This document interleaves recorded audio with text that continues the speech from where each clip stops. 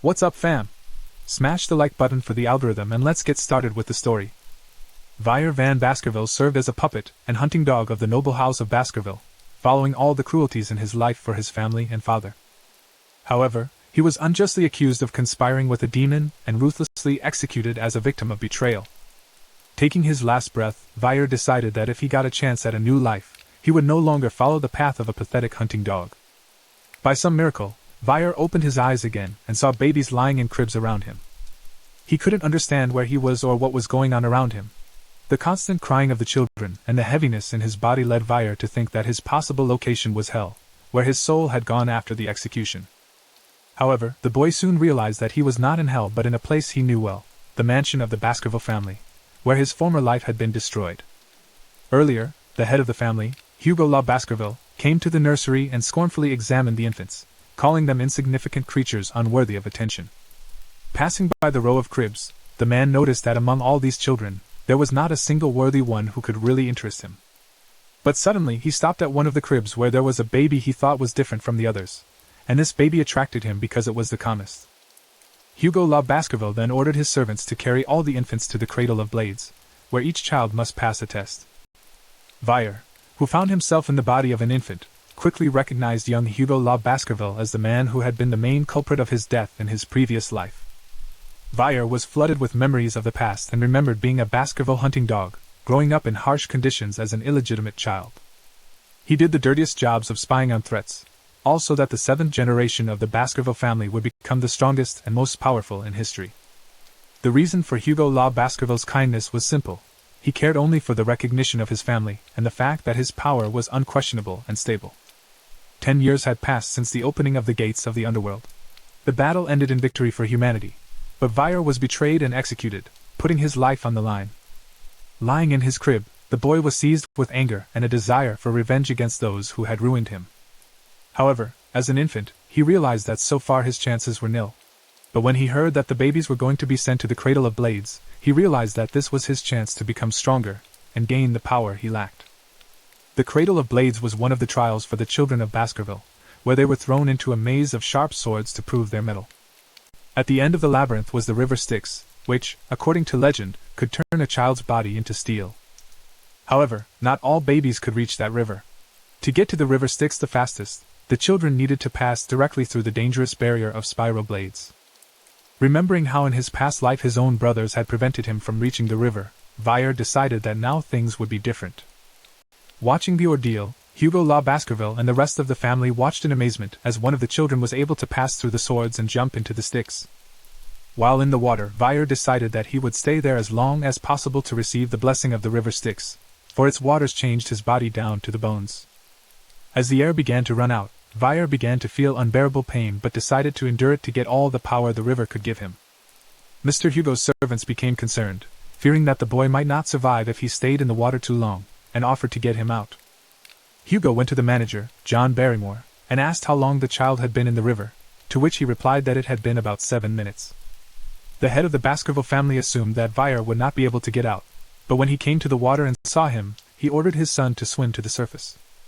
Hearing his voice, Vire decided not to give up and drank as much water from the river as he could to absorb all the power of the Styx available to him at that moment.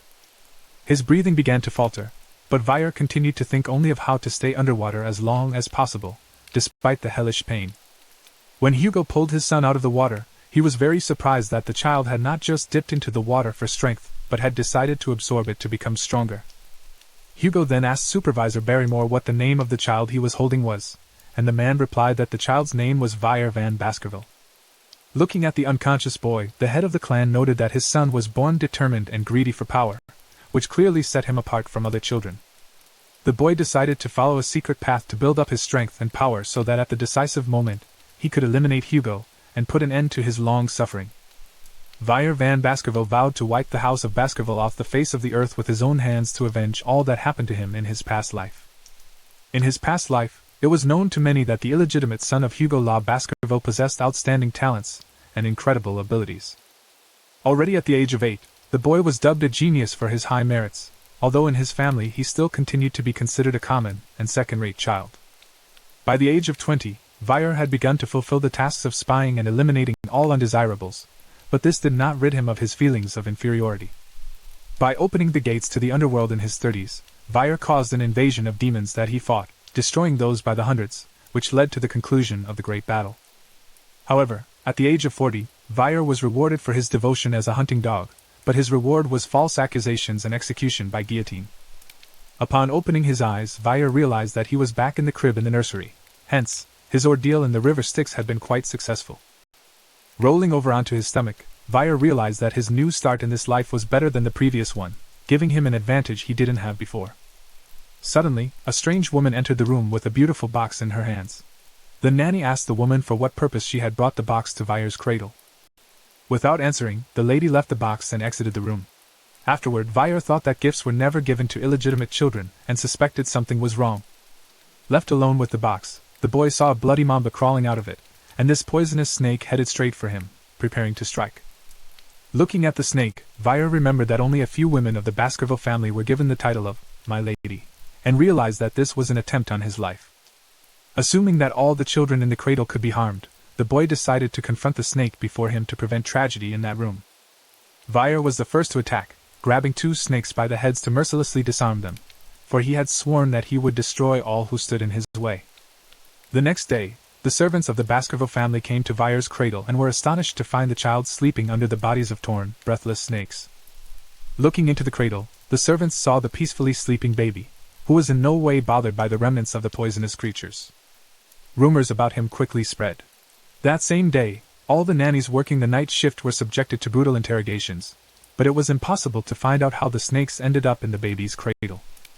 Only Vire knew the truth about what had happened that night, and he wasn't going to share that information with anyone around him. 8 years had passed since that incident, and Vire sat in class with the other children, listening intently to the teacher, who began to explain the topic of sword masters. Looking at the students, the teacher talked about the classification of swordsmen, saying that beginners don't know how to use mana, while experts can control it. The teacher went on to explain that graduates were already able to emit liquid aura from their swords, while masters could turn mana into a solid substance. Masters, on the other hand, were those people who were able to alter mana and control it as they wished, making them some of the strongest swordsmen of all. Then the teacher noted that Hugo La Baskerville was a master of the sword, which amazed the students very much because such people were very rare. Realizing that Hugo already possessed incredible strength, Vire decided that he needed to urgently regain his strength to be ready for the upcoming battle. Suddenly, the teacher noticed that Vire was thinking and was once again convinced that the boy who had received the gifts of the river Styx stood out from the other students. Looking at him, the teacher thought that Hugo would be happy about his son's development if he knew about it, but the boy was thinking about how soon he would be able to eliminate his father. At the same moment, 3 boys looked at Vire angrily, and it was obvious that their intentions were not friendly. After class, the trio took Vire to the storeroom and, calling him a half-breed, claimed to know of his bastardy and began to humiliate him. The boys also mentioned that he was rumored to have spent 7 minutes in the river Styx, and that while still an infant, he was able to destroy poisonous snakes in the cradle. Looking at these tomboys, Vire remembered that they had haunted him in his past life and that it was they who had bullied him after the false accusations. The brothers' names were High Bro, Middle Bro, and Low Bro, and they were known as Hugo La Baskerville's Trident, each 1 year older than Vire. The boys accused Vire of lying and said that he did not like them. Realizing that friendship with them would not be possible in this life, he decided to eliminate them. Suddenly, one of the brothers held a knife to Vire's face, saying that if his body was really like steel, he would be safe from being stabbed. Brother High Bro beckoned to Low Bro, and he immediately knew what to do, quickly grabbing Vire and blocking his breath, intending to abuse him. Vire immediately assessed the level of their cruelty, and made sure that the rumors about them were true. These annoying brothers knew no mercy. After 3 minutes, the brothers were worried, for they did not believe in the delusional legend of the river Styx, and were sure that the boy would not last long. But even after 10 minutes, Vire continued to hold on, and the brothers were horrified at what was happening. Realizing that the legend was true, they began to panic. Low Bro, who continued to hold the boy, refused to believe in the veracity of the legend and did not want to let go of him. But Vire also continued to stand still, realizing their precarious position. In the situation, the brothers asked Low Bro to let Vire go because there was no point in their actions anymore. Letting go of the boy, Low Bro suddenly realized something terrible had happened and looked at his hand in horror, screaming in terrible pain. Vire immediately grabbed his hand, and when the brothers asked him what he had done to Low Bro, he immediately spat out their brother's finger, wiping the blood from his face. Vire smiled wickedly and reminded them that it was the brothers who first got to him and started using dirty methods. However, the two brothers said they were not afraid of Vire, but Low Bro was not so confident in his abilities because he had lost a finger and was very scared. The brothers didn't take it for granted to support Low Bro and said they would later go to the priest to have the finger put back in place, but Vire said they wouldn't leave. One of the brothers was angry at the words Vire had spoken and immediately attacked him with a knife, trying to punish him for his insolence, shouting that Vire was a year younger than them and trying to show his superiority. His brother stabbed Vire in the stomach. However, the attack was useless, as the knife only cut Vire's clothes but did not do any damage to him thanks to the effect of the river Styx. After knocking the knife out of the boy's hand and breaking him, Vire reminded him that in the Baskerville family, age is of no importance, for strength and talent are more important.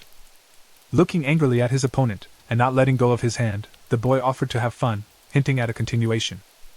The frightened brother cried out in fright, asking if the rumors of his power were true, but he never got an answer from Vire. Deciding not to explain anything to the boy, Vire immediately struck a strong blow to the boy's face, knocking him to the floor. The brothers froze in fear as they saw High Bro collapsed on the floor with a broken nose, worried for their lives and not understanding what they should do next. But one of the brothers decided not to hold back his rage and prepared to avenge his injured brother, clenching his fists and ready for a fight. Before Middlebro could even lift a finger, Vire had already knocked him to the floor with a single leg kick, leaving him with no chance to retaliate. Realizing that Vire was not joking, the brothers screamed in fear, but the boy told them not to worry because they would be fine once they were treated. Picking up one of the brothers' knives from the floor, Vire said he wouldn't let them out of the room anytime soon, and if they resisted, they would be left crippled. Holding the knife in his hands, the boy still decided to change the rules of his game, saying that he would be magnanimous and let one of the brothers out of the room. The frightened brothers asked which of them he would let out, but Vire threw a knife in front of them and hinted that it was up to them to decide among themselves. Leaving the room, the boy turned around and said that he wasn't going to wait long, and that they should decide sooner if they wanted any of them alive. The brothers looked at each other apprehensively, and began to argue, for they really thought that only one of them would be able to get out of the room alive. Standing outside the door, Vire listened to the brothers fight, and was glad that he had been able to sow discord in such a friendly and unbreakable trident of Baskerville. Sometime later, Barrymore was giving an account to Hugo of the ruby mines, where the bloodshed of the Morgue family had taken place for those claiming ownership. Hugo replied that Morgue would soon come to the negotiations and asked if there was any more news, to which Barrymore replied that Vire had won first place in the calligraphy contest.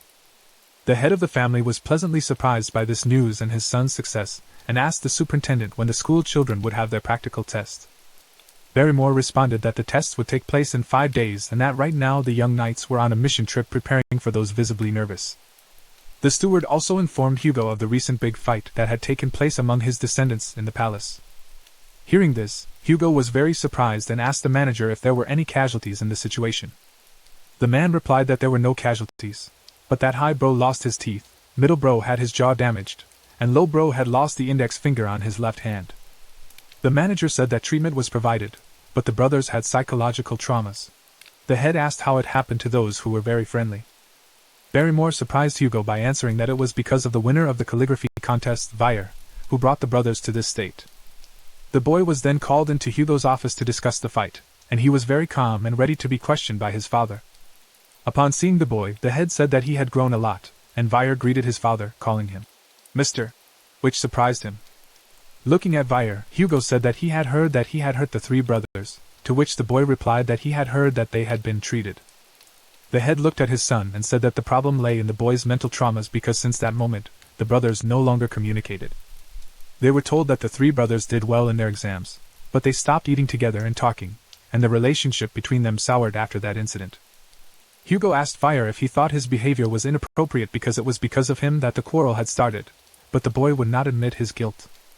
Vire confidently stated that he considered himself much stronger than his brothers and did not admit his guilt because strong people do not make mistakes. The man then asked his son if he felt guilty because the brothers had recently visited him and said they forgave the boy generously. Vire smiled haughtily at hearing the words of forgiveness and remembered an incident from his past life. In the past, the last surviving daughter of the Baskerville family, being a nun, came to Hugo and told him that she forgave him for all his sins. Hugo looked at her with contempt and cruelty and answered her words with that single phrase, with a crazed look. Vire uttered the very phrase Hugo had said. Forgiveness is just an excuse for weak people who are incapable of revenge. Hearing his son's words, the head immediately recognized the motto of the Baskerville family and praised the boy for remembering this important truth. With that, Hugo smiled contentedly and turned to Barrymore with orders, pointing to Vire. He told him to bring him any snacks he wanted but warned his son not to be greedy and take as many as he could carry. The boy thanked his father, calling him Mr. again, and asked if he could have the chocolate. Then Vire and Barrymore headed for the exit, but suddenly Hugo addressed the boy again, calling him son.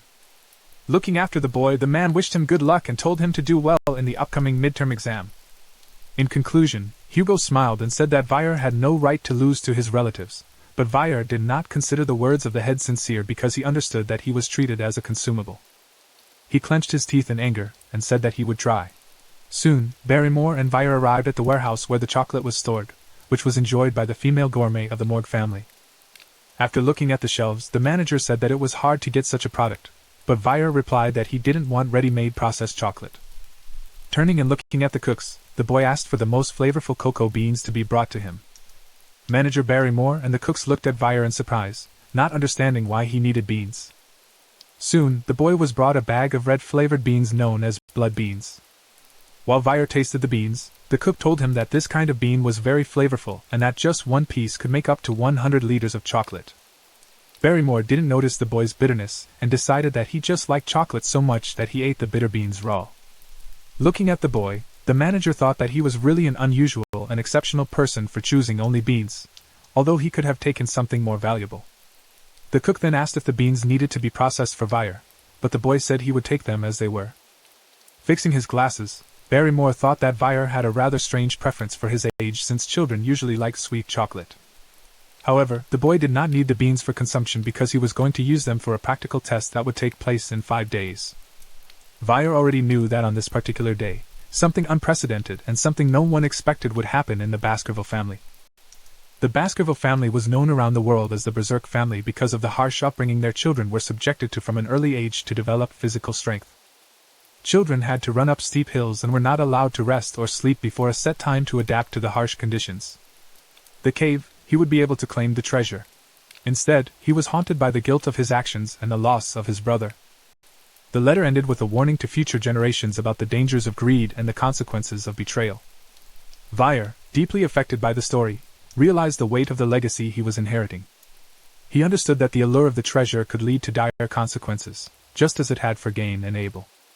With a newfound sense of purpose, Vire decided that he would not let greed dictate his actions.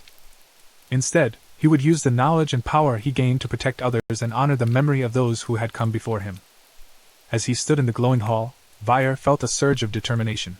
He would not only seek the treasures of the dungeon but also ensure that he would leave it with his integrity intact.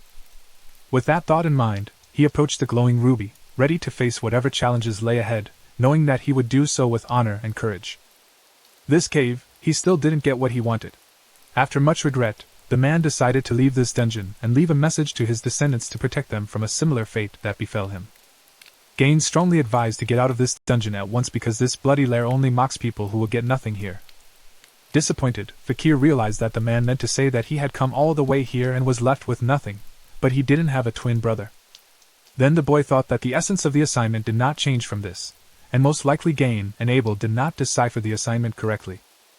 As Vire continued to think hard about this task, he was sure that there were no impassable dungeons. As he approached the skeleton, a shadow reflected from its body.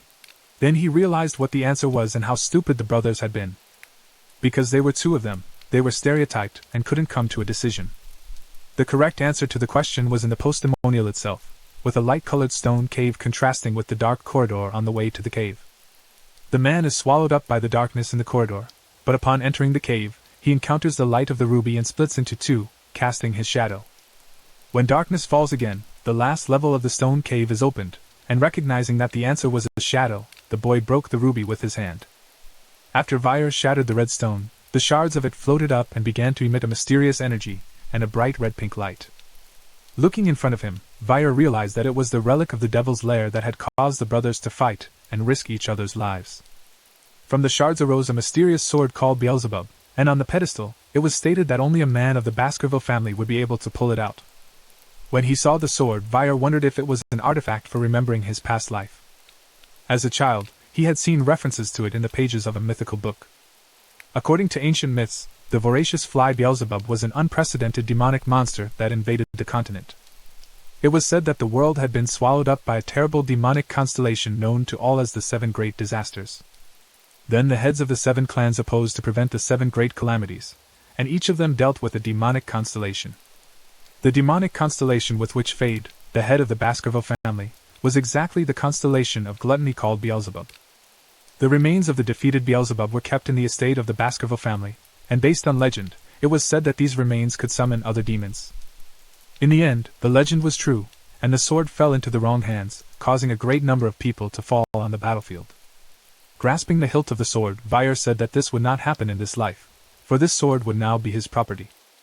Suddenly, the sword turned into streams of infernal energy, and having lost its physical shell, enveloped the hand of the boy who had not expected such a turn of events. The energy began to ebb and flow into Vire's body and was soon completely consumed by it. Then, a demonic sword that was one with his body emerged from the boy's hand. Upon reuniting with the weapon, Vire rejoiced that this sword was made from the demonic constellation Beelzebub, and realized that he was very lucky to get his hands on it. Looking at the sword and rejoicing in his success, the boy wondered how strong one could become in this life with this weapon. Looking around carefully, Vire realized that there was nothing else of value in the cave, and it was time for him to leave. Suddenly, the boy felt something strange, for inexplicable things began to happen to his body. As he fell to the floor, Vire couldn't understand what he was feeling at the moment, for it was like intense hunger and dizziness at the same time. The demonic sword that had penetrated the boy's hand began to make eerie sounds, begging to be fed.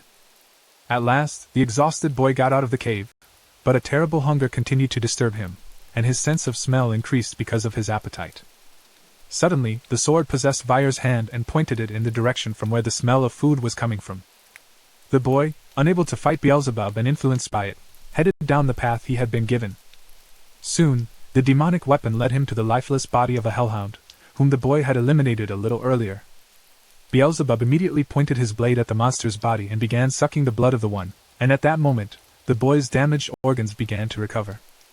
Vire suggested that the soil and trees of Red Mountain might have dried up because of Beelzebub's hunger, and now it was necessary to quench his thirst because they depended on each other.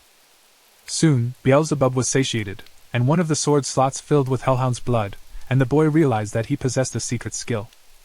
There were rumors that Beelzebub had the ability to absorb enemy skills, and the scale of his absorption was close to infinity, so many people were deprived of their skills. However, at the moment, the number of skills that could be acquired was limited to 3, and the first one was Hellhound's skills. After realizing this and seeing it for himself, the boy understood that he could now adopt the skills of other creatures. Then Vire looked unseeingly at the nearby lifeless body of Cerberus, also fallen by his hand. In the next second, sensing the presence of food, the demonic sword reasserted itself and headed towards Cerberus's body to drink his blood. Sighing heavily, the boy told Beelzebub that he should not eat the monster whole because if the body was damaged, it would be difficult to explain what happened to his prey. Seeing that the demonic sword wasn't going to stop in devouring blood, Vire struck at Beelzebub and ordered him to finish his meal. Then the boy saw that all 3 slots were filled. One had Hellhound's blood in it, the second had Cerberus's burn skill, and the third had fast regeneration. When Vire saw the rat lying under the monster's body, he realized that its fast regeneration had come from the demon's sword that drank its blood during Cerberus's takeover. After picking up the rat by the tail, Vire realized that the burn skill he had picked up from Cerberus was quite useful because one of the worst kinds of pain for humans was burning. Looking at Cerberus's body, the boy thought that most likely the monsters for the test had already been prepared and it was worth waiting for the test to be completed since he had already done the task. Soon, the practical test was completed, and all the wounded and tired young men went back to the Baskerville family mansion. But the test was not over, and some of the bodies of the monsters that had fallen during the test were turned into shields and swords and given to the participants as trophies. One of the bodies brought in by the young hunting dog horrified all the Baskervilles present. This shocking information reached Mr. Hugo Law Baskerville, who could not believe his ears. Barrymore reported to the head that the 8-year-old Mr. Vire had crossed the boundary of the safe zone and then attacked Cerberus with a high threat level. The manager added that the monster had been eliminated as it had originally been badly injured by the barbarians, and then poisoned by the boy using a strong poison. No one knew where Vire got the poison from, and he didn't give any more details, saying that he was tired and went straight to the dormitory. Hugo smiled, thinking that at such a young age, the boy already knew how to lie, but at the same time, he had information, and information was a power that had a price. Barrymore was surprised that such a talented boy was born to an ordinary woman and a prefix to the surname Van and not Law, as the head. To which Hugo replied that he did not know. Hugo said that he is different from the previous heads of the family, and when breeding hunting dogs, he does not look at the pedigree of those because the main thing is talent and courage. Barrymore thought that the head might be so worried about his second son, who, as a pure blood, was not distinguished by these qualities and was already preparing for isolation training. After this conversation, Hugo ordered the young Vire to be summoned to his office, and he soon arrived at his door. Hugo said he was aware that Vire had eliminated Cerberus on the interim test, and asked how the boy had managed to do it. Keeping calm, Vire replied that he did it thanks to the chocolate he put down Cerberus's throat because it is poison for dog-like monsters. Listening to Hugo's speech, who realized that Vire had asked to be given chocolate for that reason, Barrymore thought that the head was doing a bad thing by pelting his son with such questions. Looking menacingly at the boy, the head of the clan asked him why he had not answered questions about the attack on the monster earlier. Looking intently at Hugo, the boy said he would answer only to his master, and no one else. The man asked Vire who his master was, to which the boy replied that being part of the Baskerville family, he considered his master to be the head of the Hugo family. Hugo was pleased with the boy's words and said he would give him all the monster bodies from his hunt at the exam and anything else he wanted as a reward for first place. Realizing that he could get what he wanted, Vire decided to use this opportunity and said he wanted to go to Manson's library. Much to the surprise of Hugo and Barrymore, this library was a huge repository of books located in the center of the Baskerville family mansion and ranked at the top of the entire empire. Hugo asked how the boy dared to ask this, knowing that only blood relatives of the head or heads of the clan could enter. Without abandoning the thought of sneaking in there secretly, Vire replied that he was willing to retreat if the head wouldn't allow it. Suddenly, however, Hugo agreed and sent him to the deepest part of the library to read a book called The Six Fangs of the Baskerville. Vire was amazed because previously none of the illegitimate second-rate children of the family were allowed to read this book, and could not even reach the 4th level. The boy realized that he had level 6 in the past, and the head was now at level 7, but the Hugo from his past life could bear as many as 9 fangs. Vire couldn't forget how despised he had been in his previous life because of his bloodline, so in this life, he was determined to surpass Hugo. The boy realized that he now had the opportunity to receive a study guide from the head of the rural generation of Baskerville, who had defeated the 7 disasters. Looking at his son with excitement, Hugo Law Baskerville ordered the boy not to fail his expectations, for it was he who had given this rare opportunity to Vire, implying that the chapter had not yet realized the value of the other books in the library. The boy looked at the man and said he would try to live up to the expectations. After talking to Hugo Law Baskerville, the boy went to the mansion library, and as he approached the doors of that library, he saw 2 guards in front of the entrance. Walking through the library doors for the first time, Vire was overwhelmed with unimaginable emotions and found it hard to believe that this was happening in reality. As he approached the bookshelves and saw the titles, the boy realized that here were many books he had wanted to study in his past life. The Baskervilles' policy was not to allow future hunting dogs to bare their fangs to their master, so second-grade offspring were not allowed to exceed the 4th level of swordsmanship. Finally, Vire found the book he needed, which was chained and guarded like a treasure. Taking out the key that opens this book, the boy said that he never dreamed of such a thing in the past and never thought that Hugo would recommend a book about the 6 fangs.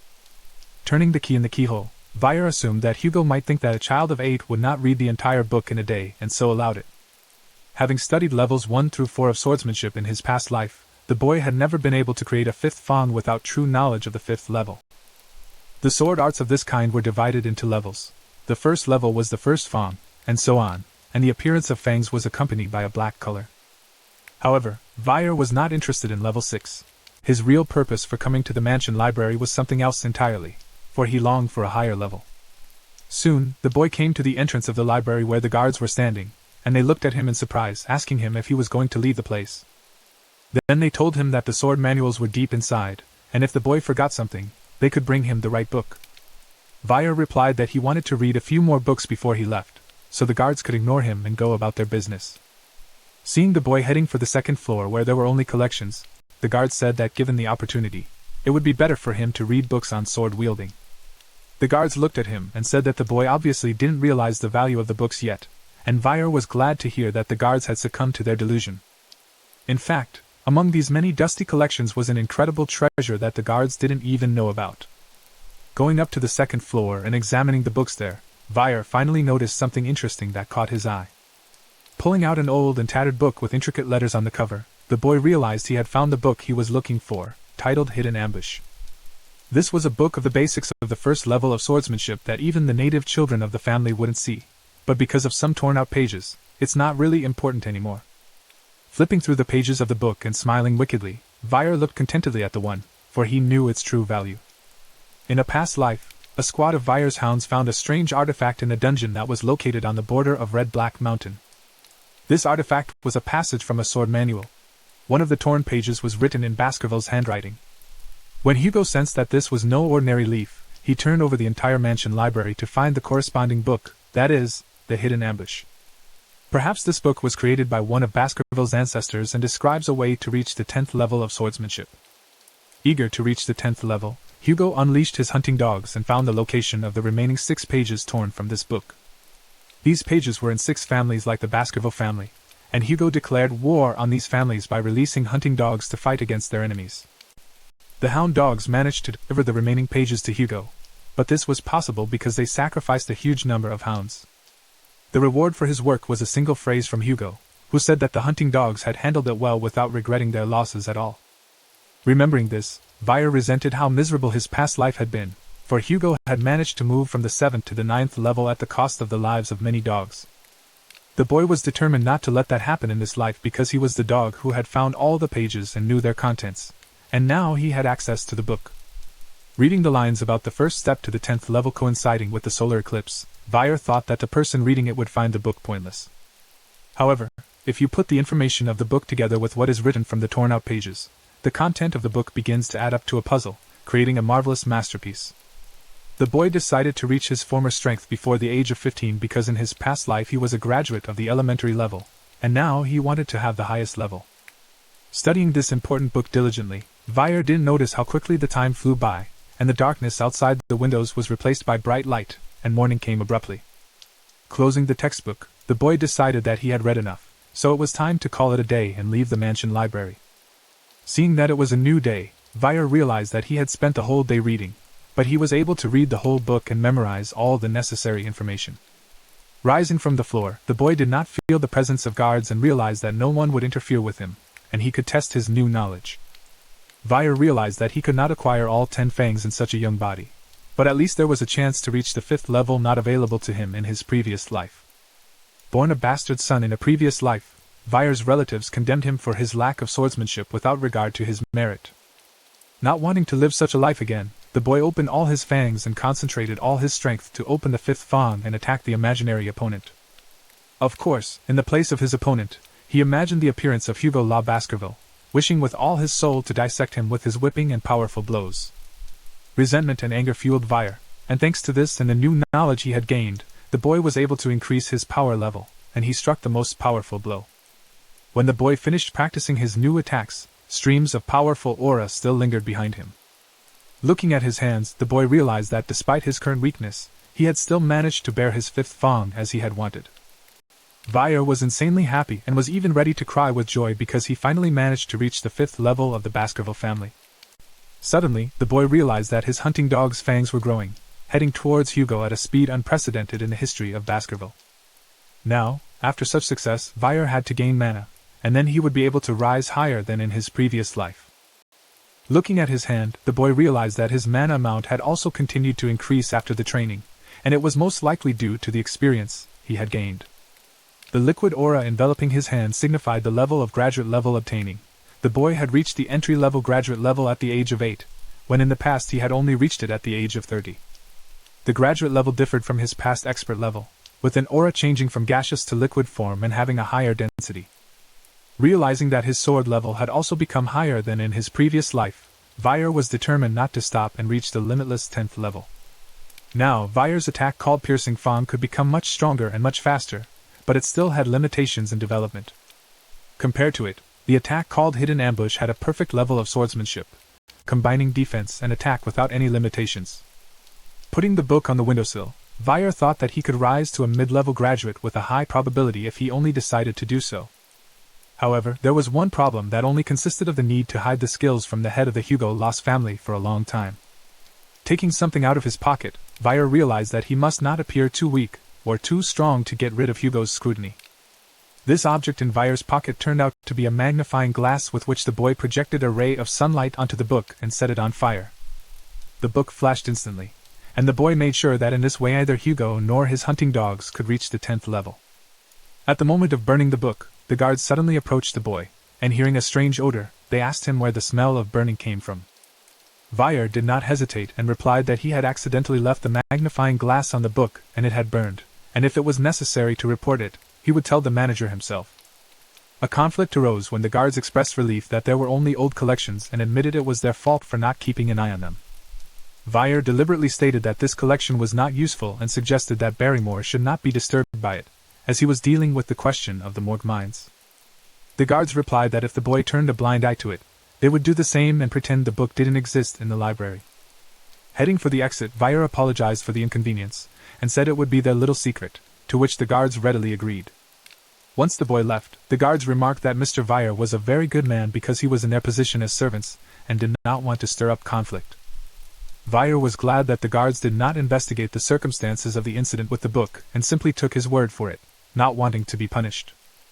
After leaving the library, the boy arrived with his report in the head's office, where Hugo asked Vire if he had benefited from the trip to the Manson library. The boy replied that it was probably good for him, and looking at his son with interest, the man smiled and asked how he felt being in the library. After a moment of thought, Vire replied that he felt something sharp, soft, warm, and tiring at the same time. Hugo and Barrymore were surprised to hear this, as what Vire described seemed to suggest he might have sensed an aura.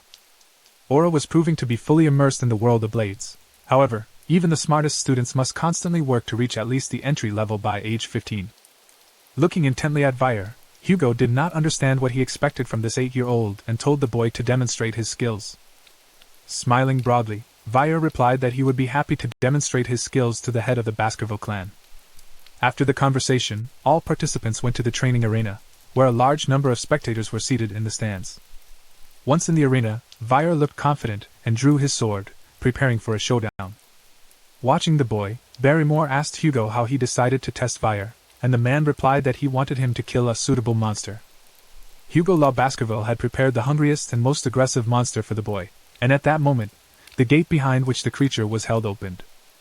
A huge, sinister monster was brought out of the cage to face Vire, restrained by a large number of bulky chains. This brutal creature was an orc of medium threat level C, who looked at the boy with hatred, waiting to tear him to shreds. The students watching were horrified to see such a fierce opponent, as such a terrifying monster was too dangerous for an 8-year-old child. However, if Vire could not handle this monster, the knights would have to help eliminate the orc, who was half the height of the boy. When the opponents saw each other in person, Hugo ordered the orc to be released and the battle to begin. In the next moment, the large and heavy chains straining the monster's entire body were removed, allowing it to move freely within the arena. When the aggressive and angry orc felt free, it became furious and looked at its opponent with hateful eyes.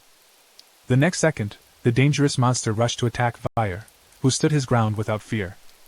The orc swung at the boy, but before he knew it, Vire had used his sword and severed the orc's arm. All the students and spectators were shocked by Vire's fighting skills, as he was able to injure this monster so severely with the first strike. Even the orc itself did not expect such an outcome, and roared in sharp pain at the loss of its limb. Vire continued to attack his opponent, striking the monster's legs with another blow. The orc's foot struck the boy with a precise kick, causing him to fall to the ground. As the sinister monster could no longer stand, the boy thought that this time the orc's fast regeneration skill wouldn't be able to work. This would not happen thanks to the boy's use of the Hellhound skill from the second sword slot, which exceeded the orc's recovery power by many times. The audience was amazed by the abilities of the 8-year-old boy, as such power was impossible without the use of mana, and they could not understand how he had such abilities. Gazing intently at the boy, Hugo was also very shocked by his son's skills.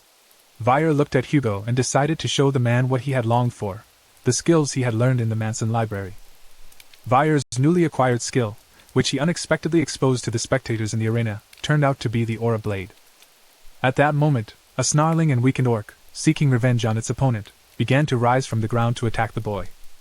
The monster's eyes burned with anger and bloodlust, and it roared loudly, alerting Vire to the danger he was in. However, the boy rushed to attack the monster while applying his new skill called Aura Blade. Watching the fight, a shocked Barrymore remarked that Vire was a rare genius because he had the aura of an entry-level sword expert, which surprised Hugo. The manager was sure that such a genius would not be found in any other clan, but Hugo was concerned and ordered him to stop this reasoning. Barrymore then noticed that this orc was very strange, as it couldn't even stop bleeding with its regeneration. Hugo replied that this was the reason the boy was able to defeat the orc, and the manager realized that the man just didn't want to praise Vire. As they were talking, the boy turned his gaze to them and interrupted to make a request that surprised the head of the family.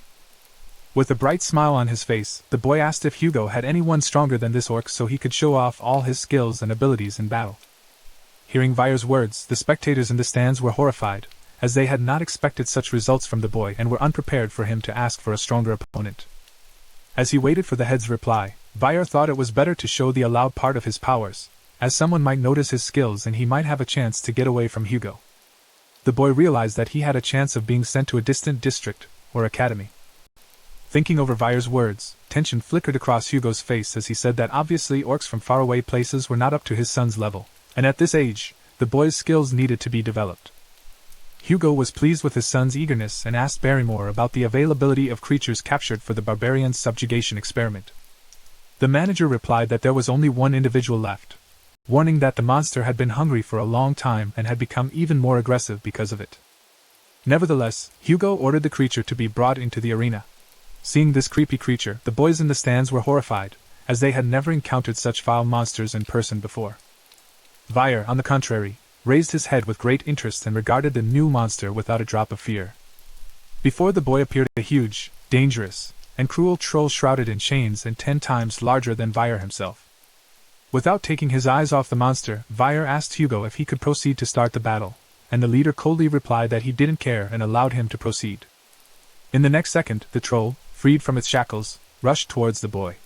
Vire did not hesitate and attacked the monster. The aggressive creature struck first, shattering everything around it, and causing a cloud of dust to rise. Vire, meanwhile, used his agility and speed to dodge the blow and found himself behind the creepy troll's back. The monster didn't have time to realize where the boy had disappeared to, and Vire distanced himself and took a defensive stance. The audience shouted in frustration that Vire had missed a great opportunity to attack the troll from behind but had hesitated and lost the chance. However, Hugo praised the boy's actions, saying that this maneuver was a good decision. At that moment, Vire knew that trolls have excellent regeneration abilities, so inflicting light and non-fatal wounds on an enemy wastes their strength. This is why hunting trolls requires special strategic skills, and the boy was quite good at it. Skillfully dodging the attacks, the troll soon stopped to rest, as it was already exhausted.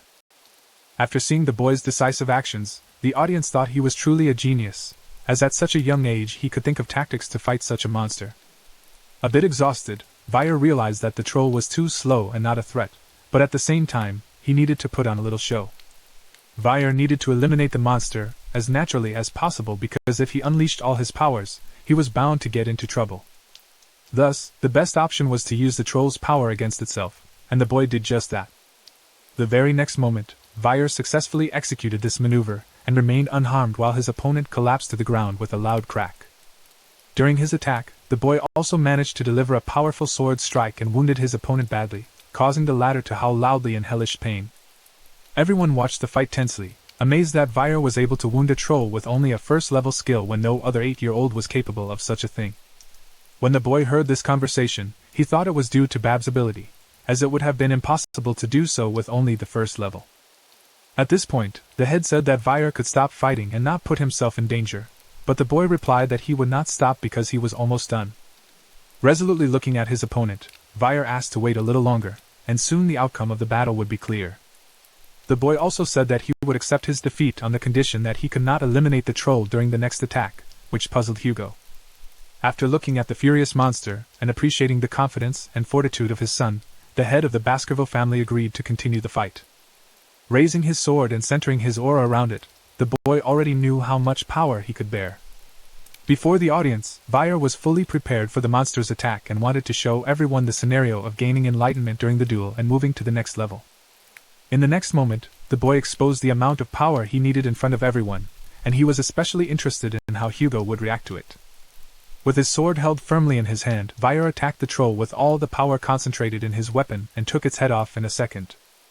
Seeing the finale of the boy's battle with the troll, Manager Barrymore and all the spectators in the stands were simply amazed and speechless. The lives of the Baskervilles are formed from their sword, and usually, hunting dogs under 15 only reach the first level. After 15, the sword is filled with mana and emits an aura. However, for the first time in the history of the family, an unusual young man was born who was able to reach the second level at the age of 8, while his brothers could only reach it at the age of 18. Smiling happily, Vyre laughed and was pleased that he had managed to defeat the troll and mislead everyone about his true strength.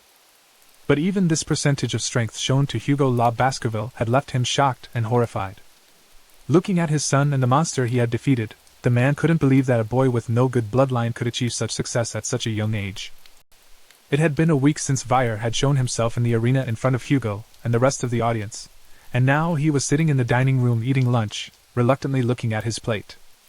The boy thought that no matter how much he ate this chowder, he still couldn't get used to it. Noticing how everyone was avoiding him, Vyre realized that after that day, everyone was wary of him, but for such a strong young man in the Baskerville clan, it was only natural. The boy continued to recall with pleasure the expression on Hugo's face, who had frozen for a moment at what he saw and did not notice or hear anything around him. According to the official version, Vyre was an intermediate sword expert, but he was actually level 5 and an advanced level graduate. Looking at his hand, the boy thought that if he added the troll's skills absorbed by Bab to his strength, he would be much stronger than the rank of graduate. While Vyre was contemplating his increased appetite for the demonic sword, his peace was suddenly disturbed by 3 boys coming up behind him.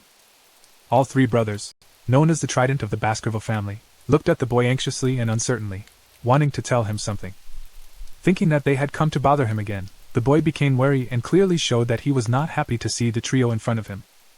Vyre immediately told the brothers that they had suffered enough in their past conflict, but he would not hold back. To this, the boys replied that they had come for another reason. The brothers said that they admired Vyre for being able to defeat Cerberus and the troll. Hearing such unexpected words from them, the boy spat out his chowder.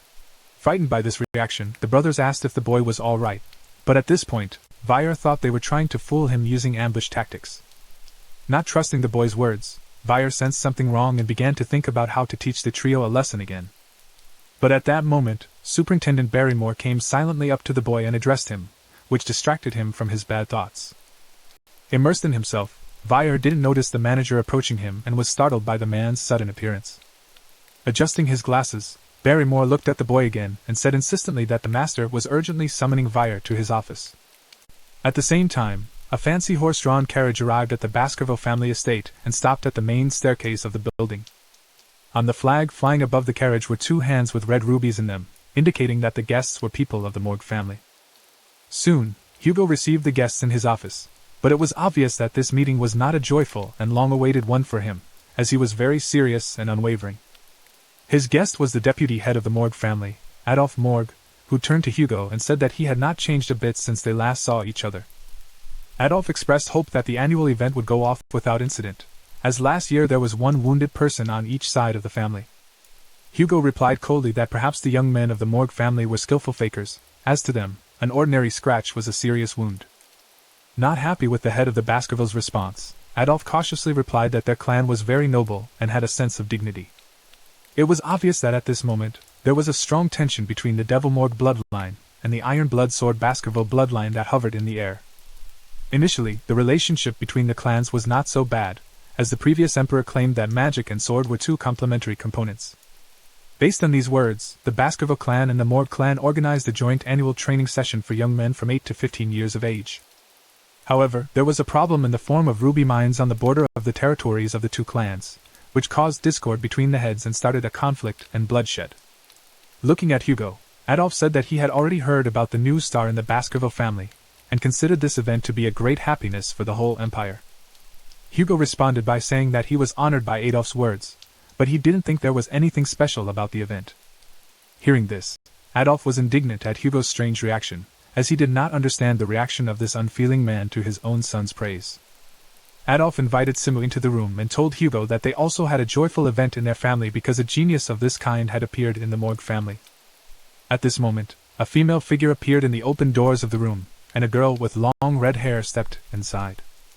When the girl sat down next to Adolphe, he introduced her, saying that she was his sister Lean's daughter, and her name was Simu. Then Adolphe told Simu to say hello to the head of the Baskerville family, but the girl did not do so and only stared intently at Hugo. Instead of a greeting, Hugo heard words to the effect that it was he who had stolen the ruby rubrics of the Morgue family, and was obliged to return all the stolen goods. It was obvious that the head of the Baskerville family did not expect to hear such words directed at him, and he was amazed by the girl's rudeness and directness. Outraged at such a loud accusation, Hugo La Baskerville's gaze filled with rage, and he glared angrily at his guests. Adolphe was horrified that Sima had said such words, embarrassing him, but the girl replied that her uncle had been the first to say it when they were in the carriage. Hugo was angrier than ever to hear Adolphe Morgue say such vile words about him behind his back. Wishing to smooth the conflict, Adolphe said that there was obviously a misunderstanding, to which Hugo replied that the girl was still stupid and he had no desire to explain that she had been badly brought up. However, Sima decided not to back down and again told him to return the rubies because they were so few that they were not even enough for her research. Adolphe was horrified by the assertiveness of the girl. At that moment, Hugo could not contain his anger and said to stop it at once because now he was sure that the Morgue family did not teach manners at all. However, Adolphe interrupted the head's speech and asked why he was so rude to the child, as the best swordsman of the empire cannot allow himself to threaten an 8-year-old girl. Hugo replied that it was worth teaching the girl not to be jealous of other people's property. At that moment, the previously invited Vire entered the office and interrupted their conversation. At the same moment, Barrymore entered the office after the boy and reported that the young gentleman had arrived. The latter confidently made his way to his father, Hugo. Looking carefully at the boy, Adolphe realized that this child was the new star of the Baskerville family, who, despite his age, had already become famous. Then, turning back to Simu, the man noticed that the girl was no longer next to him and realized he hadn't seen her disappear from his sight. Simu, lightning fast, got right up to Vire and scrutinized him, asking what he had just said. Looking thoughtfully at the girl, the boy realized that he remembered her name, and recognized that he had known this stroppy person in his past life. This young girl turned out to be the very same Iron Blood Empress of the Morgue bloodline, and even in such a prestigious bloodline, she was called a genius among geniuses. In her prime years, Simu had eliminated the demons and barbarians of Red Black Mountain, and was known for building a wall of blood and ash out of their bodies. The girl was also nicknamed the Incarnation of Power because she conquered social circles with her extraordinary beauty, and even subdued members of the imperial family. However, Vire realized that this was all from the future, and now he was facing an 8-year-old girl who was consistently telling him about her family's ownership of the ruby mines. After listening to Simu, Vire said that the girl had traveled such a long way for nothing, only to throw this senseless tantrum. Watching the children, Hugo and Adolphe Morgue were surprised by the boy's directness, as he was not at all shy about expressing himself freely in front of Simu. Resenting Vire's harsh words, the tension in the room escalated. The girl was very angry because she thought her words were not hysterical, finally losing control of herself. Camu awakened her magic, and said that she was going to explain to this stupid boy that the ruby mines were their property. However, Vire continued to remain completely calm and confident, looking at Camu with a smile. He realized that this was about to be a lot of fun. Using her magic, the girl created a copy of the lands of the Morgue and Baskerville clans, and said that she would explain her point of view to the inconsiderate boy. Looking at the icy sample, Vire looked at the girl in bewilderment as his expectations included a battle with Camu, not a lecture. However, Camu began her presentation by pointing her finger at a mine that is in the common safety zone of the two clans, where quality rubies are mined. The girl explained that the entrance to the mine is on the lands of the Morgue family, and the underground dwelling under the Baskerville estate. But since the structure of the estate does not give access to the mine, the spring belongs to the Morgue family. Camu was outraged that the Baskervilles insisted on interfering with the Morgue family's ruby mining and refused offers of rent for the estate. Finishing her story, Camu reminded him that rubies are used as a magical ingredient and the Baskervilles are not interested in such a thing. After listening to her, Vire replied that it must be a shame for the Morgue family that no one from the Baskerville family would open the doors of their estate for a penny. Camu said that the Baskervilles claimed not to be interested in the rubies, and Vire confirmed this by saying that their interest lies in territories beyond which they should not go. Annoyed, Camu said she would prove to the boy whose rubies were whose, and pointing with her hands on either side of the territories, she showed where each one's possessions were. Then, putting his hand on the borders of the territories of the two clans, the girl asked him who he thought the hand passing through her territory belonged to. Vire grinned and retorted that he knew who the hand lying on the lands of his territory belonged to. Suddenly, he grabbed the girl's hand and said that logically speaking, Camu's hand belonged to him because it was on his property. Not expecting such a prank from Vire, Camu was embarrassed and blushed for a moment because she didn't think he would dare to take her hand. But when she came to her senses, the girl started to resist and asked Vire why she had to belong to him, because the very thought of it was ridiculous. Looking at Camus, the boy replied that he did not say that it belonged to him, but the girl did not understand what he meant because earlier he had said those words himself. Suddenly, after his words, Vire lightning fast pulled out a sharp knife from his belt that was hidden behind his jacket. Adolphe Morgue and Superintendent Barrymore clearly did not expect this from the boy and were horrified, worried that he might harm Camus. Clenching the knife firmly in his hand, Vire gave her a threatening look and said that not Camus herself, but her hand was now his property. The girl couldn't believe Vire's words, and terror froze in her eyes as she felt her life threatened. Even the most callous and unfeeling man in the room was shocked by his son's act. For fear that he might do something stupid, the very next moment, Vire confidently and ruthlessly raised his knife and pointed it toward Camus to threaten her with the loss of her arm. The girl was very frightened by Vire's antics, and immediately screamed and cried, asking her uncle Adolphe to help her. Adolphe Morgue appeared lightning fast behind Vire's back and with a menacing glare ordered the boy to release that one's hand now and step away from his niece. Taking advantage of the moment that the boy was distracted by her uncle, Camus quickly pulled her hand from his shackles and shivered. The girl immediately threw herself into Uncle Adolphe's arms, complaining about Vire, who clearly wanted to deprive her of her hand. Adolphe shouted loudly, expressing his displeasure at the situation because the boy's behavior was unworthy, and this time Hugo agreed with him. Looking at his son, Hugo said that he should be aware of his limits of humor because this case goes beyond all limits. Tucking the knife into his finger, Vire calmly apologized for what had happened, but it was obvious that he didn't feel guilty.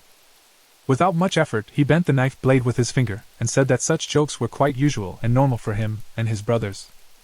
Until tears came down from Camus' eyes, Adolphe Morgue continued to be indignant, not understanding how children could have such silly jokes. Realizing that the conflict could not be avoided, Vire bowed and apologized to Adolphe once more, saying that he had no intention of taking Camus' hand away. At that moment, Hugo intervened, saying that it was inappropriate for adults to interfere in children's games, but Adolphe obviously didn't like what he said.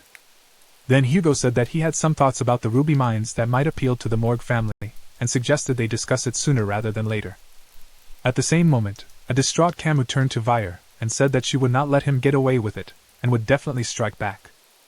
But the boy listened to her words calmly and unafraid of Camus. He didn't say anything back and just smiled at her. Soon, the joint training between the Baskerville and Morgue clans began, where the competitors took their places in the arenas and the spectators settled around. There fought young men from 8 to 15 years old, but the fights of older children were more brutal, being real confrontations in contrast to the fights of younger participants. However, this year at the joint training, all eyes were directed in a completely different direction because there were participants who caught everyone's attention. Everyone looked at the young and brilliant representative of the Morgue family, the well-known Camus Morgue. The second who attracted a lot of attention was no less important representative of the Iron Bloodsword family, and son of the head of the family, Vire van Baskerville. At the suggestion of the Morgue family, a confrontation between two geniuses from both families took place in accordance with the rules of true combat. At last, the bell rang, announcing the beginning of the battle between the heirs, and those were ready to start attacking the enemy. Looking at Vire, Camus Morgue told him to prepare for battle and warned him that she would not spare him. Already in the next second, the girl released her magic, which formed a mysterious circle, and she cast some kind of spell. The spectators in the stands opened their mouths in amazement because not everyone had to meet with such powerful magic in their lives. Soon, Camus formed 4 circles of magic and 4 elements around herself, and thus created a powerful quadro spell. Looking at Hugo hotly, Adolphe said that his niece had simultaneously used 4 magic spells that were beyond the reach of even 15-year-old children. Without making Vire wait for long, the girl released all 4 elemental streams she had formed earlier towards him. The boy easily avoided every element directed in his direction, using his speed and agility to do so. In response to Camus' magic, the boy said that those attacks looked awesome, but he advised her to focus on one spell so as not to waste her powers. The girl decided not to heed Vire's advice, saying that he was stupid and didn't understand anything about magic. The moment Vire rushed to attack Camus directly, the girl built a wall of sand between them in a second using earth magic. However, the boy broke through that wall in a matter of seconds, saying that calling him stupid was too much. A little confused, Camus realized that it was the boasted power of the river Styx inherent in the Baskerville family, for Vire had easily destroyed this wall of sand. Realizing that Vire was almost on her, and she would not have time to repel the attack, Camus closed her eyes and realized her blunder in the fight. But without feeling the blow or the pain, the girl opened her eyes and saw Vire in front of her, who had his hand on her forehead and was ready to slap her. The next moment, the boy executed his attack, and before she could recover from the shock and realize what was going on, Camus flew backward from Veyer's powerful slap. Watching the battle, Adolphe Mord was shocked by what he saw, for he did not expect that the boy's decisive blow could be a slap. Sitting on the floor after the blow, Camus looked angrily at the boy and said that he underestimated her strength, and she would not forgive such a prank by him. Weyer smiled haughtily and said that her forehead was obviously very sore because there was a large bump on it. Camus was very angry because the boy had advised her to give up and accept his victory, or else the outcome could be much worse than the abrasion on her face. However, the girl decided not to admit defeat and instantly erected a double wall of sand between them to buy some time and prepare to attack once again. Seeing the walls in front of him, Weyer heard the girl laugh and say that now he wouldn't be able to break two walls. Determined to refute Camus' words, the boy rushed forward to break down this barrier, and hitting the wall hard, he said he was about to catch up with the girl again.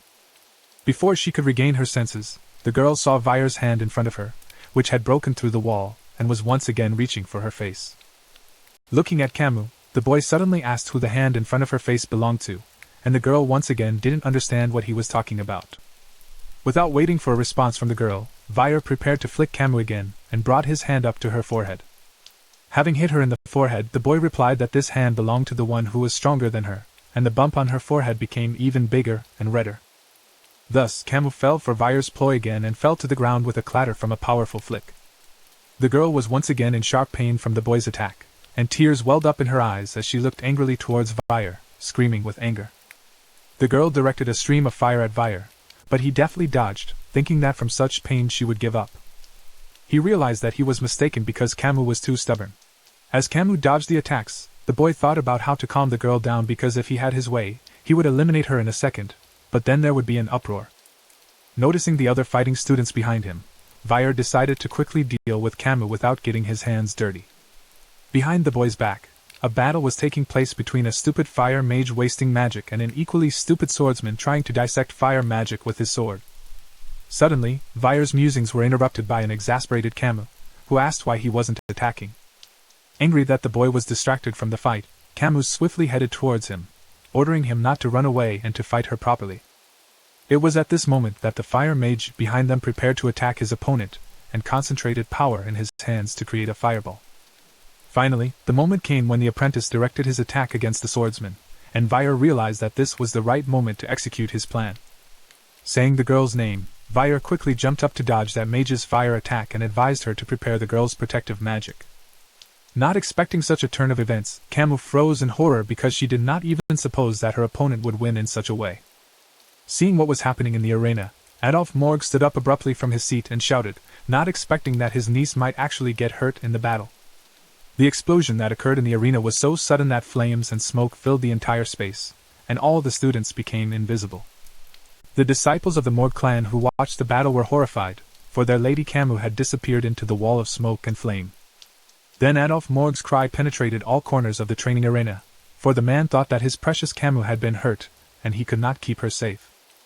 However, the girl was unharmed and heard her uncle's voice but did not respond to him because she was able to stop the blow with protective magic. But after that, there was another problem. The merciless fire had burned almost all of the girl's clothes, and she could not appear in such an unsightly state in front of her uncle and the rest of the people present in the arena. Realizing that soon the smoke would clear and she would be found in such a state, Camus despaired because she thought she would be ridiculed by everyone. But in her moment of greatest vulnerability, a jacket was thrown on her, and surprised by this, the girl raised her eyes to look at the man who was her savior. To her surprise, her savior was Weyer, who gave her his jacket and told her to put it on quickly as the smoke had almost cleared. Surprised, Camus asked why he was helping her since he was now without clothes, to which the boy replied that if she didn't need the jacket, he could take it back. The girl was in confusion because she did not understand why her opponent helped her and saved her from disgrace while remaining in such a disadvantageous position. Then Camus noticed that Weyer's arm was wounded, and looking at that, Weyer thought that that stupid swordsman's sword had an aura left on it that pierced through his steel body. Soon, out of the cloud of smoke appeared the men of the Morgue family, who were diligently searching for their precious Miss Camus. They saw before them a lady sitting on the ground covered by another man's jacket, and beside her stood Mr. Weyer with a bare torso. Soon the smoke cleared, and seeing his niece, Adolphe Morgue was glad that she was not hurt, while Hugo looked on silently and intently. The people of the Baskerville family were puzzled, for the one on the ground was Miss Camus, but the young Vire was bleeding, so it was not clear who had won the battle. Then they noticed that Vire was quite strong, thanks to the waters of the river Styx, and looking at his muscles, it was immediately clear that the boy often practiced. While those present were discussing the fact that this 8-year-old boy had amazing abilities, Camus, who was in the arms of her uncle, was looking at him with bewilderment. After the practice fight, Mr. Hugo and his son were on their way to the study, and the man asked the boy if he had enjoyed the fight with Camus. Vire replied that he was able to feel the significance of the event again, to which the head said that fights between wizards and between swordsmen are very different. Then Hugo asked the boy why he attacked at half strength, and Vire replied that he had hesitated because he had never fought a girl before. Paying attention to his son's wounded arm, the head of the clan said that carelessness in battle leads to injuries, so this will be a lesson for the boy. When Vire heard Hugo's words, he was surprised because he couldn't believe that his insensitive and cruel father could care about him. From his past life, the boy remembered only Hugo's coldness and cruelty, and many said that the head had become like this after the tragic loss of his first wife and eldest daughter. Deciding that the reason for this did not concern him, and he would not forgive his father anyway, Vire heard a sudden question about the ruby springs for which a fierce battle had been fought. The boy replied that they should give them up, to which the head was very surprised and asked why they should give the ruby mines to the Morg family. Vire replied that the main goal of the clan is to expand their territories, and that the Redfang Mine Mountain is home to creatures that are their big problem. By using the Morg clan in the right way, the Baskerville clan can minimize the sacrifices needed to develop new lands. Hearing this, the head was pleased with this answer. On this basis, having obtained the rights to own the mines, the Morgs will send many workers there who will lure demons and barbarians to themselves, and thus all problems will be solved. Hugo realized that the rubies would turn even redder, stained with Morg blood, and then the head of the Morg family would regret entering Baskerville territory. Such a strategy was perfectly in line with the head's plan, but Vire knew that that was the plan from the beginning, and he had to direct all the demons to the Morgs. As they continued down the corridor, Vire added that it was still necessary to keep an eye on the Morg's activities, to which Hugo replied that he had been gathering hounds to guide them to the mines for some time now. Suddenly, Adolphe Morg appeared in the corridor in front of Hugo and Vire, and they were surprised because they had not seen him appear. Behind Adolphe's back was a hidden Camus, who was looking intently and with interest in the direction of the young Vire. Looking at the head of the Baskerville family, the man turned to Hugo and asked for another conversation before they left the manor. Once in the office, Hugo asked what other questions the Morg family had, and Adolphe said there was one important topic left to discuss. The man said that rent was only one of the peaceful options for resolving the mine problem, and Hugo asked what else the man could offer him. Looking at the head of the Baskerville, Adolphe said that another possible option for a peaceful resolution to this issue could be a marriage contract between the families. The deputy head of the Morg family proposed a contract between a man and a woman from their families, and Hugo asked who he saw as candidates for marriage. Unexpectedly for Camus, the man said that he wanted to bring together his niece and the eldest son of the Baskerville family, specifying that the girl is a beauty and has no flaws. Adolphe thought that the eldest son of the Baskervilles, named Little Sunshine, would make a perfect match for his niece, but her eyes were fixed on another. After listening to Adolphe, Hugo replied that his eldest son would be 25 years old this year, and he considered it too great a difference in the age of the candidates. Camus was obviously not happy to hear this, but apparently Adolphe didn't care and said that the age difference was only 17 years and could be overlooked. Suddenly, notwithstanding the fact that her uncle was not interested in her opinion, Camus expressed that she would not marry a man who was weaker than her mother. Adolphe replied that the girl might not marry at all if she looked for a suitor stronger than her mother, but the girl said she saw that possibility. Camus did not want to have a chosen one with whom there would be a big difference in age, to which Hugo replied that she was not in the store to go through the options. The girl said that she was aware of the situation she was in, but she was also not going to give her consent to the first offer that she didn't like. After saying those words, Camus immediately turned around and directed her gaze towards the young Vire. Hugo did not immediately understand why the girl was looking at his son, but Uncle Adolphe, looking at his niece, immediately suspected what she was driving at.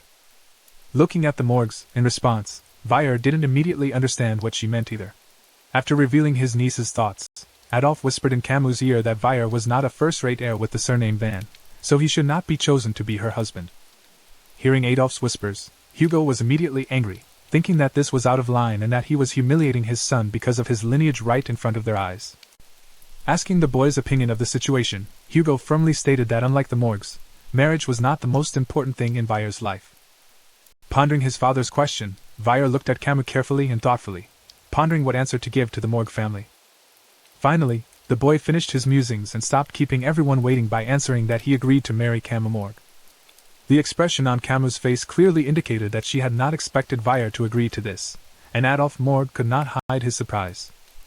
Surprised upon hearing Vic's decision, the man became visibly nervous and angry, for he had expected the boy's rejection and was unwilling to give Camus in marriage to a second-rate heir. Camus thought that Vire didn't hate her after all and was a shyer person than she might have thought. Then Hugo said that the purity of blood did not matter in their family because even from the first grade, children with the surname Lee could turn out to be fools. But Adolphe still doubted, pondering the words of the head. Adolphe approached the boy and looked at him very carefully with an evaluating and hard look, as if to assess him as a commodity. Vire also looked at Adolphe Morgue carefully and stubbornly, not at all ashamed to look such an important man straight in the eye. Adolphe Morgue was known as the Sixth Circle Master and the strongest mage of the Morgue family, and he was also nicknamed the Evil Nephew. Foolishly appreciating the boy, Adolphe said that he should not say such things but scornfully informed Vire that he was too simple to be a husband for his niece. Vire thought that this man was not liked even by the warlord of the Baskerville family, but wanted to get a first-rate son of the family to marry his niece. Putting his hand on the young man's shoulder, Adolphe immediately realized that he had a strong body like a child and then asked why he was silent, because he had heard what he had been told. Looking intently at the man, Vire replied that the man himself had said he shouldn't say such words to him, so he didn't listen to him. Camus was amazed that Vire could say such barbed words to Uncle Adolphus, but Hugo was obviously amused by his son's response and audacity. Hearing the boy's impertinent answer, Adolphe laughed indignantly and asked the head of the Baskerville family for permission to speak privately with the young man.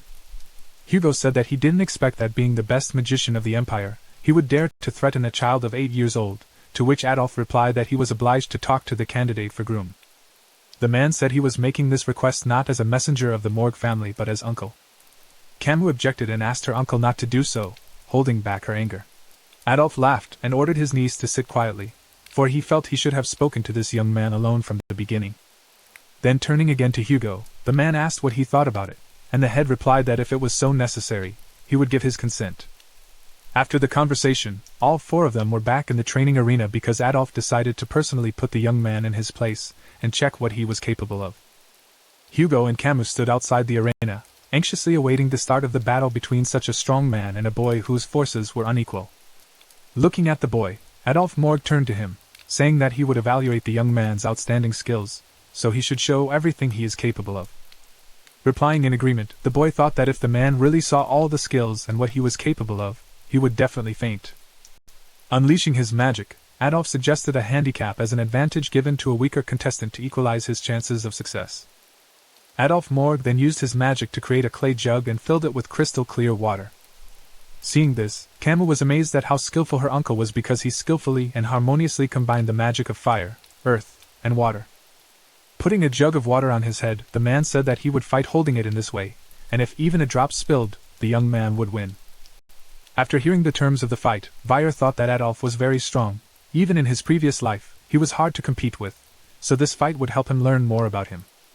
Looking back at his father, Vire assumed that this was the reason he had given him permission to fight because he wanted to see what Adolphe was capable of. Looking at who said to attack, the young man wondered what his chances of winning would have been if he had fought in his prime in his past life. Deciding not to fight at full strength but only to meet Hugo's expectations, Vire rushed to attack to finally test Adolphe Morgue's magic skills. At that moment, Camus was horrified and screamed, saying that he couldn't run straight at Uncle Adolphe because it was very dangerous. In the next moment, the man had built a strong protective barrier in front of him, and Vire's straightforward attack was unsuccessful as he failed to penetrate the shield. Looking at the young man, Adolphe said that when fighting a swordsman, the best attack is to use a shield because that's how you can hold back the enemy's attacks. Angry and focused on his opponent, Vire realized that it would be difficult to break this strong shield with a normal or a sword. Suddenly, Adolphe concentrated his magical power and looked arrogantly at the boy, saying that now it was his turn to go on the attack. In the next second, streams of Adolphe's magical fire were directed towards Vire, and he prepared to dodge the attack. At this point, Camus got angry and complained about her uncle's attack, who didn't even use this magic even in battle with her, to which Adolphe asked whose side she was on. As Hugo watched the battle, he noticed that there was no need to stop his son, as he moved with such speed that he could easily dodge the attack. The head wondered how his young hunting dog would act in a fight with a mage, but the boy, meanwhile, pondered whether Adolphe Morgue had all that power. Vire realized that if he combined the experience from his past life and his stronger body and skills from above, he might be able to eliminate Adolf. Concentrating the necessary amount of strength, Vire once again rushed to attack the man, trying to break the man's magical shield with his sword. Watching the young man's futile and pathetic attempts, Adolf said that he couldn't break his shield even if he hit it 100 times. However, Vire didn't listen to the man's words and persisted time after time with the same insistence, delivering powerful blows to the shield. As he continued to hold the shield, Adolf noticed that the young man was aiming at only one spot, and his movements were as precise as a machine, as well as his admirable concentration and sword skills. But after a little while, Vire's sword couldn't withstand the pressure and suddenly broke, bouncing off the shield and shattering into small pieces. After the incident, Adolf smiled haughtily and said that it was to be expected and the boy should have considered the strength of the sword and the strength of the shield beforehand. At that moment, Hugo and Camus, who were watching the fight, were shocked by what they saw, for they had not expected the boy to lose his weapon. Happy about this development of the fight, Adolf said that Vire was not that good and he was not worthy to become Camus' husband, but he didn't notice a drop of water running down his face. Already with the next second, water began to run down the face of the man who didn't even realize that the boy had managed to stab the blade of his sword into his jug. Adolf couldn't believe what had happened because the boy was obviously weaker than him, to which Vire immediately wished the man would enjoy the chill from the water and cool down a bit. Looking at the man, the boy smiled contentedly and clarified that he had said water from the pot. After realizing that Vire's victory may well have been accidental, Camus was embarrassed because she realized that he had proved himself worthy of marrying her, so in the future their marriage would take place. Looking at his son, Hugo smiled proudly and thought that the sword blade was in the pot not by pure chance but because Vire had calculated everything. After his son's victory, Hugo began to realize that apparently, Vire van Baskerville was growing up to be a more cunning and intelligent hunting dog than he had previously imagined. 7 years have passed since the battle between Adolphus Morg and Vire, but the action takes place again on the same Baskerville training ground. A huge and vicious monster appeared in front of the young hunting dogs of the Baskerville family, and roared loudly. Looking at their opponent without a drop of fear, the matured young men held their swords tightly in their hands and were in full combat readiness. Finally, the monster decided to act and rushed towards the boys at full speed, wanting to tear them to shreds.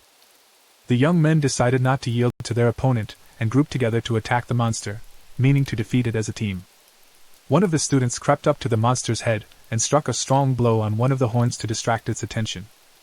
Using this opportunity, in the next moment, the students all rushed towards the dangerous monster to deal more damage to it. The fight was closely watched by Stepford Shire, instructor of Baskerville, and turning to the young men, he advised them to avoid fighting a stronger opponent. The man also said that one should not be greedy and aim at vital organs from the beginning because it would be effective to hit the hind legs to slow down the monster. Suddenly, from behind the backs of the students, someone rushed towards the monster with lightning speed that they did not even have time to notice who bypassed them because they were completely invisible. These hunting dogs turned out to be the well-known trident of the Baskerville family, and those without a drop of fear began to mercilessly strike the terrible monster. It was obvious that the boys had matured and their strength and skills had increased many times over, thanks to which they were able to deal with the monster in a matter of minutes. Looking at the exhausted monster, Stepford Shire praised the brothers for their progress, and made sure that this trio was strong enough and their Baskerville aura had finally matured. After catching its breath and regaining its strength, the evil monster once again rushed to attack the students, wanting revenge and devouring them all without a trace. Eager to win, the young hound dogs also rushed to meet the ghastly creature in order to finish the fight and eliminate it as soon as possible. Soon there was loud applause from the Stepford Shire instructor in honor of the victory of the heirs of the Baskerville family. The man congratulated the young men on the successful completion of their 7 years of training and mastery of the first level, for they were now entry-level sword experts. The instructor also said that the level of this caged bearcat is much lower than the level of a wild individual living on Red Black Mountain. Even the strongest elders can't cope with the savage monster, and compared to the actual battle experience, the experience of today's battles is simply negligible. After congratulating the young men on their graduation, the man said that they should win by natural talent, or with the help of experience gained, but the main goal was to stay alive. After the battle was over, the boys sat and talked about enlisting in different orders, discussing who chose which order for themselves. One youth said he chose 3 orders, Doberman, Pitbull, and Rottweiler, to which another youth said he liked the Wolfhound order the best. In the family of Baskerville, there are 7 knightly orders that were created for various purposes, namely vigilant search, guarding, suppression, elimination, and many others. Continuing the discussion about orders, one of the boys asked which order a guy sitting apart from everyone else could choose. This estranged young man was Vire van Baskerville, who was riding the breathless body of the huge and ghastly beowulf. The students discussed that Vire had single-handedly defeated a stronger beowulf than they had, and most likely one with the third level their instructors possessed. Not paying attention to these conversations, the young man reasoned that his progress took longer because in 7 years he had only managed to move from elementary to intermediate level. Vire was dissatisfied with his progress, but his musings about slow and unproductive development were interrupted by the suddenly approaching manager, Barrymore, who called out to him. Vire turned around to greet the man and heard a message from him that the head of the clan was looking for him and was waiting for him in his office. Smiling warmly and affably at the young Vire, the manager told him the secret that the master seemed to have finally realized the position for the young man. Soon, the young man arrived at Hugo's office and greeted him, saying that they had not seen each other for a long time and asked how the head of the family was doing. Without answering, the visibly aged Hugo stared sternly at his grown-up son, who immediately noticed a new scar on the bridge of his father's nose. Vire also looked at the man, puzzled, and stared at him, not understanding why he was silent. He asked where his father got the scar on his face. Running his fingers along the bridge of his nose, Hugo replied that he had been shot by a barbarian archer when the Baskerville fought those on Red Black Mountain. The young man asked if she had been caught, but the head replied that she could not be caught, but he remembered well the foxy face of this dangerous woman.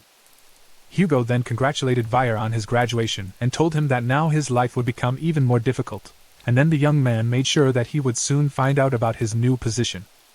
In a past life, at this point, Vire became a trainee of the Pitbull Order and, like an unwanted dog, was sent to Red Black Mountain to engage in brutal battles. At the age of 15, the young men of the Baskerville family are divided into elite and disposable, where the former study politics and government.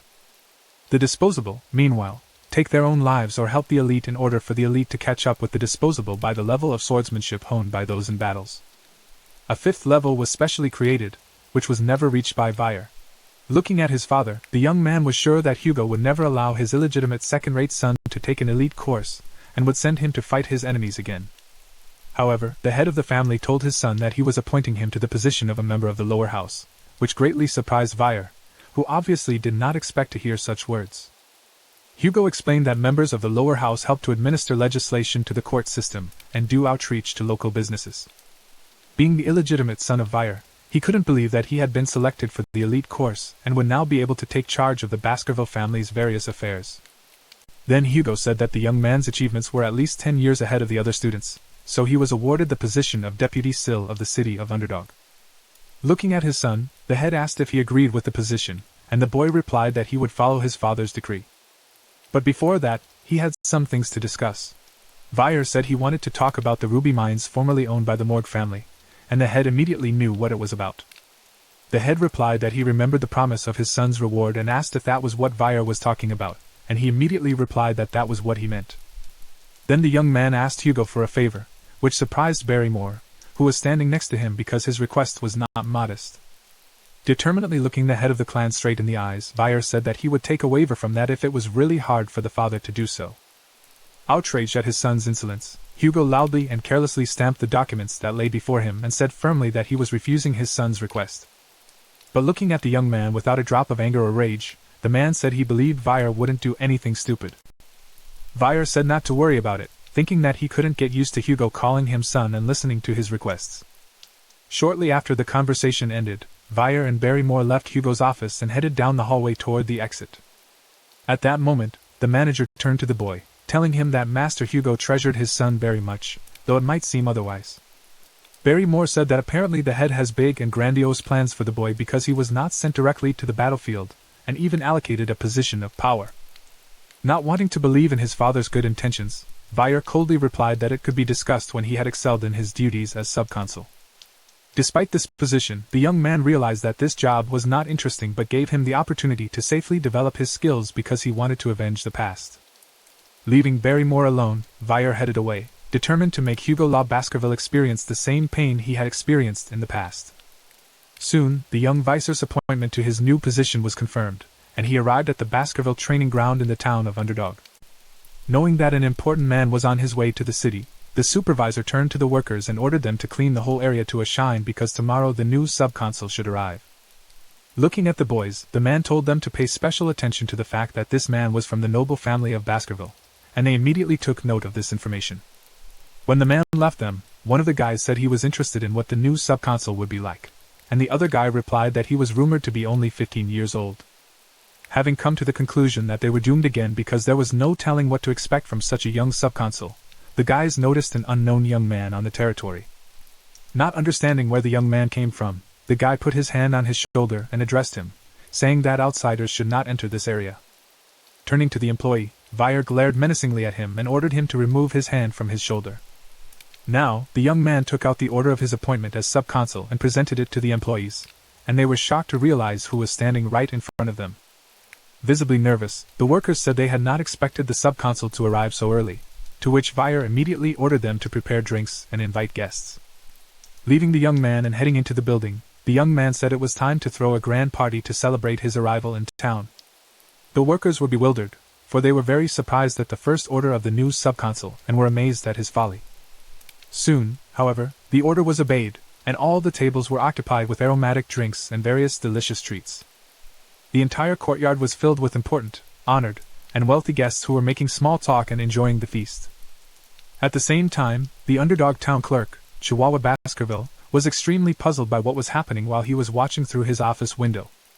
Looking out the window, the man thought that a flighty and daring young man had arrived at their post and had immediately thrown an alcoholic party here on the first day. Remembering that all of his predecessors had been fired for bribes, Chihuahua considered this party thrown in a sacred workplace an inappropriate event. The secretary shouted, calling Vire a petty fool and saying that at this rate he could destroy the place. It was at this point that Vire crept up to the man from behind and asked if the man was the local secretary, which startled Chihuahua, and he froze in place, not realizing when the young man had time to enter. The secretary immediately turned to the young man, realizing he had heard everything, but Vire simply introduced himself, and the man gave his name in response. The boy inquired about the name of the secretary, asking if he had a second name because that could mean that the man was from another family. In other words, that Chihuahua was not a blood relative but a common laborer who faced discrimination in the lineage and put up with it.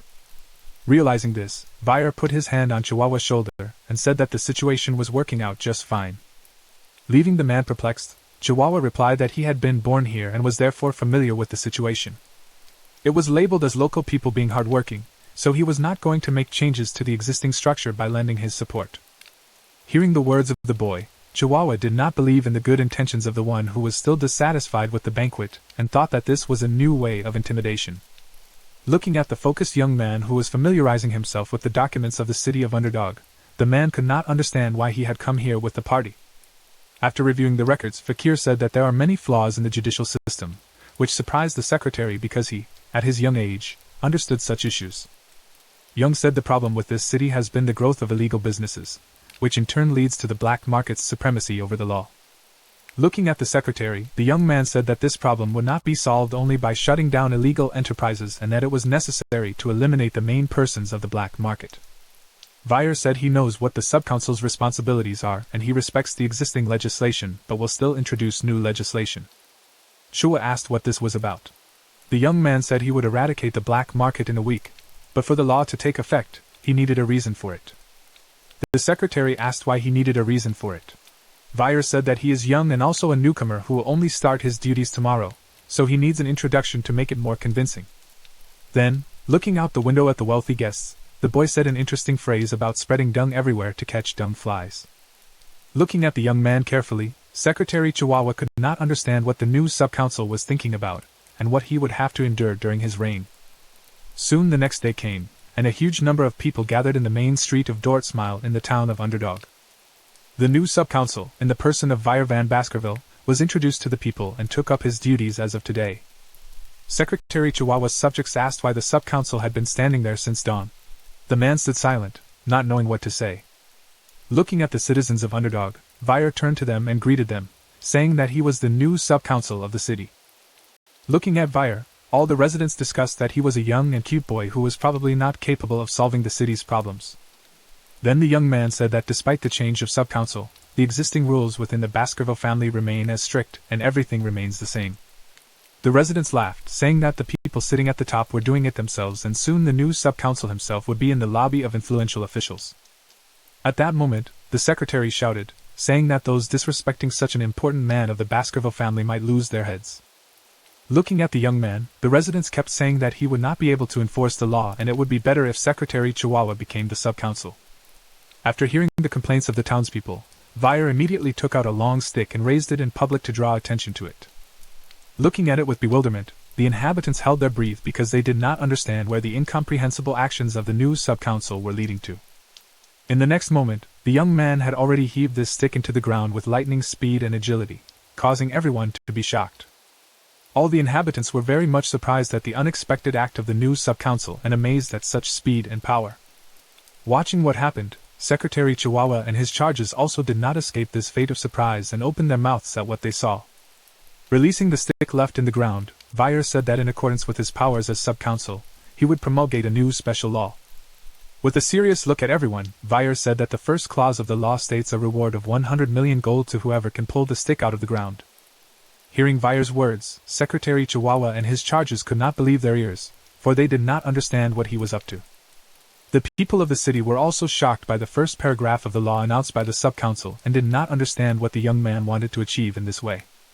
Residents began to discuss animatedly that such a huge amount of money is the salary of a simple man for 4 years and most likely it is some kind of fraud. With a cold and serious look at the people of Underdog, Vire asked them if they didn't want to get 100 million just by pulling a stick out of the ground. Realizing that none of the people agreed to get the stick and feared him, the young man decided to make adjustments to the new law to get those interested. Now the sub-council announced that he would pay 1 billion gold coins to whoever pulled out the stick and asked which of the inhabitants would be willing to try their hand at it. This time, people became indignant, thinking that it was a silly prank and absurd because it can't be that the nobility was giving away such big money to ordinary people. Looking at the young sub-council with distrust, the residents told him to stop this circus because $1 billion is a huge sum not available to mere mortals. Listening to the complaints and grievances of the residents, Secretary Chihuahua bowed his head in shame and embarrassment at the young sub-council's behavior. Realizing that once again people would not agree to such terms, Vire decided to make one more amendment to his new law. Not about to give up, the young man said he would give 10 billion gold coins to the person who could pull the stick out of the ground. Not understanding what was going on and what the young sub-council was doing, the people were once again shocked by the young man's insistence.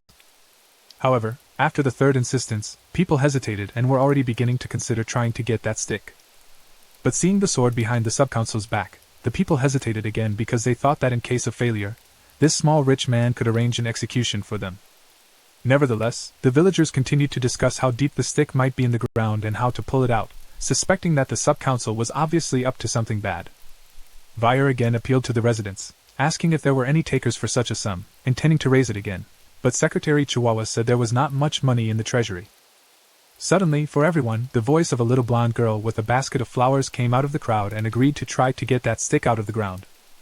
One of the inhabitants started to stop the girl, Judy, saying that she might lose her head, to which she replied that her mother was sick and it was worth trying to get money for her. Laughing, the girl Judy asked an acquaintance to take care of her sick mom if she was doomed to such an outcome. As she approached the sub-council, the girl thought that if things didn't work out, it would be nice to get a few coins for being the laughing stock of the town. Looking sternly and coldly at the girl, Judy, the young sub-council Vire ordered her to pull out the stick since she had already volunteered to try it. Gathering her courage, Judy crouched down and gripped the stick tightly with both hands. With all her strength, the girl was suddenly able to pull the stick out of the ground. The residents were shocked that the small and weak Judy managed to do this and in fact, the stick was not stuck too deep into the ground. Surprised that the stick came out of the ground so easily, the girl looked fearfully at sub-council Vire, expecting to be punished for what she had done. With a sinister and unapproachable look, the young sub-council pulled back his cloak and pointed his hand toward the sword behind his back. Thinking that her life was about to end because of her greed and disrespect for the nobility, Judy closed her eyes and begged her mother's forgiveness for leaving her. But her suspicions turned out to be false, and suddenly Vire took out a bag of gold and brought it to the girl, telling Judy to take the 100 million he was giving her. At first, she could not believe that she had not been punished and had been rewarded by the young sub-council who had kept his promise. Asking Judy where she lived, Vire said he would provide her with a guard to help her keep and deliver the 10 billion safely to her home so that no one would rob her on the way. Then, stroking the little girl's head and praising her for her courage and bravery, the young sub-council said that these were the new laws and he pledged to keep his word to the people of Underdog. Because of this introduction, the Vire's law became more popular with the constitution. For now, breaking the law was punishable and compliance was rewarded. This simple logic touched the hearts of all citizens, and all citizens were now sure that the new sub-council kept his word and was different from all other corrupt and insolent rulers. After the introduction of Veyer's special law, illegal activity decreased markedly and the crime rate in the city was cut in half. Meanwhile, a plaque was hung on the wall in the sub-council's office, and the inscription on it said that the promise must be kept without deceit. After looking at the plaque, Weyer told the secretary that he had beautiful handwriting. After finishing his work, Chihuahua exhaled heavily and wiped the sweat from his forehead. Then, looking at the young man, the man said that he did not expect to see such an unconventional performance because for all 20 years of his service, this had never happened. Weyer replied that it was done to attract the attention of the people and to make a strong impression on them, for one cannot anger the inhabitants for distrust and ignorance of the laws.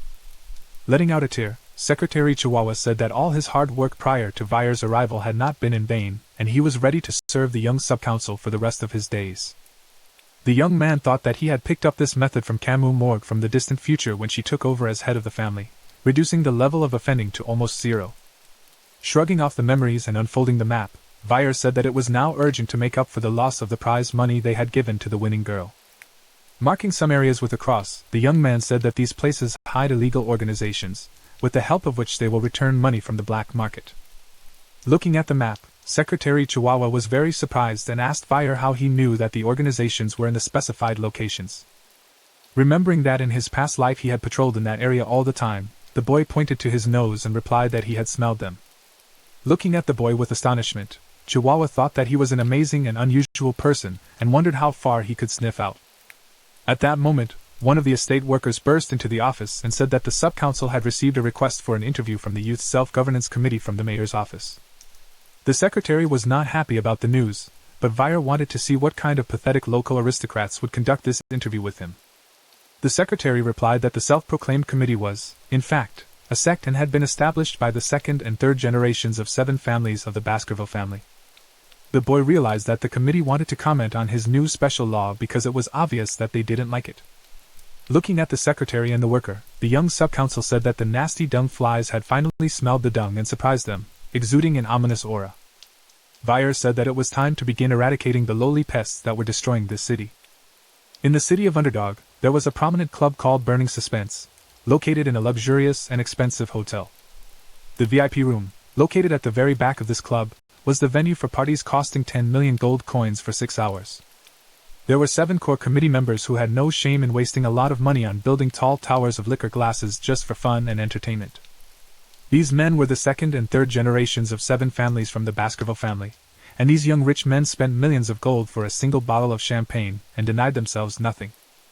After pouring the drink on the table, the head guy from the committee ordered his minions to lick up the spill, and they crouched down in front of him and thanked him, saying they could get drunk on it. Sitting down on the sofa, the head of the committee said that his financial outlay did not matter, for the money did not run out, to which his friend replied that it was thanks to the Baskerville. Then he said that the slave trade was thriving and the kidnapping of barbarians was going well, and it was all due to the Baskervilles' fixation on expanding their borders. The young men were glad that they remained unnoticed by the imperial family and were under the protection of the very Baskerville that provided security. The head of the committee said that this was because the Baskerville family was made up of idiots who could wield a sword and that the Meza-Madaro family was proof of that. Meza-Madaro was the most loyal of all the families but was completely destroyed by the hands of the Baskerville, who were unaware of the setup by the committee. This loyal Baskerville family did not like the entertainment of the committee, so they were framed and ruthlessly exterminated, leaving only 7 families in the lineage. Then the guys started talking about the new sub-council, saying they'd heard about his illegitimate second-class background and that they'd sent him an application for an interview. The head of the committee said that the sub-council's name was Weyer, and he was only 15 years old, so he also threw an alcoholic party on the first day he joined the mayor's office, saying that the sub-council was obviously a fool. The head of the committee offered to play with the young man by inviting him to a big party, then they would make Weyer, who had no money and who couldn't go to his family because of fear, pay for the drinks, and at the end, they would say that it was a joke. The head of the committee thought that after such pressure and fright, the boy would not even dare to look in the direction of the committee, let alone make a complaint. Suddenly, the doors of the room opened and a butler entered the room, announcing that beautiful girls had arrived to treat the guys. At the same moment, another man entered the room, and one of the committee members looked in surprise at the stranger who had come in. The boy asked if anyone knew who had invited the young waiter, to which the butler replied that he thought he had been invited by someone on the committee. Grabbing the young man by the hair, the butler said that he had walked in here so calmly that he hadn't even aroused any suspicion, and then asked who the young man was. Vire clearly didn't like this attitude from the butler, and his eyes filled with anger and rage. Then something happened that suddenly shocked all the members of the committee, and the invited girls sitting next to them. Before the butler had time to remember and realize how it happened, he saw his mangled hand by this young man in a matter of seconds. Supporting his arm, the man cried out in great pain, and the committee members meanwhile looked at the unfamiliar young man in horror and asked what he was doing. With a disdainful look at the committee members, the young man introduced himself by saying his name was Vire van Baskerville. Frightened by his sudden appearance, the participants asked why the sub-council had visited them, to which Vire replied that they had invited him themselves. Nervously laughing, the head of the committee said that he had not expected such a short visit from the young man, so he could not prepare for his arrival. Then the guy whispered to his friend, saying it was time to tame the newcomer by first sitting him down at the table, and then making him pay for all the expense of alcohol. Hearing their vile conversation, Vire banged his hand with all his might on the table and told the boys to stop whispering in front of him. Everyone present was surprised and frozen in place, not expecting such an act from the young man. In the next second, the huge tower of glasses with expensive alcohol shook and began to collapse. The spray from the drinks flew on all the committee members and the girls sitting next to them like rain. The head of the committee couldn't believe that the young sub-council had blasted the champagne tower with a mana resonance with only one minor blow to the table. Glancing at the embittered sub-council standing across from him, the guy suggested that Vire might have immense power and be an alumnus. The guys began to argue among themselves about who was the strongest, and who should go against the sub-council because he was very strong. At this point, Vire walked up to one of the contestants and, putting his hand on the guy's shoulder, really scared him. A rather nervous committee member said they would pay for all the booze that had been spilled by the sub-council earlier. Vire replied that of course they would pay for the drinks themselves because they were unlikely to extort money from him. But the guy replied that they had just misspoken and he had misunderstood them. All the members of the committee began to say that they would not have done such a ruthless thing to a man of the Baskerville family, and had simply decided to test the young man's mettle as a sub-council. The head said that in this way they checked the young man for temptations, for now the city had fallen into sins, and the other fellow said that they would follow Vire.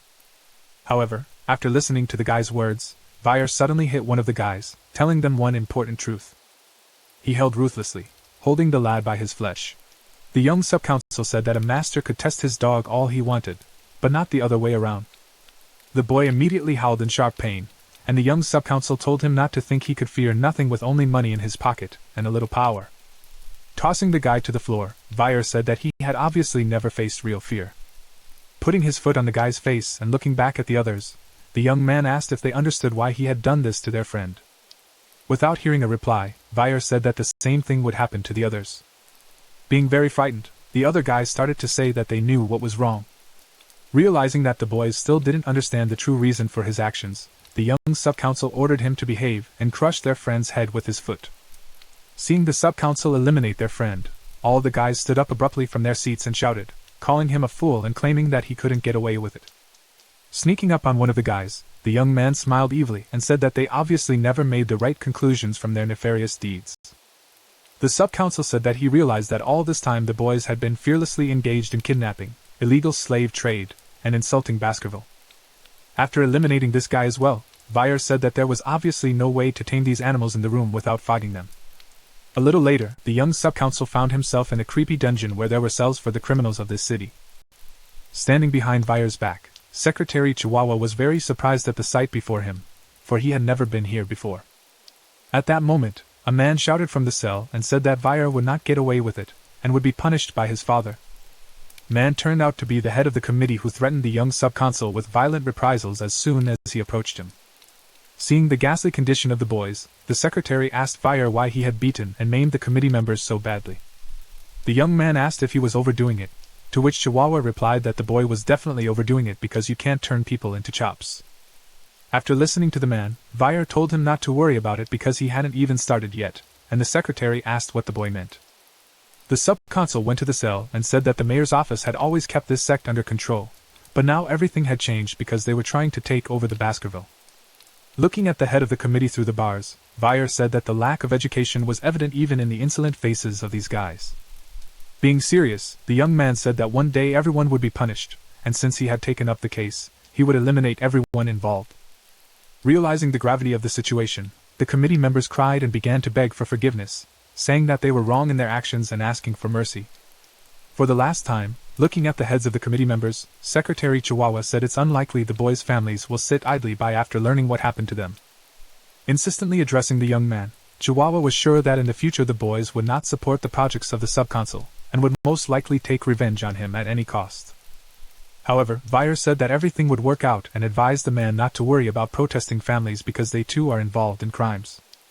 Looking at the confused secretary, the young subconsul said that if evidence of the family's crimes was needed, he would deliberately create it if it could not be found.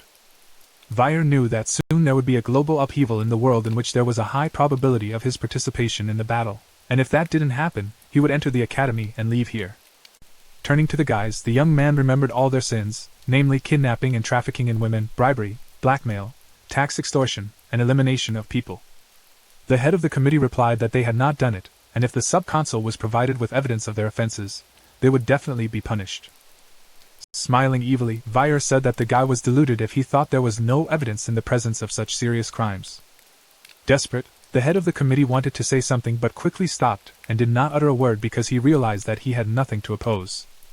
Watching him, Vire realized that he was ready to sacrifice his life but would never betray his family. At that moment, a man appeared behind him and addressed the young man. The young subconsul rejoiced at the man's arrival, saying that he had finally arrived, but Secretary Chihuahua was clearly surprised at the appearance of this suspicious man holding a large sack with incomprehensible contents. The mysterious man said that the subconsul's customized order had been fulfilled. When he took out the contents of the bag, Vire saw a lot of gruesome and bloody tools, including saws, knives, picks, and other sharp objects.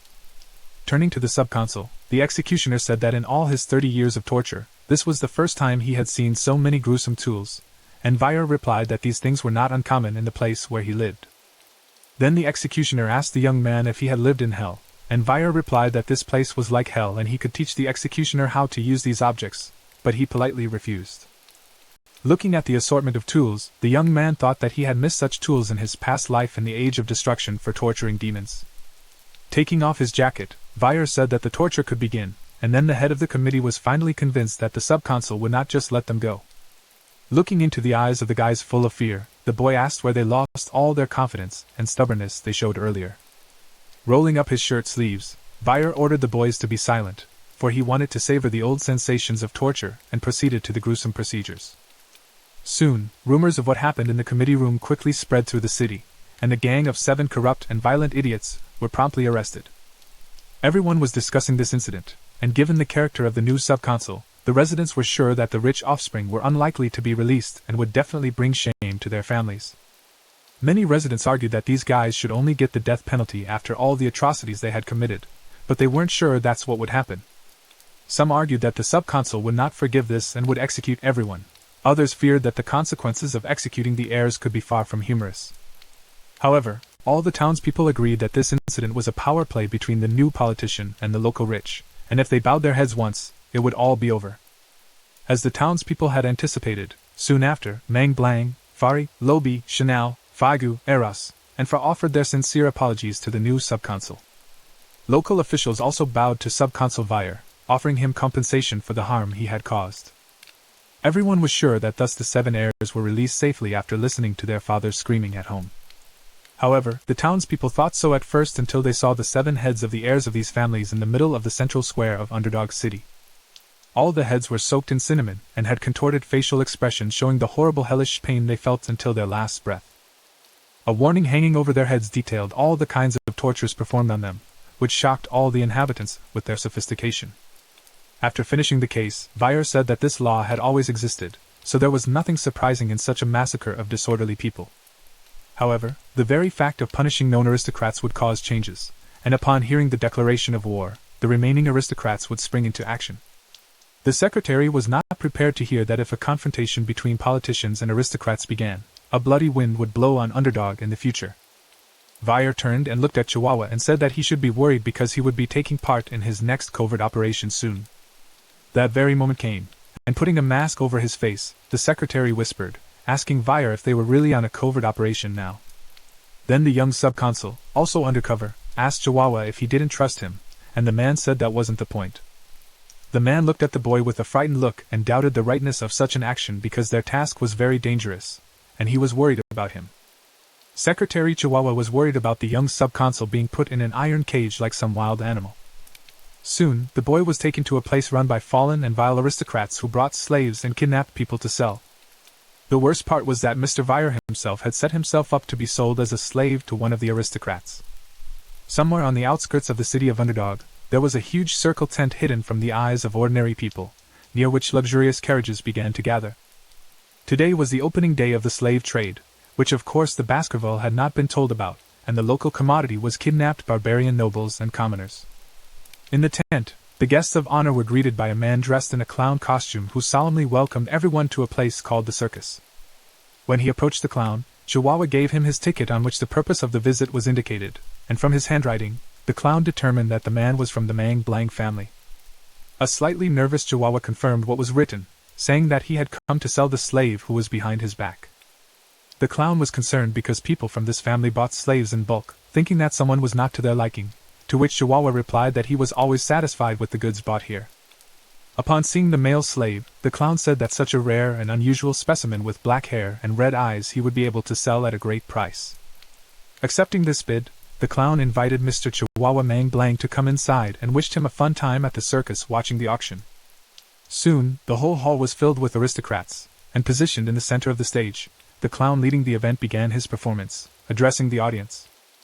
At that moment, the guests were discussing who liked which slaves because some wanted a slave with a tragic fate, some wanted a beautiful slave, and some liked kidnapped people. In a loud stage voice, the clown announced that this auction featured an unusual item that had been secretly stolen from the hunters of the Baskerville family. This item turned out to be a huge hell bison nicknamed Murcielago, who had 19 hearts and was a top-level monster. In this monster were valuable skin, flesh, bones, and organs, all of which had a high value, and the starting price of the auction was the sum of 100 million gold. Interested guests began to make bets, breaking each more and more sum because many wanted to possess such a precious commodity. Upon hearing the largest unbeatable sum of 250 million gold, the clown struck his hammer and announced that the lot had been sold to the man in question. Then came the next slaves for whom the nefarious aristocrats were vying, throwing their money in all directions and making bets, trying to snatch their prey. Suddenly, a man came up to the clown asking to sell another lot, and upon learning what the item was, the clown was surprised and said that he did not give guarantees but would try to interest buyers. Turning to the guests, the clown began to tell about this special and rare commodity which was brought by slave traders from the depths of the wild jungle. This commodity turned out to be a young barbarian girl who came from a fearsome and strong fighting tribe from the jungles of the Red-Black Mountain called the Balik. The girl glared angrily and hatefully at all these vile people while the clown offered to ransom and test his taming skills on this fierce slave. Hearing the incomprehensible language and screams of the savage, the guests could not understand why to sell such goods, but the clown still risked to start the auction with the sum of 5 million. However, none of the guests were willing to bid in favor of this lot, and realizing this difficult situation, the host offered a lower bid of 3 million. Once again not seeing the interest of the guests, the clown said that he would give them 1 million if they would make at least a minimum bid for this girl, but the audience did not give in even to such a provocation and began to get bored and show their indignation at the lack of interesting merchandise. Realizing that the lot was not to sell, the clown told his huge assistant to get rid of the girl Varvara and to deliver to the stage only verified goods. At this point, the girl became enraged and began to shout something in her own language and tried to get out of the shackles that were restraining her body, but the huge executioner and the clown's assistant quickly pacified the slave with a powerful blow, after which she instantly lost consciousness.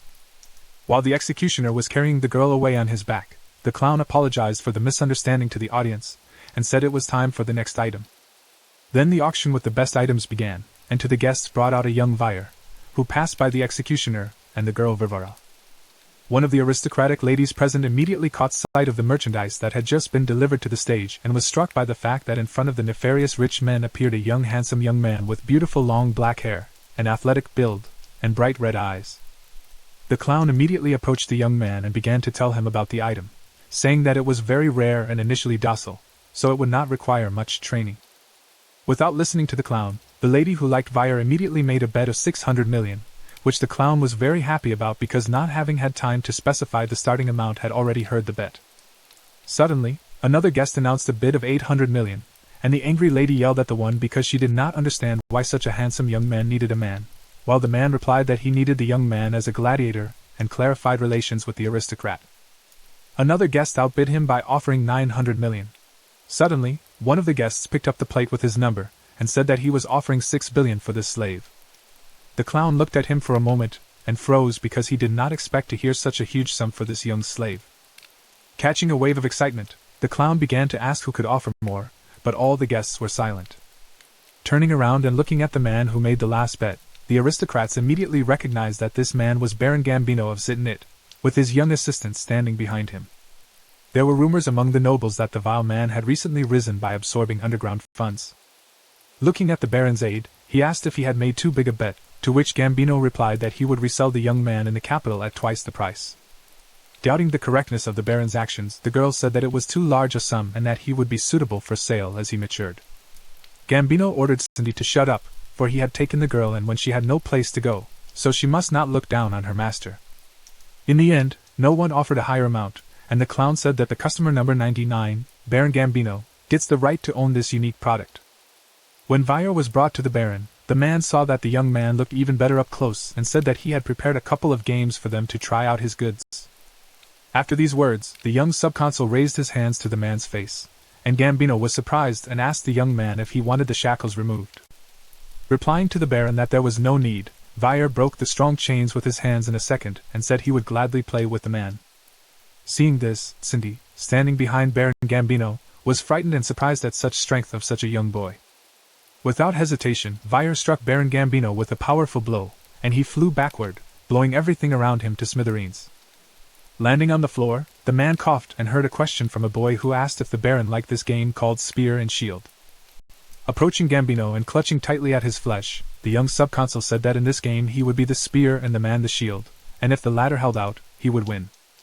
Tears sprang from the Baron's eyes from the infernal pain, and he screamed frantically, begging his assistant Cindy to call the guards, but she froze in place in fear. Before she could even move from her seat, the girl saw the man fall silent in an instant, and his eyes ceased to emit life energy. Then the young man slowly took off his wig and exposed his real face, and then Cindy immediately realized that subconsul Vire van Baskerville stood before her. All the guests of the circus were horrified to realize that the subconsul himself had come here under the guise of a slave, and the secretary realized that the young man would again punish everyone with extreme cruelty.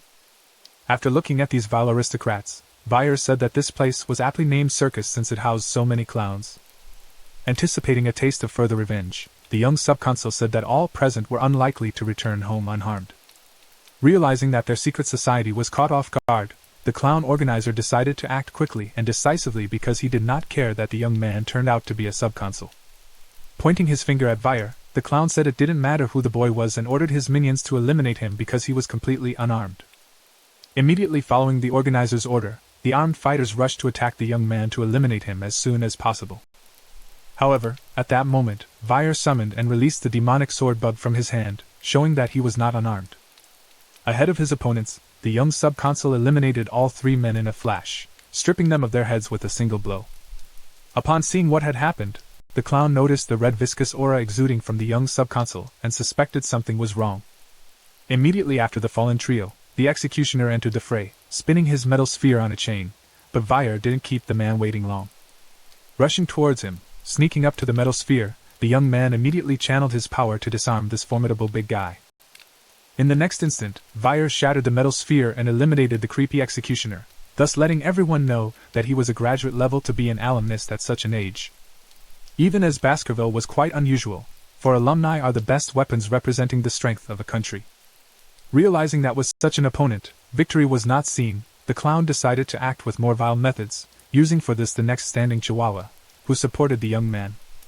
Laughing evilly, the clown turned his attention to himself and ordered Vire to look away from the fight and look in his direction. The young man turned around and saw his secretary being held hostage by the clown, who ordered him to surrender or his employee would be in trouble. Realizing the gravity of the situation, Vire stopped fighting at that second and hid his demonic sword back in his hand. Being extremely frightened, the secretary approached the young subconsul, saying he was fine and asked that the young man be careful. The clown ordered him to shut up because he was at a disadvantage, and the man replied that he would rather suffer than frame his boss. Hearing Chihuahua's words, Vire laughed out loud and said he knew of his loyal secretary's boundless loyalty. Then the young subconsul said that in leaving the Baskerville mansion, He had received a hidden card in the form of a whistle from the head of Hugo, which was now fastened to his leg. The secretary immediately recognized this whistle and understood everything, but the clown didn't know what the object was and anxiously asked what the young man was going to do with it. Bringing the whistle to his face, Vire blew it with all his might, and a loud shrill sound spread throughout the tent. Not expecting such a strong and nasty sound from a small whistle, all the aristocrats instantly covered their ears to avoid hearing it. The clown and Chihuahua continued to stare at the young man and stood motionless, waiting for what would follow. After the piercing whistle, having finished blowing the whistle, the young subconsul took it away from his face and froze in anticipation of further actions that were bound to take place. Not noticing any immediate change, the clown haughtily told Vire that this dude could only frighten others with its ugly sound. Before he could finish his speech about how the guy had failed to do anything despite the fact that he was a graduate, the clown was silent because a sharp sword blade pierced his throat. In the same second, the clown fell breathlessly to the floor at the hands of a mysterious cloaked man standing behind him. Secretary Chihuahua cried out in surprise that his assailant, who had just threatened his life, was no longer breathing and that the mysterious man had hidden his sword. Suddenly, one of the clown's henchmen and his accomplice rushed to attack the cloaked man to avenge their fallen superior. However, the stranger did not even budge and riddled the body of the male assailant with little effort. All the rest of the clown's accomplices froze in fear, not expecting to see such a gruesome massacre of their friend and worrying for their lives. The same moment, a huge number of warriors dressed in the same cloaks as the man who had eliminated the clown hurriedly entered the tent. The swordsmen spread out all around and surrounded all the nefarious aristocrats in this circus. The clown's accomplices began to suspect who all these swordsmen might be, and if it turned out to be true, they would not be spared. Recognizing the sign in the shape of fangs, Cindy realized that this was the most ferocious unit in the entire empire, consisting of a large number of knights. The swordsman who had suddenly crept up behind her was just one of the members of the Baskerville KN squad called Pitbull. Turning around and looking at the man in horror, Cindy couldn't believe she was going to the other side of the world in such a creepy place. But at that moment, Vire blocked the knight's path and covered the girl with himself, ordering him to let her live but detain her. In the same second, the man drew back from Vire and knelt before the young SUBC consul, showing his submission and reverence. Vire then gave orders to eliminate all other guests but not to touch those lying still, but not to spare those at the slightest movement of the body. Remembering Hugo's words, the young man thought that he had paid great attention to military power, and was glad that he had gotten a Pitbull squad for his request. A squad of knights immediately began to eliminate the vile and corrupt aristocrats on Vire's orders, and one of the guests fell to the floor and decided to wait it out and then escape. But suddenly, one of the swordsmen noticed him and immediately approached, looking at him with an intimidating, piercing gaze. Hoping for mercy from the knight, the aristocrat held out his hands to the knight and asked him to cuff him. However, the swordsman replied that they did not carry handcuffs and immediately attacked the man, stripping him of both legs so that he could not escape. Soon, a huge man with a cigar in his teeth came up to Vire and asked him if he liked his pit bulls, to which the young man replied that he was very pleased with the swordsman. The man said that he could always ask for help because he was VK's uncle and the captain of the night squad, and his name was Boston Terrier. Boston Terrier realized why his brother Hugo was so interested in the young man, for Vire, at his 15 years, was very clever and very violent in his actions. Putting his hand on his nephew's head, the man suggested that he join the Pitbulls, but the young SUBC consul was slow to respond and said he would think about it. Before he knew it, Boston Terrier saw the boy who said he had urgent business to attend to and had to go. After realizing that the young man had the guts to ignore his uncle, the man realized that he really wanted to get Vire into his Pitbull collection. After escaping from his annoying uncle, the young man went into a room where there were many cages in which slaves were kept until they were sold. Soon, Vire saw a huge safe with noblemen's money that he was going to return to the mayor's office for tax security, reasoning that he didn't feel like contributing to the Baskervilles' property. The young man noticed a cage that was covered with a thick cloth. Realizing that he had come to the warehouse for another reason, the boy was still overcome with interest and removed the cloth from the cage to see what was there. In the cage lay a barbarian girl who had never been able to sell at auction and who was covered in scars and was in a semi-conscious, exhausted state. Looking at the victim of the vile merchants, Vire realized that the girl had been badly beaten and was not in the best condition. Taking out a vial of red liquid from his belt, the young man said that the girl was very lucky because he would give her a restorative potion. The young SUBC consul opened the vessel and began to pour the potion into the girl's mouth so that she could drink a little to heal and regain consciousness. Soon, the girl's body was saturated with the potion and began to radiate life energy, which was a good sign. Suddenly opening her eyes, the girl didn't realize what had happened because her last memory was of standing at an auction in front of aristocrats. When she saw the young man in front of her, she recoiled, fearing for the safety of her life. Not expecting such a reaction from the girl, Vire asked her what she was so afraid of. After opening the cage, Vire stepped aside and turned to the stranger, speaking a phrase in the barbarian language, telling her to get out of here as soon as possible. The girl looked at the young man with apprehension and misunderstanding, for it was surprising that a man not of their kind knew the language of the barbarians, and opened the way for her. Remembering that he had learned the language of the barbarians at a basic level while fighting those in his past life, Vire once again ordered the girl to get out of here. Unexpectedly, the girl looked him in the eyes with confidence and began to tell him something in her own language, but he replied that he did not know their language at that level. Then, leaving the cage, the girl headed for the exit while continuing to look with interest at her savior. Then she paused for a moment and uttered one last phrase in her own language, obviously not quite understanding the meaning of these words. Vire looked after the stranger and said that he would consider her words as gratitude. Finally left alone in this room, Vire continued his search, and finding what he had come for, he removed the cloth from this important commodity. Beneath the cloth was the breathless body of Murcielago, who for the boy's benefit had not yet been butchered and thus could take whatever he needed.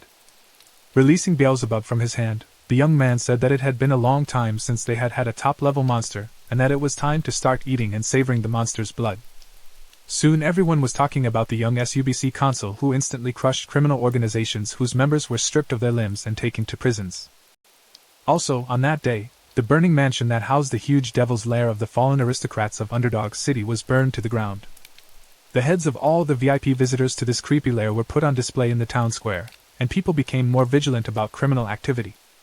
At the same time, 7 families who had previously lost their heirs wrote complaints to the government, whose response was categorical. As the head of the city's government, Vire replied to the 7 families that the only consequence for all criminals involved in the slave trade would be execution. The families' protests stopped when all their accounts came to light, which were handed over for investigation to the Baskerville, who had implicated the imperial family in the affair. As a result, the heads of the families personally went to the government, where they had to beg for forgiveness from the man who had previously eliminated all their sons. Looking at the heads of the 7 families, Vire said that all the black ledgers from the burning mansion had already been searched thoroughly. On this basis, all 7 families, without exception, would be subject to requisition of property under the constitution of the Baskerville Dominion. At last, the young SUBC consul looked angrily at the heads of families and said that the 3 families who had committed treason against the Baskerville were sentenced to execution. Since these harsh reforms, the city of Underdog has bathed in the blood of traitors and has come to a prosperous place where Vire's good reputation among the citizens has grown day by day. On one such workday, the young SUBC consul's secretary, Chihuahua, entered the young man's office and suggested that he take a break and have a cup of coffee. Vire replied that it was not necessary to do so, but the secretary said that he expressed his personal gratitude because he had saved him on the day of the covert operation. The young man jokingly said that coffee was too small a price to pay for salvation. He smiled and replied that he had added 2 spoonfuls of cream and 2 lumps of sugar. The secretary then asked how the young man's manuscript training was going, and Vire asked to see it. Chihuahua looked at the young man's manuscript and said that despite his recent start in training, he was making great progress and writing beautifully. Then the secretary thought that the young man was an incredible person because only after learning the letters had he already managed to write new laws with excellent legal knowledge. Looking at Vire, Secretary Chihuahua concluded that if the young man stayed here, the city of Underdog would become even more developed and prosperous. Finishing his workday late in the evening, the young SUBC consul decided to visit one interesting place. This place was the prison where the man Vire needed to communicate with was being held. Looking at the shackled prisoner, the young man apologized for not coming at once because he had been busy with important matters lately. This prisoner turned out to be Cindy, who had been rescued by the Cindy SUBC consul, and the girl immediately asked why he had spared her. After removing the blindfold from her eyes, Vire replied that he saved the girl because he wanted to ask her a few questions. He was concerned about her. Glaring angrily at the young man, she asked if that was really the only reason she was saved. Moving away from the girl, Vire said that thanks to that lowly Baron Gambino, he was able to increase his power in a short period of time. Taking the chair, the young man said that the girl had good earning skills and would make a fine merchant or finer if she weren't on the dark side. Sitting down in the chair in front of Cindy, the SUBC consul promised to let her go if she answered all his questions. The young man also specified that if the girl resisted cooperation, she would regret her choice very much, and Cindy decided to answer the questions. Then Vire asked how the girl thought he knew about law enforcement, and with a smirk, she replied that he had reached the level of magistrate. Hearing the falsity in the girl's words, the young man said that he would not be able to keep his promise if she continued to lie to his face. Unexpectedly, Cindy told him that she thought the SUBC consul was doing something very wrong, which made him very angry. Hearing the girl's comment, Vire instantly got up from his chair and came close to the girl, taking Cindy by the chin and directing her gaze straight to his face. The young man asked what exactly he was doing wrong. The girl looked at Vire with a confused look, thinking that he was going to hurt her, but the very next second, the young SUBC consul let go of her face without hurting her. Once again moving away from Cindy to his chair, the young man asked what was wrong with his actions. The girl replied that since long ago in government, beneficence had been a major factor in moral principle. Vire had strengthened his authority with his own methods, but if this continued, he would have to eliminate many more in the future, which would cause resentment among the people. Also, the Baskerville would not approve of the young man's influence on Underdog if it was greater than that of the head of the clan. Then the young man realized what Cindy meant. He looked at the girl with interest and asked how to proceed in order to avoid these undesirable aspects. Cindy replied confidently that it was necessary to turn over all authority to the Baskerville and return the town to its master. Afterwards, the young man would need to travel to the plains of Red Black Mountain or to the Central Academy of the Empire and develop while being as inconspicuous as possible. Vire replied that her advice sounded like she was telling a pitiful hunting dog to tear its master's throat out. Looking with complete seriousness at the young man, Cindy replied that it was the only way to avoid trouble. With a slightly disheartened look, Vire replied to the girl that he was pleased with her advice. The young man appreciated her offer of a solution to the problems, saying that their thoughts on the matter were very similar, and then pulled out the key to the shackles, saying that Cindy was now free. The young man released her from the shackles as promised earlier. The girl was surprised that the SUBC consul was actually letting her go, and Vire said he always keeps his word. Leaving the prison cell, Cindy said that Vire might regret this decision, but the young man asked if she knew the Messi Madaro family. There were actually 8 families in Underdog. The Messi Madaro family was the richest merchant family of all the others. Hearing no response from the girl, Vire said that there was an accident in this family, and Cindy froze in place. At that time, the youngest son of the head of Messi Madaro was to demonstrate his sword skills at his birthday celebration. After the demonstration began, the members of the Baskerville family present there were simply amazed at what this young man had shown them. The young man's skills were the Baskerville sword style, which was secretly learned only in their family. Upon hearing this, the Baskerville decided that there was a level 1 secret leak and unleashed hunting dogs that ruthlessly eliminated the Messi Madaro clan on the same day. But the real intruders were the heirs of 7 families who stole a book with secret knowledge and taught the son of the Messi Madaro family with it. After listening to the SUBC consul's words and making a nonchalant face, Cindy asked what the 8th family had to do with her. Vire replied that there was still one person left of the family, and that was a 1-year-old girl secretly kidnapped by these devilish heirs of the 7 families. The young man told her that because of her unprecedented beauty, this little girl had to go through cruel and shameful tortures, the details of which are even hard to pronounce. Not wanting to listen to the young SUBC consul anymore, the furious girl quickly headed for the exit to leave this creepy place as soon as possible. But Vire did not rush to stop Cindy and persisted with his speech, saying that this story has a sequel. The story continued with the arrival of a new SUBC consul who brought out all the old vices of the heirs of the 7 families and punished them severely. The new SUBC consul mercilessly tortured the heirs, forcing them to pay for every sin and then leave while begging for forgiveness for all they had done. Cindy stopped, not holding back her emotions. The girl shouted and asked who they were apologizing to, and the young man replied that Cindy obviously knew who they were apologizing to. Crying, the girl heard them apologize to the only remaining person of the family, namely the girl Cindy St. Rose. Looking at Vire, Cindy asked how she could trust the young man that he had actually tortured and made those begging for forgiveness based on words alone. Taking the torch, Vire said it was better to make sure with her own eyes by looking at the evidence, and turned the girl's gaze to one of the prisoner's cells. Looking through the bars of the cell, Cindy saw that all the walls of the cell and the floor were written in blood with pleas for forgiveness and confessions to the destruction of her kind. Also, in the cells were left rotting bodies of these heirs deprived of their heads, which threw the girl into the deepest shock. After what she had seen, Cindy fell to the floor without strength, for she felt sick and vomited from the gruesome sight. Then the young man said that these were not all the culprits she should hate, for she also had every right to hate the family of Baskerville. Looking angrily at Vire, Cindy asked why he was helping her since he was a member of the Baskerville family. Smirking, the young man replied that this family was not the only reason she was harmed, so the girl was asking stupid questions. After listening to the counsel, Cindy stood up and walked towards the exit, saying that she would not be indebted to the young man by providing him with money for whatever he did. Looking after the departing Cindy, Vire said that he had memorized the girl's words, so she would have to keep her word if necessary. Soon that day ended, and a new one began, and earlier in the morning, there was a loud knock on the door of the young man's room. Opening the door, the Chihuahua's secretary called Vire a sleeper, telling him to wake up and wishing him a good morning. But before he finished his speech, he was frightened by what he saw, for the young master was lying in his bed and the room was strewn with dead bodies and blood. Then the young man woke up and, rubbing his sleepy eyes, said hello to the secretary, to which Chihuahua immediately asked what those bodies in his room were. Vire replied that he didn't remember because he had probably eliminated those in his sleep, but the man was amazed at the boy's calm answer because it all looked very creepy. Soon they left the room, and Chihuahua's secretary asked what kind of childhood the boy had had in his parents' home, and he replied that it had been very merry. Ignoring the man's concern, Vire hesitated and said that he had been getting a lot of trouble with these attacks lately. The young man remembered that first they shot poison arrows at him, then brought poison drinks 4 times, and then doused him with sulfuric acid.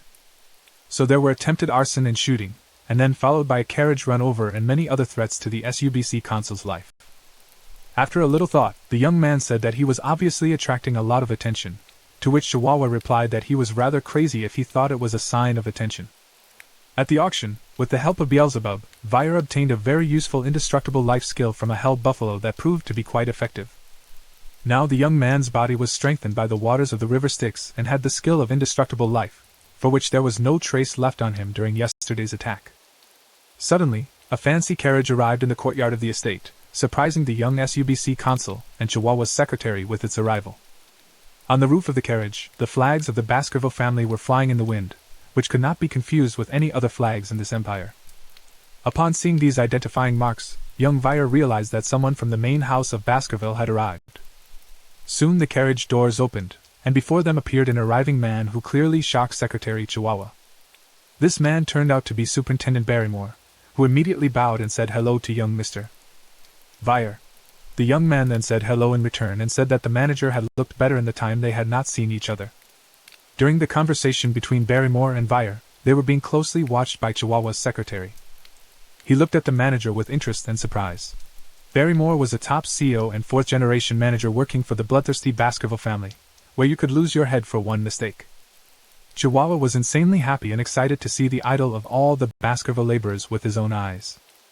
Barrymore then told Vire that apparently the reason for his arrival could only be one thing, and the manager confirmed the young man's words. Barrymore said that Hugo, the chief, praised his son's accomplishments, and was pleased with the success of the one, and ordered him to be brought to the home. Imagining the haughty look on Hugo's face, Vire couldn't believe that he could genuinely be happy about his success. Obeying their father's orders, Vire and Barrymore soon arrived at the chapter where Hugo was at this time studying something intently in the edition of the newspaper, which wrote about the new SUBC consul of the city underdog who quickly eliminated crime and won the love of the citizens and the hatred of villains. Hugo told Vire that with such reforms, the Baskerville could rid themselves of the image of fools who only know how to wield swords. Then the head praised his son for the work he had done, and the young man bowed and called him master, replying that he was only doing his job. After Hugo said that the reward and punishment must be received without fail, the young man would enter the academy because he really deserved it. The Colosseum Academy was the best in the empire. The students here were children of nobles and royalty, and Vire was very happy to have this opportunity. The head said that he was going to send some more guys to the academy and asked the young man which of his close brothers he would like to study with, intending to take them with him to use as a punching bag. Vire replied that his closest brothers were high bro, middle bro, and low bro. The head replied that he would send his brothers with him to the academy, and then asked if he remembered the strategy developed at the age of 8. The young man replied that his plan was to lease the ruby mines to the Morgue clan to use them to eliminate the barbarians. Hugo looked at his son and said that the plan had worked and was as successful as the young man had previously thought. The young man asked what the words of the head meant, to which the man replied that the Morgue were the first to offer joint submission, which was quite malleable on the part of those. Hugo then asked Vire if he would like to take a walk around the area before he left to see if the laws were being followed. The young man obediently bowed before Hugo and said he was obeying his master's orders. Some time later, Having finished all business in the city, Underdog Vire was leaving the estate, and Secretary Chihuahua escorted the young man on his way. With tears in his eyes, Chihuahua said goodbye to the young subconsul to whom he had time to attach all his soul. Looking after Vire, the man told him to be careful and that he would take care of the administration in the young man's absence. Looking back at Secretary Chihuahua, the young man thought that soon he would have to say goodbye to the man, and he was sad at the thought because he had also befriended him. Leaving Underdog Manor, Vire headed for the diamond mines of the Morgue family. Passing through a forest grove, suddenly the young man turned to someone and insistently told them to stop hiding behind the trees and come out to him. After Vire's words, mysterious people in dark cloaks instantly emerged from the forest and showed themselves in front of the others. Then the young man turned to the man who had approached him and said that they had done the right thing not to come out all this time because he did not want to make a fuss. The man turned out to be a Staffordshire Baskerville, who said that a loyal band of pit bulls would escort the young man safely to the Morgue fortress. Vire asked the man how Uncle Boston Terrier was doing, and the Staffordshire man replied that after the auction, the man stated that the young man should join the pit bull's squad. Remembering the behavior and character of his Uncle Boston Terrier, the young man thought that he was a very unpleasant person and he did not like to cross him. Soon, Vire and a band of pit bulls reached the lands that had been leased to the Morgue family. Looking at the hardworking people, the young man said that looking at all this, you can't say that illegal activity is going on here. Staffordshire said that supposedly this delegation was a territorial inspection, but without listening to the man, Vire replied that he knew it was a squad to subdue the barbarians. Then Staffordshire said that here were gathered 2 deputies from the Morgue family, 30 members of the House of Representatives, and about 100 wizards who were not members of the Legislative Assembly. Unlike the Morgues, Hugo brought only a member of the House of Representatives, Vire, and a dozen knights to these lands while the elite remained in ambush on the other side of the ridge.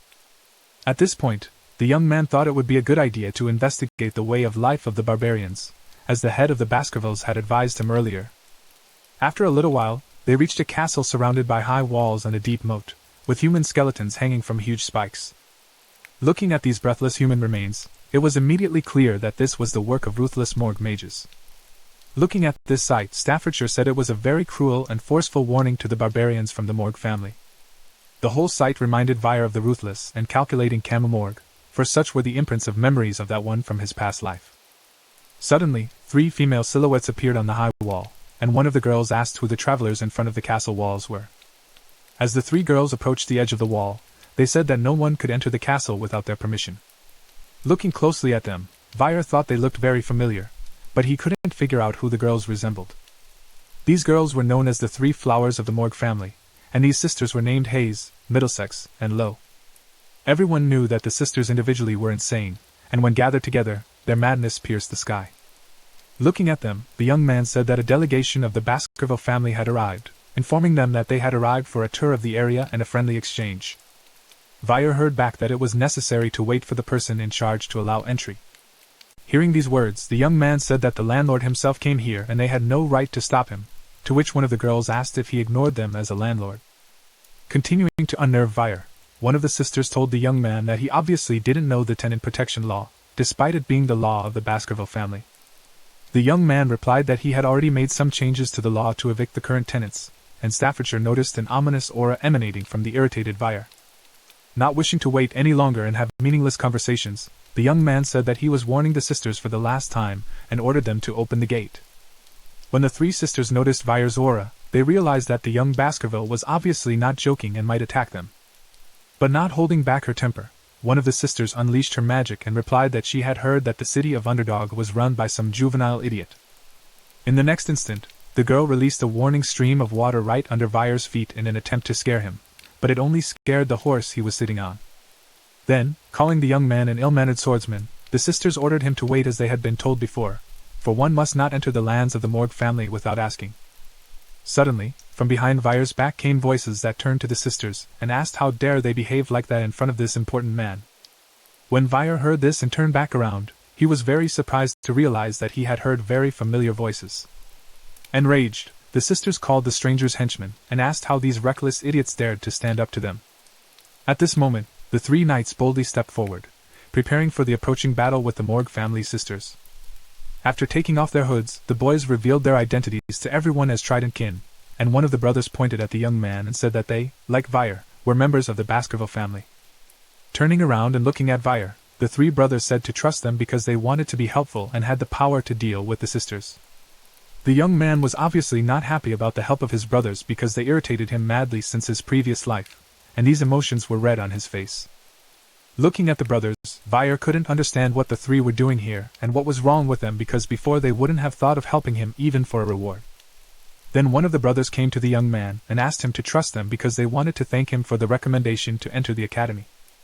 Now Vire realized the true intent of the triplets, for the brothers do not do anything for nothing, but they had no idea that he had taken them as his punching bag. Looking at them closely, the young man thought that later they would become his strongest weapon because despite the fact that they were stupid, they could cope with the instructions perfectly. After thinking about taming them and making them useful for his own purposes, Vire told his brothers that he would trust them this time, and the boys were very happy about it. The sisters then turned to Trident Baskervilles, calling them idiots and saying that they couldn't do anything without each other. The brothers did not choose their expressions either and called the sisters helpless idiots in response, which further fueled the conflict between them. Watching what was happening, Vire remembered that in his past life, the Morg triplets were known as the Three Sorceresses, and each possessed their own element. One of the Morg sisters possessed a powerful element of water that could easily descend upon the enemy and swallow them up. The second sister skillfully wielded the element of indestructible earth, which also gave the enemy no chance of escape. The last of the sisters possessed an element of a creative, benevolent yet cruel and ruthless nature. The combination of the three elements perfectly combined with each other, enhancing the magic of each of the sisters tenfold, and for this, they were nicknamed the Three Flowers of Morg. Through a combination of their elements of magic, the sisters immediately put up barriers in front of the brothers on the way to the castle, saying that they wouldn't be able to get through it. Taking his sword out of its scabbard and preparing to attack, one of the brothers said that these herbal sticks would not be an obstacle in their way. Possessing the first level of Baskervilles, the young man deftly cleaved the barrier in front of him with his sword without much difficulty. When Staffordshire saw this, he said that the young man was good at his skills because he had dealt with it with only one blow, but Vire disagreed with that man's opinion. However, after that, one of the tree vines whipped back at the young man, but he managed to block the attack without injuring himself. But the shockwave from the plant was so strong that it threw Hybro back, and he was once again next to his brothers. Meanwhile, the sisters standing above on huge tree shoots smirked haughtily and said that the brothers' pathetic swords wouldn't even be able to hurt them. Enraged by the girl's words, the brothers began to emit a sinister aura and prepared to attack those in full force because their ego had been hurt. Staffordshire asked Vire if he was having fun watching all this, but the young man didn't immediately understand what the man was talking about. He reasoned over who was stronger, mages or swordsmen, because with the help of mana, magic can reproduce the elements more strongly, and swordsmen use mana as fuel to create explosive power. Staffordshire was interested to see the potential of these young men and how they performed on the battlefield, as they would soon be leading families of swordsmen and mages. Thinking that it would be better if all 6 of the troubled triplets disappeared, Vire said that he should get this over with quickly as there was still much to discuss with the manager. Suddenly, there was an unknown voice asking what the brothers were doing in foreign territory, and a blob of fire elemental formed in that person's hand. Disregarding this warning, one of the brothers finally almost managed to get to one of the sisters and almost managed to attack her, but in the rush of anger and excitement, the young man did not notice the powerful stream of fire magic that was directed in their direction. Staffordshire was horrified at the whirlwind of flames that engulfed all 6 of the boys, but Vire smiled, hoping that all could be eliminated by this powerful attack. When the flames dispersed, the slightly burned brothers stood next to the young man, which he was not at all happy about, and they stared ahead, not understanding where the fire magic had come from. Thinking that one of the triplet sisters had done it, the brothers asked what she was doing since they could all be eliminated because of the fire. However, all the sisters were also shocked and shed bitter tears, saying that they could have been badly hurt, and they were scared. The girl who had unleashed such powerful fire magic, without listening to the complaints of the guys, once again asked what was going on here and why they were making such a ruckus. At that moment, Vire lifted his head up and looked at the girl standing on the edge of the wall with bewilderment and interest. This person turned out to be his longtime acquaintance, Camu Morg, who was clearly unhappy with the ongoing mess. With a contemptuous look at everyone, the girl said that she would not forgive anyone who made a mess on her territory. Jumping off the wall, Camu heard the sisters complaining that they didn't start it. They were only trying to stop the uninvited guests.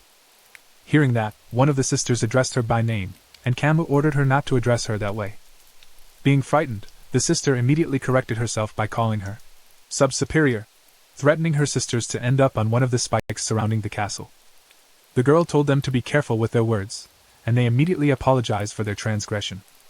Then, turning to look at the uninvited guests, the girl immediately noticed among them a young Vyre sitting on a horse ahead of them all.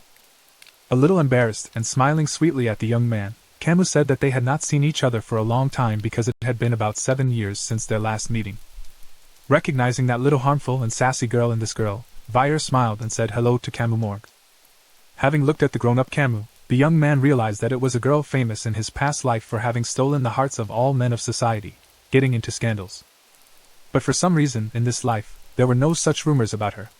Without giving the matter much thought, Vyre told her to open the doors since the triplets didn't want to negotiate. Not approving of the young man's indifference, Camus was outraged that those were all the words he wanted to say to her despite how many years they hadn't seen each other. Totally unaware of what the girl was talking about, Vyre asked her what else he had to tell her. Camus was inflamed by the lad's anger and stupidity, and Staffordshire thought that at this rate, there might be a bout of the strongest birthing children after the triplets bout. Pointing a finger at Vyre, Camus shouted that she gave him 0 out of 100 points for his inappropriate attitude towards his future wife. All the triplets made sour looks on their faces after hearing this because they obviously didn't want to hear this and participate in their lovemaking. Vyre was surprised and embarrassed because he had actually forgotten about the promise between them in the past and the fact that Camus was his fiancée. Soon, Vyre and Camus went to explore the territories, and the girl said that apparently, the Baskervilles knew little about the barbarians. But the young man replied that they knew more than the Morgs. Hearing the lad's answer, Camus asked why then Baskerville had sent such young and inexperienced hunting dogs here. After answering that it had already been agreed with the Morgs that the main part of the mines would be located in the mountains opposite, the young man asked why she was asking such questions. The girl smiled and said that she was checking him out because he could have been just a loser thrown out of his family. To which Vyre replied that he was in charge of the delegation. Then Camus asked which of the wild tribes was the most troublesome, and squinting at him, Vyre realized that she was still testing him by asking such tricky questions. The young man replied that the most dangerous were the tribe of Rococo shamans, and the tribe of Balak warriors, who had a level of arch far better than the Imperial. When Camus heard the answer, she said that she gave him 8 points out of 100 for good knowledge. Being indignant at such a low score, Vyre asked why she gave him so few points since he had answered well. After listening to the young man, the girl replied that she did not like smart men because they should be stupid, and since Vyre was smart enough, that's why he got such a low score.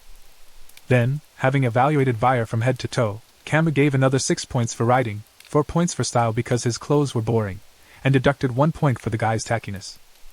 But smiling warmly, the girl added 99 points for the young man's handsome face but deducted 1 point for his displeased expression. After hearing the assessment in his direction, Vyre said to stop doing nonsense, and Camus replied that it was not nonsense because she should be strict with her future husband. Looking at Camus, the young man asked why the girl considered him her husband, to which Camus replied that he had passed her uncle's test about 7 years ago. Vyre immediately recalled Adolphus Morg's test from 7 years ago, and was surprised that the girl still remembered the incident. Angry at Uncle Camus, she said that she should not choose her husband on such a principle because now, because of this promise, she would have to marry, which she did not particularly want. Turning to the girl, Vyre said that she could forget about the promise, and he too would pretend that nothing had happened, and thus their engagement would be null and void. Not expecting to hear such cold words from the guy, Camus became furious and threw a cloth in his face, saying that she would not forget about this promise. Taking offense at the young man and heading on to her destination, the girl said that she was a genius and just wouldn't be able to forget it. But Vyre ignored her words and asked what she had thrown at him. The young man realized that it was his jacket that he had given to Camus after their battle at the age of 8 so that she would not be embarrassed in front of everyone. Embarrassed, the girl did not answer what this thing was and called the young man an insensitive fool for forgetting such an important moment. Finally getting there, Camus began to fill the young man in on the situation, telling him that the barbarians were attacking the ruby mines, stealing local slaves, and plundering the crops. Approaching the high wall, the girl told the guy that this wall was built by mages of earth and iron. For a month, Vyre replied that the Morg mages were incredible because they had done in a month what it would have taken ordinary people a year to do, and Camus was pleased to hear her family praised. Then, turning his attention to the wall, the young man saw the marks on it, and inquired whether they were marks from the arrows of the Balaks, to which the girl confirmed the conjecture. The Balaks' arrows have a powerful aura, even penetrating walls 2 and 3 meters thick, and during night patrols, with their help, the barbarians eliminated a lot of people. Adolphus Morg received a serious chest wound from such an arrow that pierced the magic of the shield, but fortunately, his life was saved, just as Hugo was wounded on the bridge of his nose.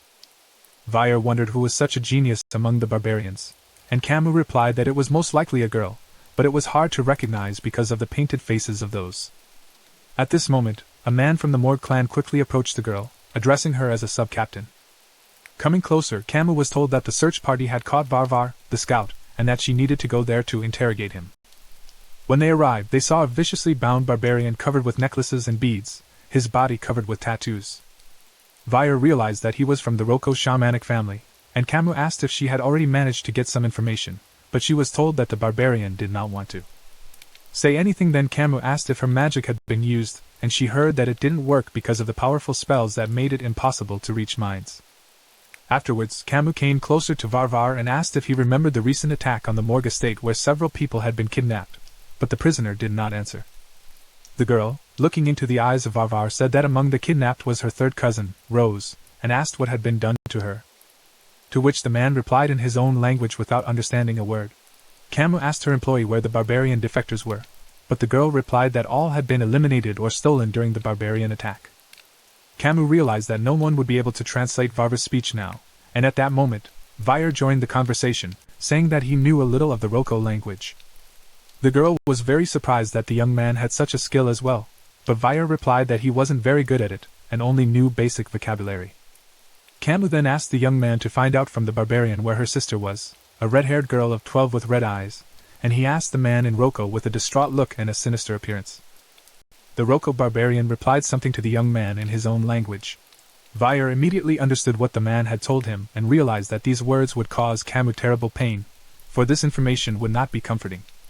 Without turning to the girl, the young man said that her sister was no longer in this world, and Camus obviously did not expect to hear such terrible words. Coming to a frenzy, the girl said that all the higher officials were now absent, so being a subcap, she herself would make a decision regarding Varvar. Looking at the man, Camus said that her sentence would be the immediate and brutal execution of him, and unleashed her fire magic, burning in the infernal flames. The girl barbarian shouted something in her language, but the girl was ruthless and indestructible in her actions, saying that nothing else would save him. Watching the man's gruesome suffering, Camus said she would make sure that when the war was over, the barbarian language would only be spoken in hell. All the other captured barbarians were horrified at what they saw and at the cruelty of this young girl, for they did not suppose that this imperial beauty was capable of such a thing. Not waiting for the flames to die down, and only ashes left of Varvar, Camus headed for the exit and told everyone to leave the place.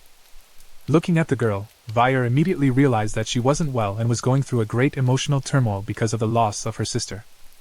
The young man decided to follow Camus, and leaving the tent, he saw that she had not gone far and was close by. The girl was crying quietly, trying to hold back her emotions, but Vire realized that she was pretending to be strong despite her young age and said that Camus was obviously close to her sister. Camus answered the young man that it was so, and her sister imitated her in many ways because Rose was a pure and kind child, not like the other members of the Morgue family. Then Vire said not to be sad, Camus, because now Rose rests carefree. The girl replied that she was a genius and not a fool because she herself understood all the words of Varvar.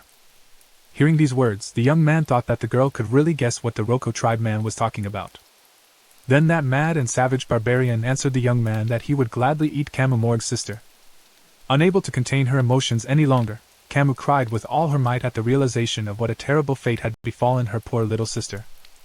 She couldn't stop sobbing and apologizing to Rose for failing to protect her, and Vire looked pityingly at Camus as if feeling the pain of her loss. For a moment, he brought his hand up to comfort the girl, but then changed his mind and took his hand off her shoulder, not wanting to stop Camus from venting her accumulated pain. Vire decided to give the girl a chance to let out all her emotions while standing behind her, and not leaving her for a second to help her in case of an emergency. Soon, Camus let out all the accumulated grief in her soul and calmed down, beginning to come to her senses and wiped the tears from her face. Realizing that Vire had been with her all this time, the girl said that he had done the right thing in not feeling sorry for her, so she quickly stopped moping because now she had to act. Looking at the girl, the young man saw that she was serious about revenge and eliminating all barbarians in her way. Thinking that the girl was being heroic by not letting the grief consume her completely, the young man held out his hand for her to get up. However, the moment Camus held out her hand to Vire, there was a sudden loud clang that took them by surprise. Rising from the ground, Camus angrily said that this signal warned everyone of a barbarian attack on Morgue territory. This call was indeed an alarm, for the barbarians had already come close to the walls of the morgue mines. Ahead of all the barbarians stood a mysterious young archer on a huge white wolf, preparing to fire her first arrow at her opponents. Making the first shot, the girl's arrow flew lightning fast towards the wall, splitting the air. At that moment, there were 2 guards on the wall who didn't notice such danger and continued their conversation. In the next moment, the archer's arrow pierced the stone wall and struck the guards, scattering stone blocks and shards everywhere.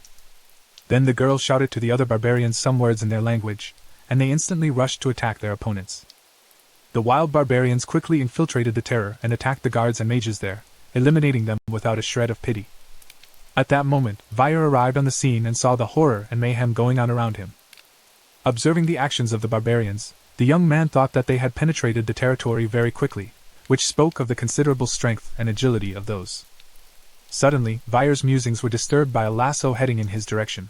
Before he knew it, 2 girls from the barbarian tribe had thrown a pommel around his neck and began to tighten the ropes, talking in their Baloch language. The girls discussed the extraordinary beauty of this young man and suggested that their hunt for a husband had been successful. Not wanting to be held hostage, Vyre put his hand firmly around the ropes and, realizing what they were talking about, assumed that the Balochs were hunting brides and grooms here for good offspring.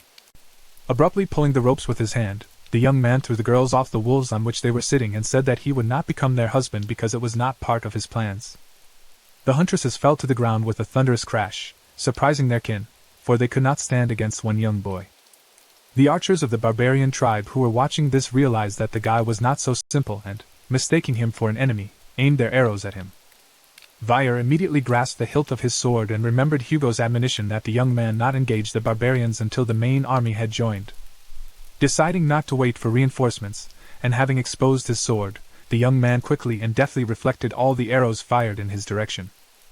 Seeing how the guy repelled all the arrows with his sword, the barbarians were shocked, saying that he had done the impossible. At this moment, there was the voice of Camus, who released her fire magic and said that it was time to finish with these pathetic savages. A moment later, Vyre was faced with an impenetrable wall of flame engulfing their opponents and burning them to the ground. Burning in that merciless fire, the barbarians screamed in pain, saying something in their Baloch language. With a wary look at Camus, the young man thought that she had set up a sea of fire here, and the girl realized that Vyre possessed a liquid aura and had the power of a graduate.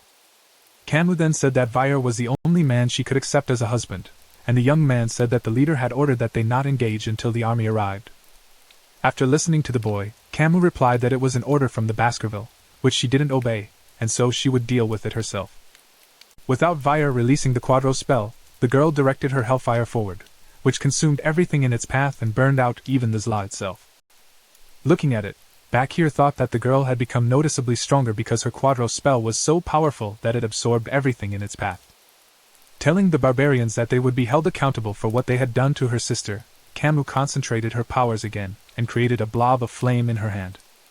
But suddenly, for the girl, one of the barbarians outran her attack and shot a poison dart at her. The dart hit Camus' neck, and she felt a sharp burning sensation in her body from the poison the dart had been treated with. The barbarian who had shot the Morgue Ares sat on a huge wild wolf, waiting for the effect of his attack. After a moment, Camus fell motionless to the ground, telling Vyre that her body was paralyzed and she could no longer move. After waiting for the desired effect, the guy from the barbarian tribe took out a rope, going to harness the paralyzed girl. But at that moment, Vyre interrupted the savage warrior by grabbing the rope with his hand and ordering him to stop. Then, looking at Camus, the young man said that it was worth retreating until the Baskerville's army arrived, but the girl was indignant because the prisoners and workers had to be rescued. Camus then said that she owed it to the barbarians to avenge her little sister and make them suffer. Continuing to hold the hunter's rope and resist him, Vyre told the girl to think rationally in this situation because the situation was heating up. Suddenly, the young man felt danger approaching and felt an arrow fly at the back of his head. Thanks to his agility, Vyre miraculously managed to dodge the arrow but let the enemy's rope out of his hand. Looking at his opponent, the young man saw a young girl from the barbarian tribe who was an archer, exuding a strong aura. Thinking about this girl with the destructive power that Camus was talking about, Vyre didn't notice the barbarian coming up behind him and shooting Camus. However, the guy's target was not Vyre himself but Camus Morgue, who he quickly grabbed by the scruff of the neck and took away with him. Looking at Vyre, the girl called out to him as she was immobilized, and clenching his teeth in anger, the young man looked at them, trying to think of a way to get Camus out of this situation. Looking at Camu's frightened face, Vire remembered that she had been captured by the barbarians in a previous life, but after eliminating them all with her own hands and returning, she had been named the Black-Red Queen. Before he could rush to Camu's aid, the young man was attacked again by the girl Varvara, who had almost approached him. The huntress attacked the boy with a powerful blow with her archery bow, but Vire miraculously managed to dodge it. Without delay, the girl began to strike the young man, disconcerting him by first attacking him with a battle bow and now turning to hand-to-hand combat. Taking advantage of the effective surprise and confusion of the guy, the huntress was able to deliver a strong kick with her foot right into the young man's stomach. From such a powerful blow, Vire was thrown back and realized that this girl moved differently than the rest of the barbarians, so he had to make an effort. But at that moment, the young man was suddenly surprised, for the huntress spoke to him, and he recognized her voice at once.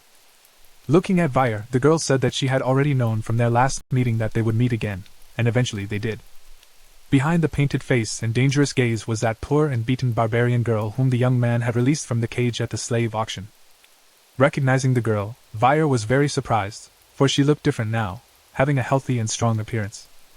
At the slave auction, she was badly exhausted and beaten, so she looked intimidated and weak. Then the guy asked the girl why she was repaying his kindness at the auction, and she replied that she had been enslaved by the Morgue family, and was now taking revenge on them. Jumping on her wolf, the huntress said that she had already caught the leader of the Morgue, and if he wanted to save his girlfriend, he should follow them.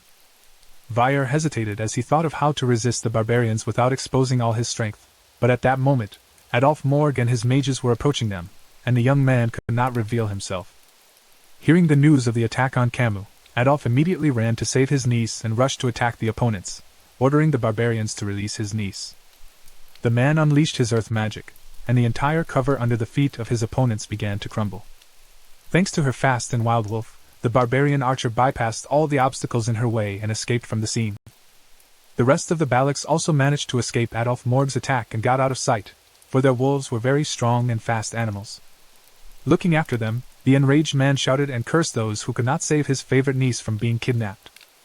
Vire didn't expect the battle to end 3 minutes after the alarm. Apparently, the situation was exacerbated by Q's lack of practice and inattention. At that moment, one of the mages who had approached Adolphe informed him that the barbarians had apparently fled to the uncharted region of the Red-Black Mountain. The man was horrified because this area was a place of unbridled and uncharted dangers, so the chance of Camus being rescued was minimized. Turning to Adolphe, Vire confidently said that the Balacs could still catch up, which surprised the man and the mage standing next to him. Remembering the experience of search and submission from his past life and knowing most of this dense forest, the guy said he had been there as a child and could help in rescuing the girl. Grabbing the guy by the shoulders, Adolphe Morgue asked if the guy was really serious and willing to help save Camus. However, the subordinate mage turned to Adolphe, saying that it was very dangerous to go into this territory at night, but the man replied that he could go without him. Adolphe Morgue was sure that this young man was special, and in this situation, he was the only hope of saving his niece. Without wasting precious time, Camus's rescue party soon reached the dense forest of Red-Black Mountain located near Baskerville Manor. This forest concealed a lot of terrible secrets, creepy and dangerous creatures, mosquitoes, mutants capable of sucking out of the human body everything down to the bones, huge venomous spiders moving silently through their webs, and a normal person would not be able to stay here for an hour.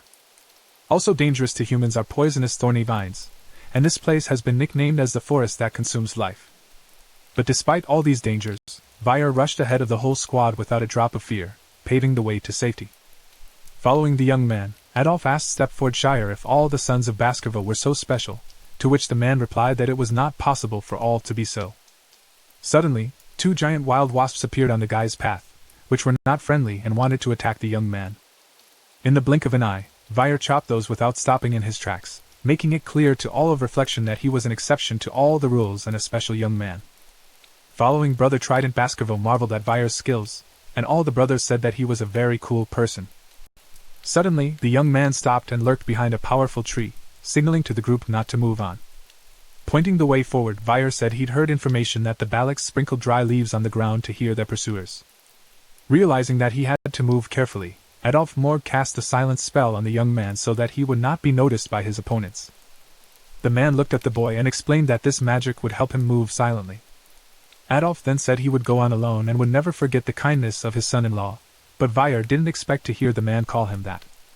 The lad had indeed found the location of the Balacs, where they were resting after the hunt, gathered around the fire and rejoicing in their success. Meanwhile, Camus, tied to a tree, kept screaming, calling the barbarians hurtful and rude words and saying that she would kill them all as soon as she got out.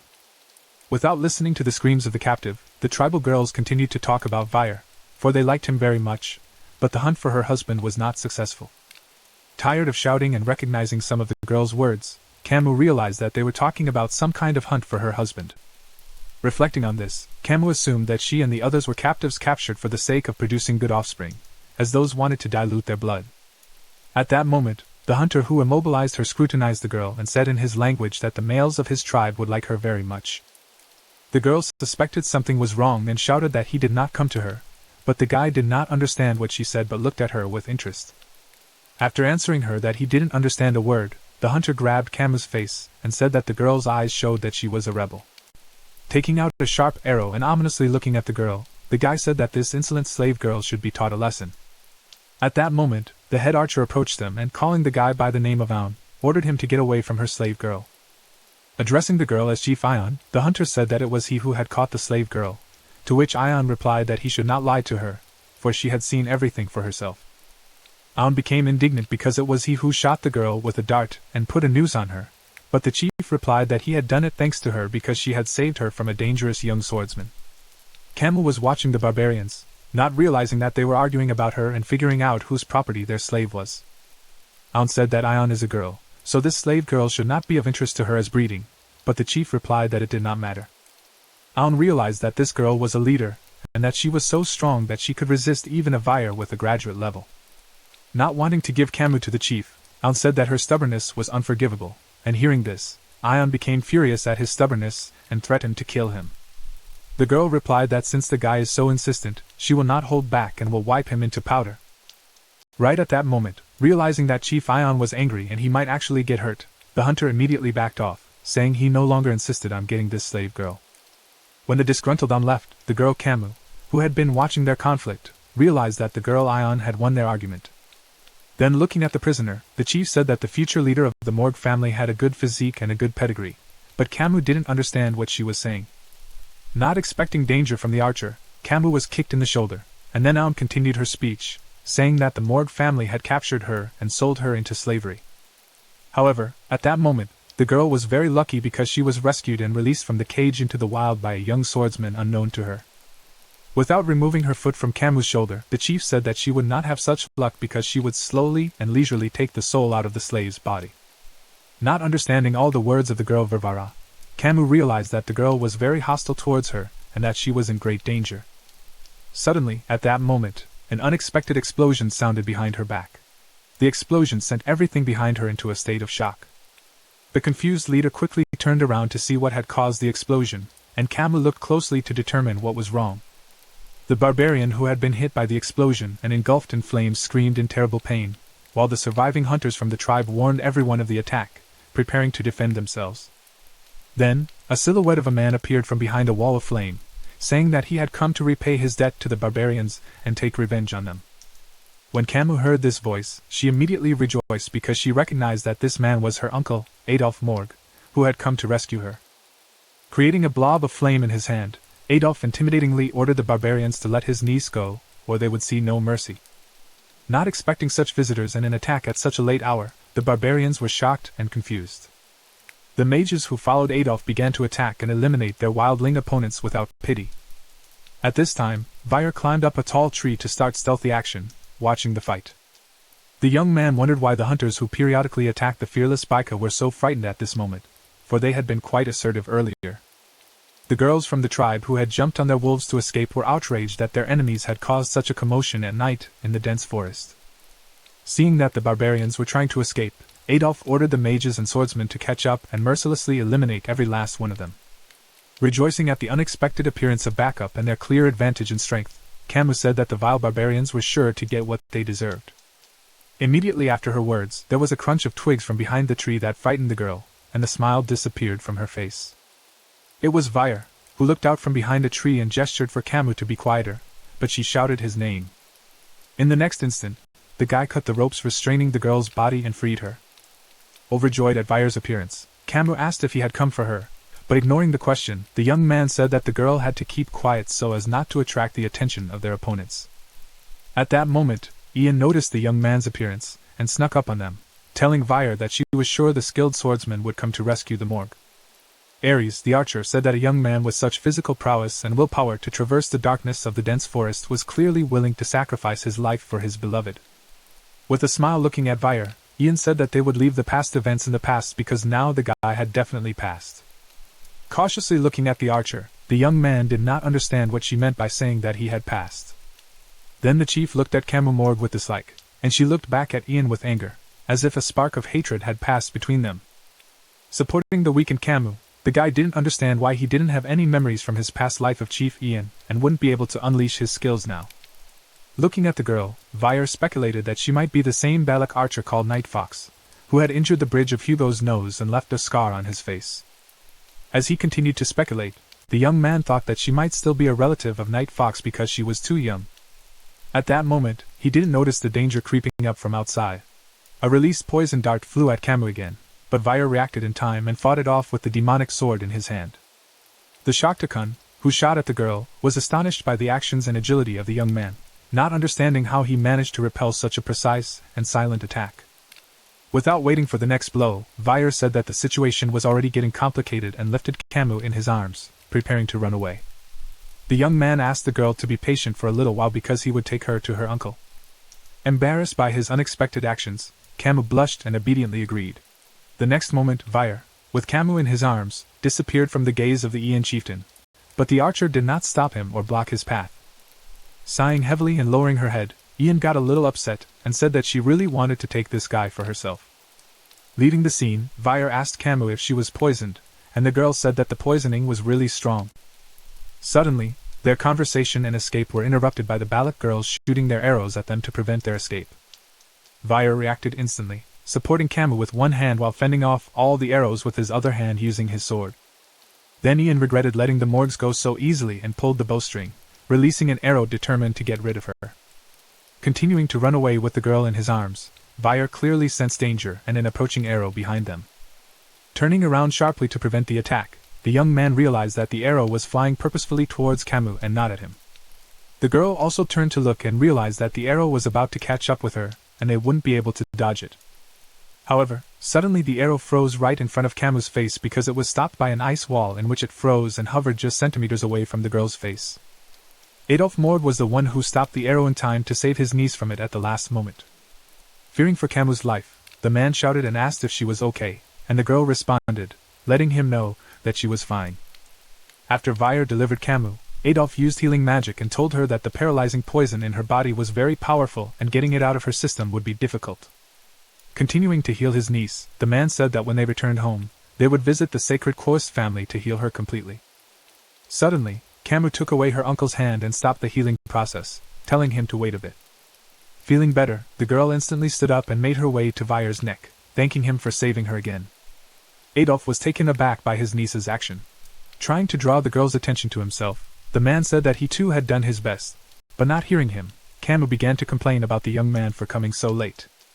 While the girl was showing her displeasure and whims to the young man, a rope was thrown around Vire's neck again, which he was very surprised at because he thought they had gotten away from the barbarians. The attacker was once again Chief Ian, who had managed to tighten the noose around his neck, thus harnessing the boy. Realizing that the guy was very strong because the rope didn't stretch at all, the archer told him to give up quickly because she had no time left. Outraged, Camus said that again this girl had appeared in front of them, and Vire, meanwhile, broke the rope with his hands and wondered why she had no time. The very next moment, the boy realized that the barbarians had good reason to hurry and get out of this part of the forest. Seeing the birds fly away from someone and sensing danger coming, Ian said that they had been spotted. Even the powerful demonic sword Bebub in Vire's hand sensed the eerie and dangerous atmosphere around him. Looking deep into the forest, Chief Ian said she had come, and Vire immediately wondered who could have come into this forest, and who the barbarian girl was so afraid of. Suddenly, from the forest arose a huge column that soared upward, piercing the heavens, and the archer said that the eight-legged lady had come. The other barbarians and even the huge wild wolf were frightened by the coming of the eight-legged mistress, and grimaces of fear froze on their faces. Camus was also horrified at the sight of this huge column, and Vire, looking at this sight, already had his suspicions about who might have appeared in this creepy and dangerous forest. This powerful column then branched into 8 thinner ones and took on an even more intimidating appearance, spreading across the forest. After that, all 8 columns sank to the ground, forming the limbs of a huge monster that still hadn't shown its face. All present could not believe their eyes, and Adolf said that he could not imagine that such a monster was hiding in a dense forest. Tensing at the imminent danger, Vire thought about the fact that he had no idea he would meet this monster in a place like this. Relying on his memories, the young man realized that they had met the 8-legged mistress, who was one of the most dangerous monsters in this world with the highest level. Leaving its hiding place, the huge spider showed itself fully and bared its fangs, angrily howling and directing its piercing scream at everyone present. Camus was frightened and started to scream, asking what kind of monster it was, but Vire immediately covered her mouth, whispering that she shouldn't scream because it would attract the mistress's attention. It was impossible to shout because the 8-legged mistress could not see well, but her hearing was acute, and she could sense everything. The young man still remembered the words from his past life from a local who said that there was a legend of a horror that inhabited the forest wilderness called the 8-legged mistress. After that, even in the Imperial Dictionary of Monsters, the name of the 8-legged mistress was added so that people would know about the existence of such a terrifying monster and be wary of it. A monster capable of destroying an entire country. The monster howled once again, spewing a thick green slime from its mouth everywhere. This slime turned out to be a poisonous acid capable of instantly poisoning and destroying anything it came across. Realizing the consequences, Vire skillfully dodged all the slime flying in his direction, while Adolf covered himself and Camus with a magical shield to keep the slime out.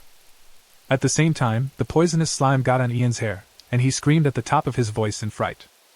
Suddenly, his long side was split by a sharp blade, and the part of the side sprinkled with poison fell to the ground. After helping the tribesman, Chief Ian aggressively whispered to the one to shut his mouth and not dare to shout in front of the 8-legged lady. Fearing that after screaming they might be spotted by the huge spider, the girl thought that if the guy wasn't the shaman's grandson, she would personally eliminate him right now. Realizing that the mistress had heard the boys scream and was heading in their direction, Ian ordered all the barbarians to quickly retreat and get the hell away from there. Picking up his niece in his arms, Adolf in a muffled voice also addressed his squad, ordering everyone to run away from the monster. Not hearing the loud noises, the 8-legged mistress sharpened her senses to see where the intruders had gone, and to take revenge on them. However, the slight difference in the fugitives' retreat helped the mistress decide who she would pursue, and she set off in pursuit of her prey. They were being pursued by the Camomord rescue squad, and running away from the creepy monster, Adolf asked why it was following them and not the barbarians. At that moment, one of the Morg mages expressed his desire to confront the spider, telling Adolf to rely on him because the insect monster's weakness was fire. Releasing his magic, the guy directed a powerful stream of flame directly into the mouth of the creepy monster, and there was an explosion. Satisfied with his bravery, the arrogant mage thought he had succeeded in stopping the 8-legged mistress with such a minor attack. Before Adolf could boast of his success, he fell silent, for the mage standing next to him was pierced by one of the spider's paws and lifted up. After seeing this, the guy froze in fear, and tears appeared in his eyes because he saw his comrade brutally eliminated by the monster.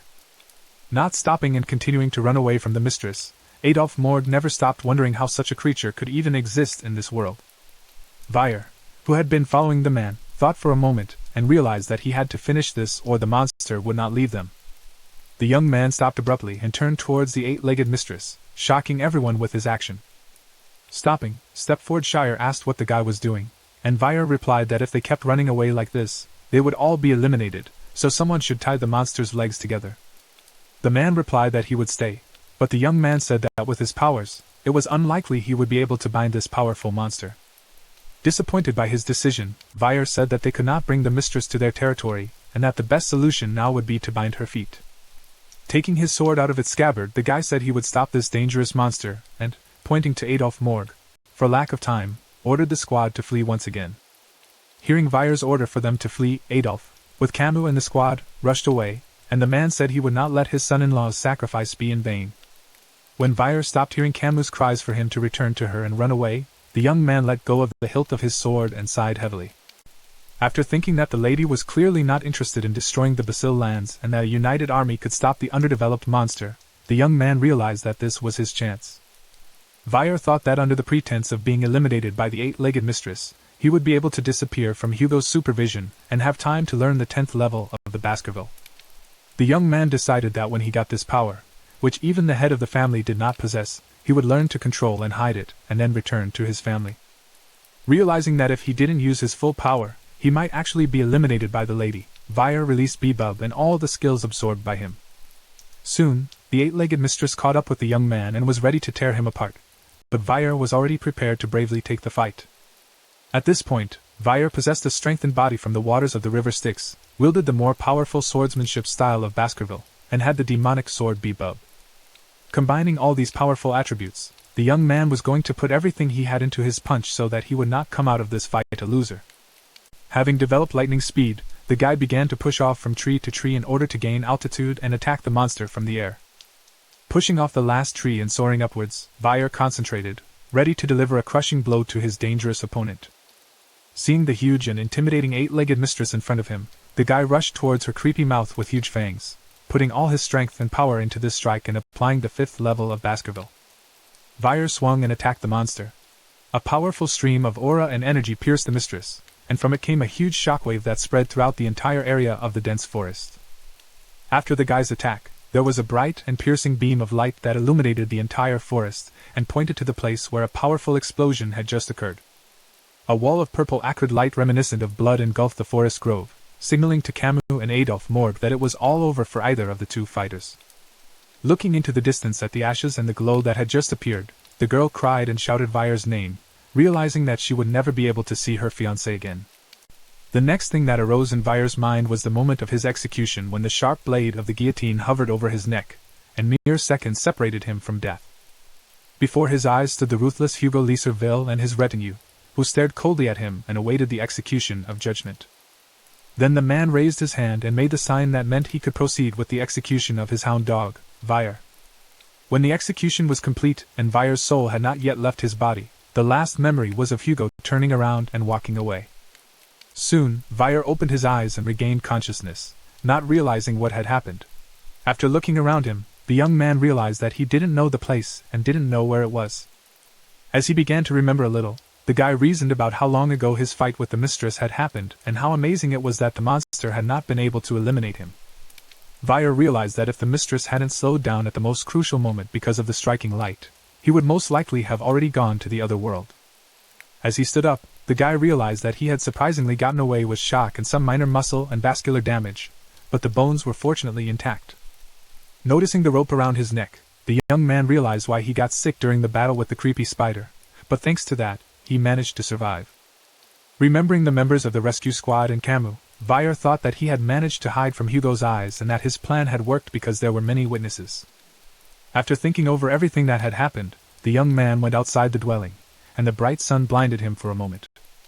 Seeing barbarians everywhere, the young man realized he was in a village of the Balak tribe, observing their way of life and daily routine. Vire guessed that the Balak had taken over. Without noticing what was going on behind his back, the guy thought that in such a state with a wounded body, he would not be able to escape from here. Vire heard a scream and saw a tribeswoman leading the slaves away, ordering them to move quickly if they didn't want to become dinner for the wolves. Covering his face to remain unseen, the boy saw that among the slaves were warriors of the Morgue and Baskerville clans. When he saw them pass by him, he wondered why he had not been taken to the verdict. At that time, someone approached him from behind. A hunter from the Balak tribe addressed the young man, asking if he knew their language. Vire turned around to see who had spoken to him.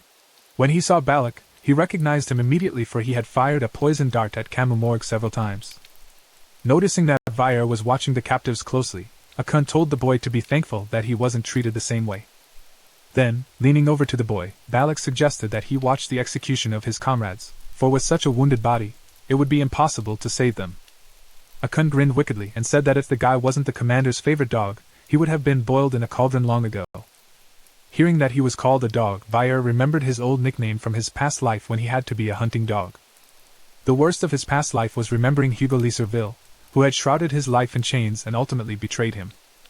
Suddenly, anger enveloped the young man, and with eyes glowing with rage, he glared menacingly at Balak. Unable to bear such insolence and stubbornness from the boy, Akun immediately slapped him in the face. Then the guy turned around and walked away from Vire, lying on the ground and telling him to look for his master at the other end of the rope.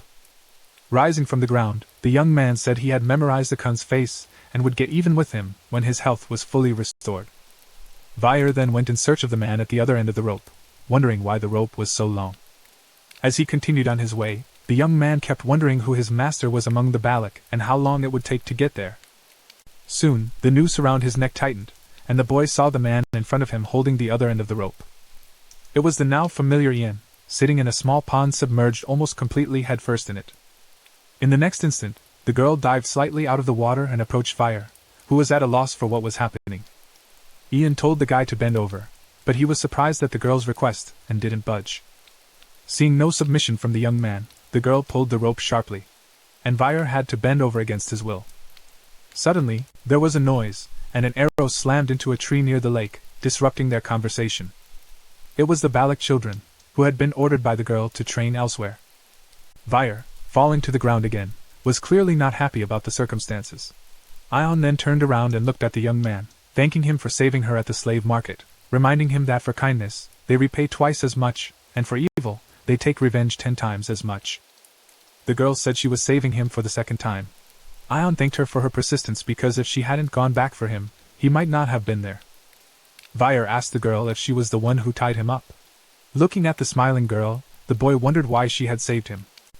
Tightening the rope around the young man's neck, Ion replied that she thought he was an important man in her circles. Continuing to pull on the rope, the girl said she wondered how much the young man might be paid. Fire thought his plan was a failure, for if hostage negotiations with the Baskervilles began, all plans to avoid Hugo's oversight would fail. But smiling slightly, the girl made it clear that she had deceived the lad about the negotiations by saying that he would not return to the Baskervilles again. Cutting the rope, Ion announced to Fire that he would now be her slave and must obey her every command. Pointing the blade of the dagger at the young man, the girl said that now it was necessary to sort out the form of address and that he should call her mistress. Fire didn't like the idea, but laughing, the girl replied that she liked the young man's defiant and passionate look and that he would make an excellent slave. Ion then said they needed to go somewhere, and for the young man to follow her. Fire asked where they were going. The girl replied that when you come to a foreign land, you should be sure to say hello to the main person to show your respect. This person turned out to be the head of the village, a woman with a strong physique and incredible strength and authority among the Balaks. Ion and Fire made their way to the head, and as they walked through the village, the young man carefully observed the way of life of the Balaks. The girl told the young man that according to their laws, they could turn at any time to their tribesmen to ask for help and borrow something. She also added that although they are generous to their own people, they are ruthless to outsiders, so Fire should get used to the local customs. At last, they reached their destination, and before them arose the chief's house, which had an intimidating appearance because of the animal skulls adorning it. Ion said hello to the chief, calling her mother, and Fire was surprised that she was the chief's daughter because he had thought she was the chief. The chief said that her daughter had finally brought the imperial mail she had always told her about, and Ion, embarrassed in front of the young man, denied her mother's words. Looking at the leader of the Balaks, Fire realized that this strong and formidable woman was the same Night Fox who had managed to wound Hugo La Baskerville himself. This Balak warrior is the reason why the Baskervilles can't cross the Red-Black Mountain border and take these territories for themselves. For a moment, the young man wondered what the outcome might have been if he had fought this dangerous woman in his past life. If it was a one-on-one melee, the probability of succeeding would be 0%. Perhaps he would not even be able to approach the warrior because she was skilled in archery, thanks to which she would instantly eliminate him. However, if Fire had decided to run away from the woman, he might have had a 20% chance of success. Then, looking carefully at the young man, the chief said that perhaps she had seen him somewhere before, for he had a very familiar face. Fire thought the woman might have sensed his blood connection to Hugo, but the woman replied that it was probably because all Imperials were alike. The woman looked at her daughter and asked why she had brought the invalid to the village. Ion replied that he had attacked the lady and would be fine once he recovered. The chief replied that it didn't matter what condition the boy's body was in because the most important thing was his seed. Embarrassed by her mother's words, Ion immediately tried to stop the conversation. The girl said that she had brought the boy as a slave, but the chief replied that she had spoken of something else earlier. But Fire was distracted, so he did not hear the conversation. Stroking her daughter's head, the chief said that only she would decide for what purposes she would use her new imperial slave. Soon, Ion and Fire left the chief's house and went to the village of the Balaks. Turning to the girl, the young man said he had one question for her, saying he wasn't going to call her mistress. The guy asked her name, and embarrassed, she replied that slaves shouldn't ask their masters anything. After calming down and looking at the guy, the girl timidly said that her name was Ion. After giving his name, the young man addressed the girl by name, asking what they would do next. Ion angrily replied that slaves dare not call their masters by name. Pointing her finger at the young man, the girl said that he should build himself a house to live in.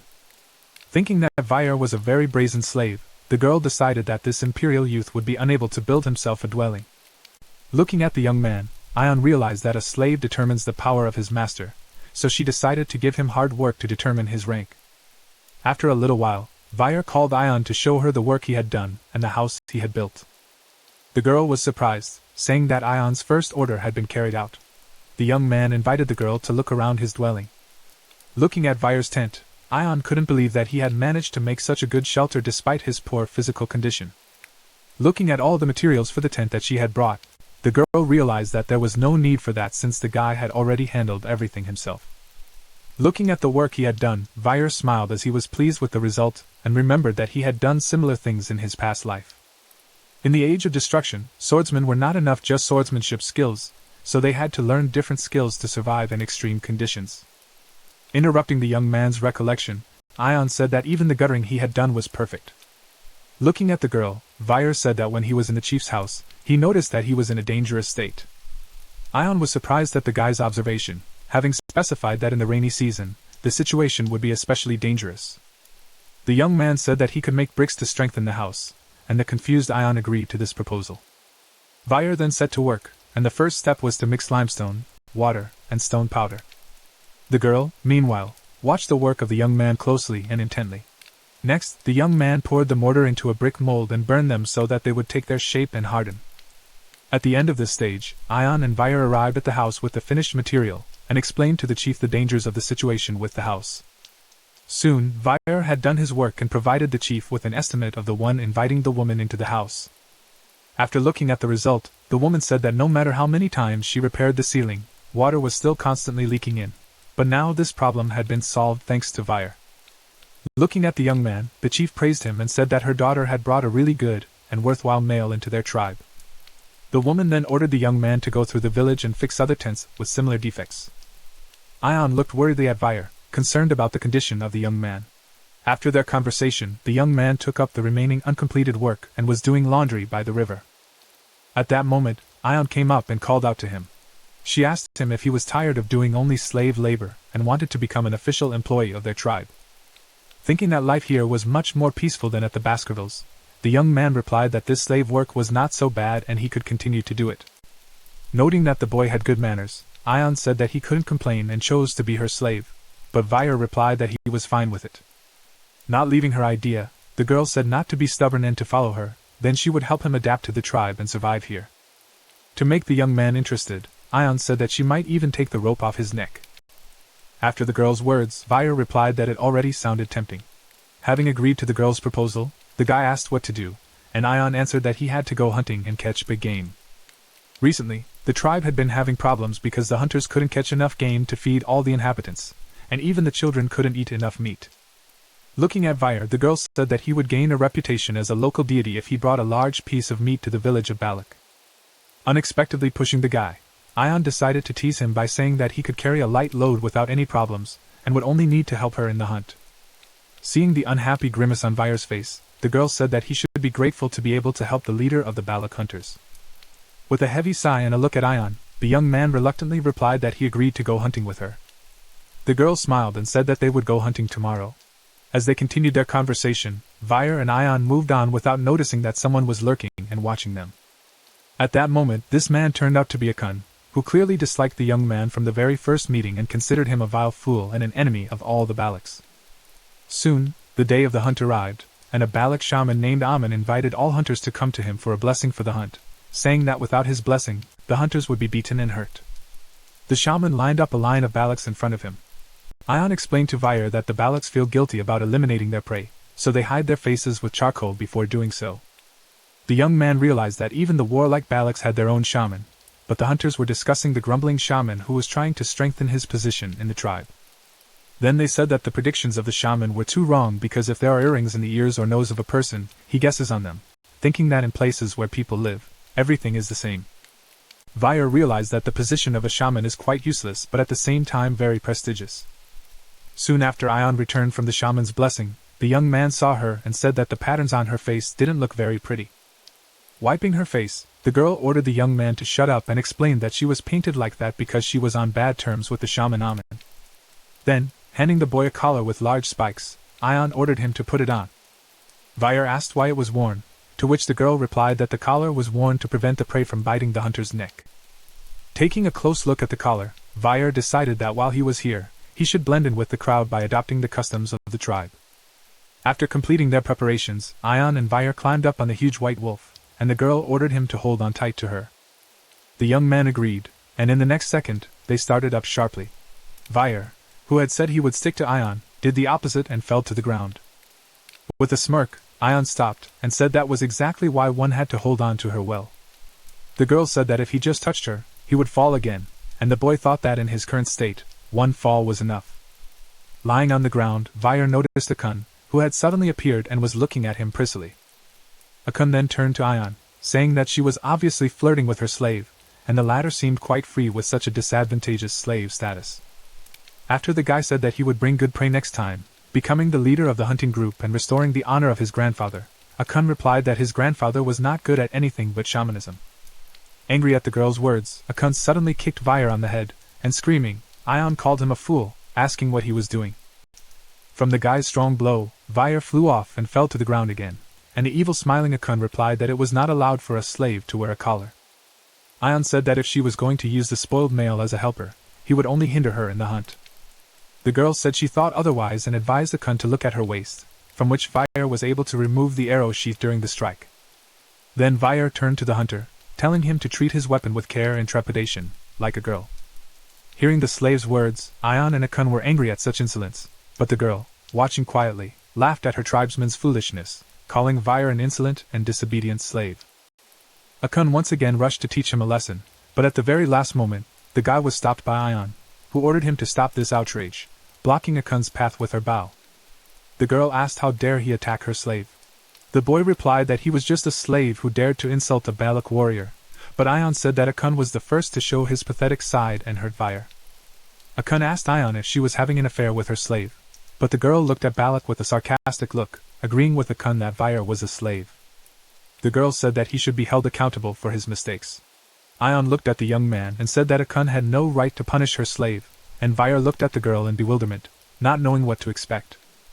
In the next second, Ion slapped the unsuspecting Vire in the face with all her might, punishing him for his transgression. Akun was shocked by such a decision and a very strong blow from the girl because he thought that she would not take it so seriously. Once again, Vire was on the ground in such a short period of time, and then the girl asked if Akun was now satisfied because she had punished her slave, clenching her fist tightly with the young man's blood on it.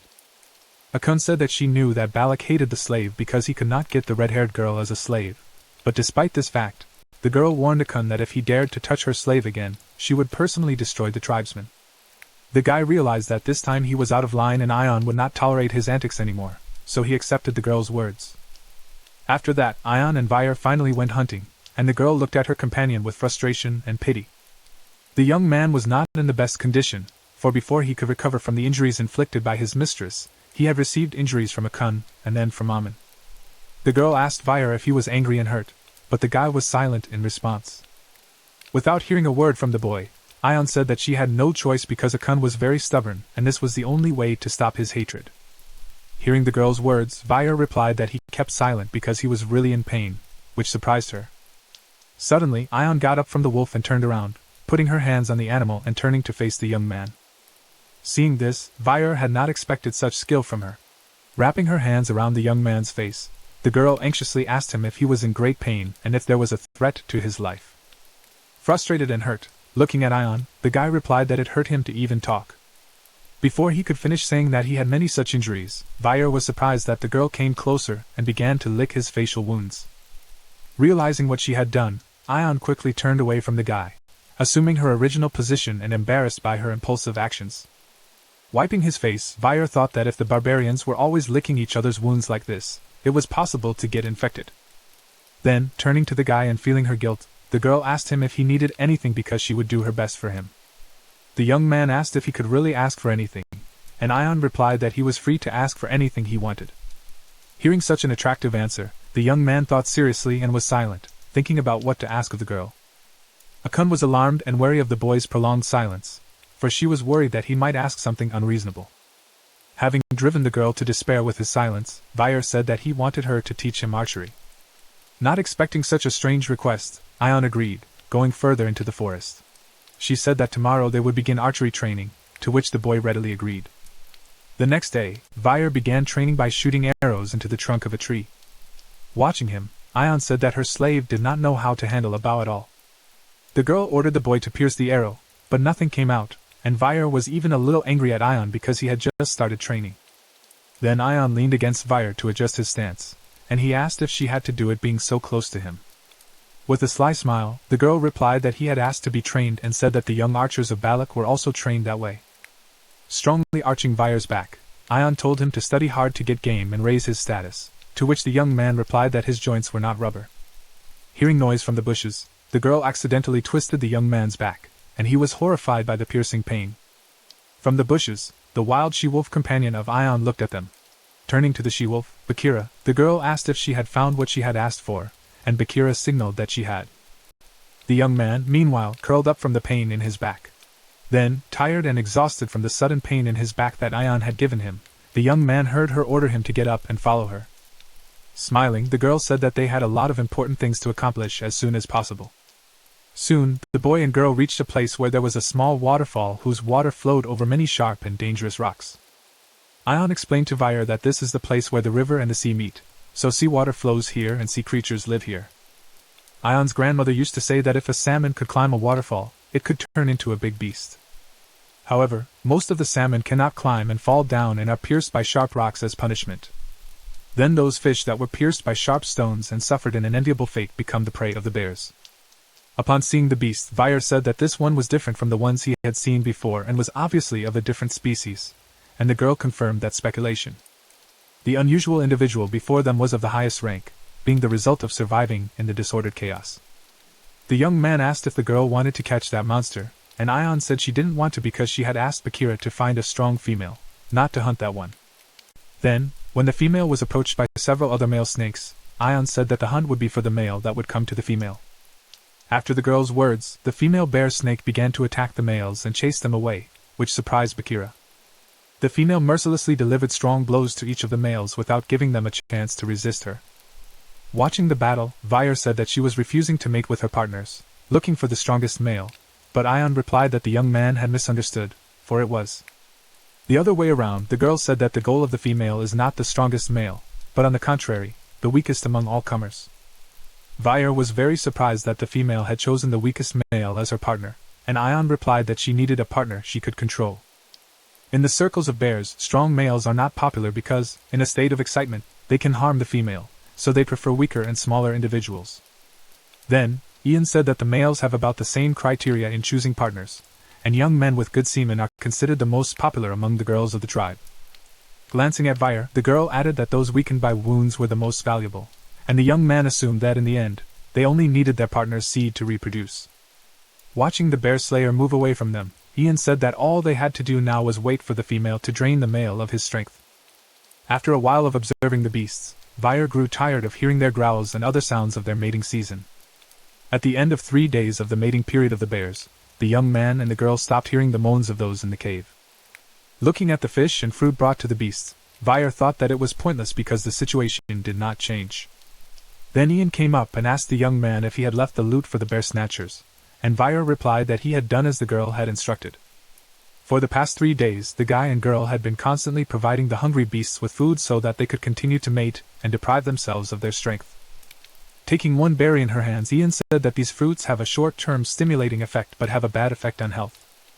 Even the most stupid females and males understand the intentions of the hunters, but the males have to eat everything to satisfy the females.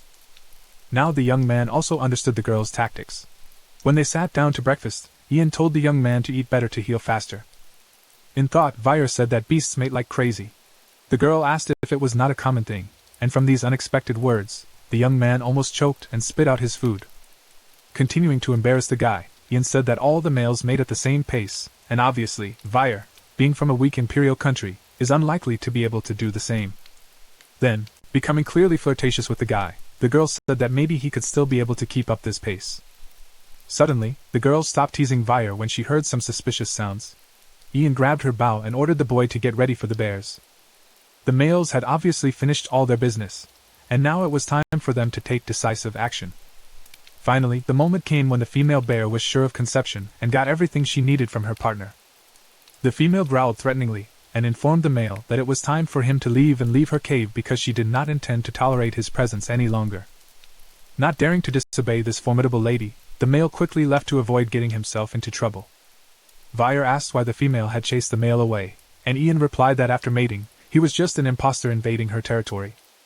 Then the young man said that the bear was very exhausted from the last 3 days, and the girl replied that this was their chance to track him down and catch him. Taking the arrow in her hands, Ian added that when the beast was fast asleep, they would hunt it. Following the wild beast, Vire and Ion eventually made it to a cold, mountainous, and rocky area. The young man said that despite his fatigue, the male had traveled a great distance, to which Ian replied that he was looking for a safe place without flesh-sucking mosquitoes. Vire asked how the beast could know this, and the girl said that bears are highly intelligent creatures governed by consciousness rather than instinct. Giving in to the cold temperature, the young man realized that he was starting to feel cold due to his poor physical condition. Noticing this, Ian said that if he was cold, he should cuddle up to her, but Vire refused, saying he was fine. Turning to the young man, the girl said that the drop in temperature stiffens the whole body, which interferes with the hunt, and if he does not want to interfere with her, he should listen to her. After listening to the girl's words, Vire realized that it was a logical enough reason to do as she said.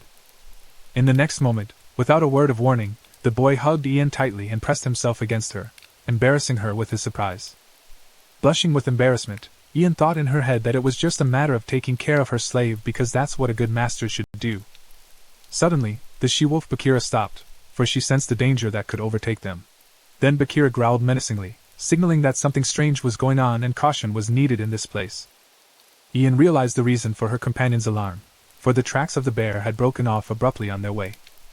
As the girl pondered where the beast had gone, she didn't notice the glowing eyes filled with anger as they stared at them from deep within the cave. Already in the next moment, Ian felt something was wrong and sensed the danger looming over them. The bear jumped out of the cave and rushed to attack the girl, and with a swing of his paw, he almost reached the girl's face. At the same time, a joyful event happened in the settlement of Balakov that brought smiles to the faces of all residents. Everyone greeted An with joy and rejoiced at the huge boar the boy had brought, for now everyone would have enough to eat. The tribesmen thanked the guy because it was the best catch of that day, and this amount of meat was enough to feed not only the children but all the adults of the Balak tribe. Tri-Akon was very proud of himself and was happy that from the next hunt, the team would be led by him because his prey was the biggest. Looking at the boy, the Balak said that even though Ion was the commander, the rules about the biggest catch should be followed, so Akon should lead the hunters. Hearing that the tribesmen were also talking about Vire, Akon replied that he would only hinder Ian's hunting and they would not be able to catch even a hare. Returning to hunt, Ian was frozen in place by a surprise attack from a bear leaping out of the cave at them. Suddenly wrapping his arms around the girl, Vire pulled her back sharply, thus dodging the paw of the dangerous beast.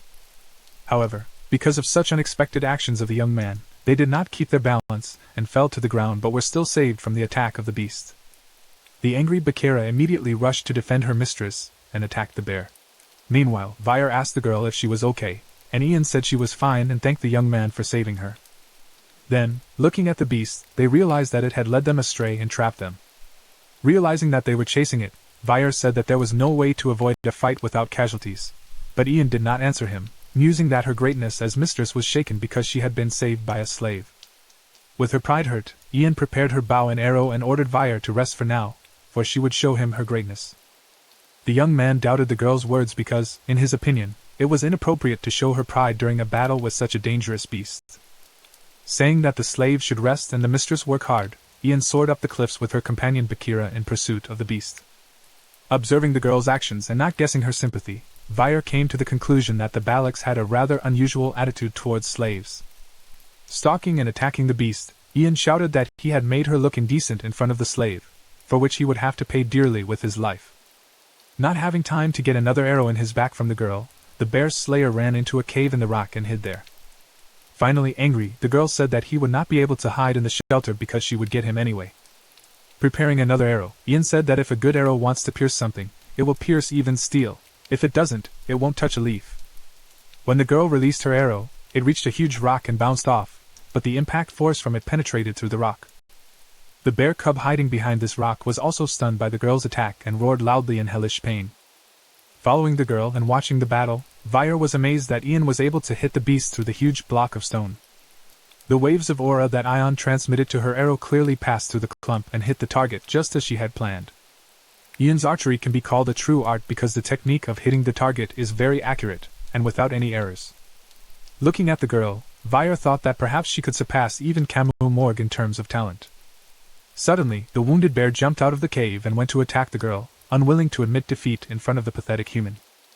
Ian, who had expected this to happen, immediately continued to shoot arrows at the beast without fear of its anger. Preparing another arrow for the beast, the girl said that the arrows she puts her soul into pierce even the fortress walls. Then Ian released an arrow that, with its speed, pierced the air and emitted a bright blue glow around it. But somehow, having gathered the rest of his strength, the bear dodged the arrow, and it hit only the horn of the beast, shattering it to pieces. The girl was horrified and could not believe her eyes that such a wounded beast had managed to dodge this powerful attack. In the next moment, the beast counterattacked and knocked down Ian and, with her, the huge she-wolf Bakira. From such a powerful and unexpected blow, the girl flew a great distance away, badly injured in the process. At this moment, lying on the ground with no strength, Ian suddenly remembered her mother's wise words from earlier. The chief said that a beast that feels it is about to leave this world can see even the anger of a man, which is obviously what happened now. Trying to get up, Ian realized that she was blinded by the prideful thought that she had cornered the beast, then made a huge mistake and ended up in this situation. Raising her head, the girl saw before her a ferocious bear determined to eliminate her right there on the spot. Realizing that there would be no quick escape, or reaching for her weapon, the girl resigned herself to breathing her last few seconds and closed her eyes to avoid being scared. But at that moment, the suddenly appeared Vire asked her if she was done showing her greatness as a mistress, adding that it was his turn to attack the beast. The guy unleashed the demonic sword bub from his hand and aimed its destructive power at his opponent, the bear. The shockwave from the young man's attack swept the ferocious beast off its feet and enveloped it in flames, thus resolving the outcome of this fight. A wounded Ian watched in rapt attention as Vire displayed the power he had shown in saving her once again. At last, the bear let out his last growl and fell silent, letting everyone know that he had already left this world. On Vire, who was watching the last breaths of the beast, all the bandages had been burned off, exposing his already almost limp body. Ian could not tear her gaze away from the young man who attracted her so strongly with his heroism and extraordinary strength. But in the next moment, Vire was already falling to the ground, saying that he guessed that in such a state, his attack could have a traumatic effect on his body. Thus, before Ian on the ground were the defeated bear and the exhausted Vire, who had lost consciousness from the severe overload of his body. Soon, the Balak hunt was over, and it was late evening. The tribe had built a huge fire around which all gathered. Everyone rejoiced and celebrated because today they had managed to get a good booty, which could be enough to feed all the inhabitants of the tribe. Cooking a delicious meal in a huge cauldron, the Balaks shared their food with each other, and enjoyed good company in a warm atmosphere. Ian, sitting next to Vire, asked what it was like to be a hunting hero, and the young man said he didn't like it. The girl said he was very boring. The girl was glad that today she and her boyfriend were the main heroes of the festival because bears are considered an honorable prey, not only because of their strength but also because of their high intelligence. Then Ian said that these beasts are slow and fearful, so they are very wary of hunters and are different from boars, which are spoiled when escaping. Looking at Aun, who had just arrived, the girl, wanting to show her superiority for better prey, asked if her statement was true. Not wanting to answer the girl, the guy held out a plate of food to Vire, saying it was his share. Vire asked why there was so little meat on his plate, but a furious and disgruntled Akon replied that it was exactly what he deserved. Ian explained to the young man that it was their tradition to give the least meat to those who contributed the most to the hunt, and it was considered a great honor. Looking down at his plate, Vire thought he didn't care about the honor and would rather be given more meat, at which Ian laughed at the disgruntled expression on the young man's face. After a bit of reflection, the boy realized that the main worthwhile harvest of this hunt was not meat but the reinforcement skill Bub had taken from the bear. This skill was useful in that when holding his breath, Vire could now increase his body mass by up to 1,000 pounds. Looking at his body, the guy noticed that after absorbing this skill from the bear, his body had fully recovered. Suddenly, the girl distracted the young man from his thoughts, and told him to look at the plate she presented to him. Holding out a plate of meat to Vire, Ian said she had taken this portion from the shaman as chief hunter, and was giving it to the young man. Saying that he already had food, the young man refused. But the girl replied that it didn't matter and he should definitely eat this portion too. Ian said to eat the organ of the beast that humans have problems with, and thinking it was the guts on the plate, the young man assumed it looked like a human having problems with it. The tribeswomen immediately embarrassed the girl because they realized what organ she was trying to feed the young man, saying that her intentions were too frank. But Ian ordered her to keep silent as he began to devour this portion. Vire began to chew the meat that was on the plate, thinking it was very tough. When the guy chewed and swallowed it, Ian was very happy because her secret plan had succeeded. The girl smiled broadly and said that now the boy would be able to do his duty properly. As he continued his meal, the young man thought he had done his duty on the hunt, and wondered what else Ian might want from him. When the festival was over, all the tribe went to rest, and soon a new day came, and the sun rose high above the mountains. Vire woke up before anyone else and went to a huge felled tree trunk that was not far from the Balak settlement. Seeing the damage on the stump, which was still smoldering, the guy realized that what he had said earlier was true. Remembering the previous night, Vire had also approached the place when he saw that good meat had been left there, and Ian, standing next to him, had replied that it was an offering. The girl explained that this offering was for the eight-legged mistress, for through this custom, the Balaks are granted permission to live in this forest. Remembering the power of the mistress, he had miraculously survived the encounter with Vire, realized how foolish he had been, and why the Balaks were so serious about her. Then the young man returned back to the Balak settlement, and his attention was attracted by some noise. Noticing the huge line of Balak girls, Vire thought they were having some ridiculous ceremony again. All the girls were discussing one topic. They were talking about someone who might be promoted after his achievements, and that he was very strong, which made him very attractive. Suddenly, the talk about some cute guy was broken by a girl suddenly approaching the crowd. It was Ion, who said that even though she had fed all those people yesterday, they were trying to steal from her the one who belonged only to her. The girls became indignant, saying that she should rather use the male and give him to them, to which Ian replied that they should catch one for themselves. Hearing from the girls that they tried to find similar ones even on the border of the empire but failed, Ian became furious at their insolence and encroachment on her treasure. The girl did not restrain her anger and chased them away, saying that in this case, they could look for such males in hell. The girls ran away from her in terror because they realized that she was not joking. Sighing heavily, the girl said that after feeding the young man with the genitals of the bear, she expected him to do his duty as a man, but until he fully recovered, someone might steal him.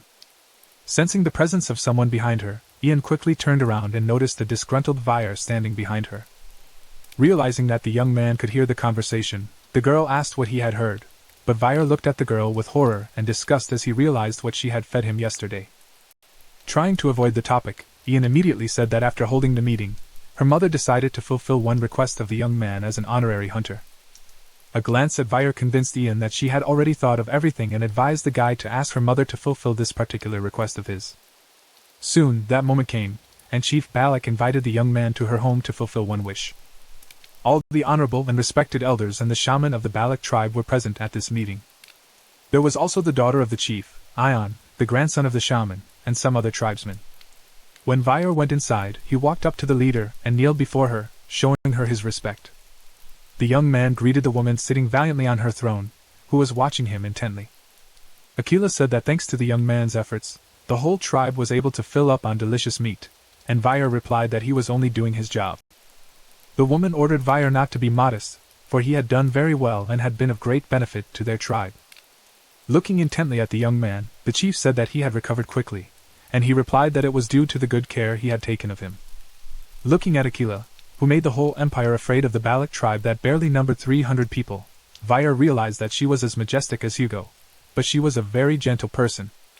Then the chief said that for such merits, the lad was to be rewarded and freed from the title of slave, saying that from now on, the young man was no longer a slave and was part of their family and tribe. Akila heard the shaman's displeasure. Again looking at the shaman, Vire remembered the words of Ion, who said that the elders were very unhappy with the boy's promotion, thinking that he should be a slave. Remembering that Akon was the grandson of that nasty old man, the young man was not surprised that he disliked him. Standing up from her throne, Akila said that by becoming officially part of the Balaks, the young man could ask one favor, saying that she was unable to give birth and raise him. The chief made Vire realize that he had become part of the family after all, so she was willing to do something equal for him. Akila added that if he wanted a beautiful wife and children, she would provide the best candidate for him. If he did not want that, she would give him a slave. In the meantime, Ion gestured to the young man's attention and reminded him of her words. Looking at the sign submitted by Ion, Vire confidently said that he had one request for the chief. Noticing that her daughter was gesticulating too vigorously, Akila realized that she liked the young man too much. I told him to tell her what he wanted. Vire then replied that if the chief would allow it, he would very much like to take a dip in the fountain of courage. Not expecting such a request from the young man, the shaman and the tribal elders were shocked by his insolence. Akun and the other guests of the gathering were similarly surprised and displeased at such a request from Vire. Ion smiled widely, happy that the boy had listened to her advice and asked her to fulfill this wish. With a menacing look at the young man, Chief Ayla asked if he even knew what this source of courage was. Then, unable to contain his anger, Shaman Amun shouted, asking how Vire dared to ask such a thing in the presence of honorable elders. Turning to the chief, the old man said that she was not obliged to fulfill the wish of this impostor because, since ancient times, only honorable warriors of the Baloks could wash in this spring. Akun supported his grandfather by saying that only heroes who have shown superiority can enter the source, to which Ian replied that Vire had already proved his strength to everyone by capturing Medbik. When everyone had spoken, Vire finally replied that he knew it was a spring located on the holy land of the Baloks that could heal any illness or injury. However, according to Ian, the spring takes a long time to fill with water, and only those warriors who have made a great contribution to the tribe can enter. The chief seriously considered this request. One of the elders replied that it was not worth sending a stranger to the Holy Lands, while another said that the young man had a promising future and should be allowed to go. The chief thought she wanted to let the young man use the source, but the problem was that the shaman and some of the elders were against it. A sudden sound distracted Achilla from her musings, and she immediately turned her attention to it. The loud ringing of the bell echoed through the village of Balakov, announcing an important event for everyone. Vire asked Ian if the ringing was a warning of an invasion, but the girl said it was a visitor, for there were no madmen in this forest willing to set foot on Balak land. Heading for the exit, Chief Ayla told the young man that they would return to their conversation, but now it was time to go greet the guests. At that moment, the shaman looked angrily towards Vire, realizing that the chief was going to discuss the topic further and perhaps approve of the request. Soon, Vire stepped outside and stood behind the tribesmen, observing what guests had come to this wild land, to this tribe. Then he asked Ian if these were the guests they were waiting for, and the girl said that they were waiting for them unexpectedly. For the young man, the guests were traders from the Empire who brought many different goods to the village of Balks. Ian told Vire that they were waiting for these traders because they brought them goods that could not be obtained in the forest. The young man immediately saw the familiar pattern on the trader's flag. This flag belonged to one of the 7 imperial merchant families, namely the bourgeois family. Vire wondered if the Biss family would have to pass through either the Baskerville mansion or the Morgue lands to get to this forest. Looking at the main man among the merchants, the young man realized that both families would never miss the bourgeois family, so they were definitely smugglers. Soon, the chief merchant began to beckon to the Baloks, offering to trade their goods for what they needed. The merchants offered various goods such as cosmetics, cereal products, glass balls for a good and sound sleep, and many more.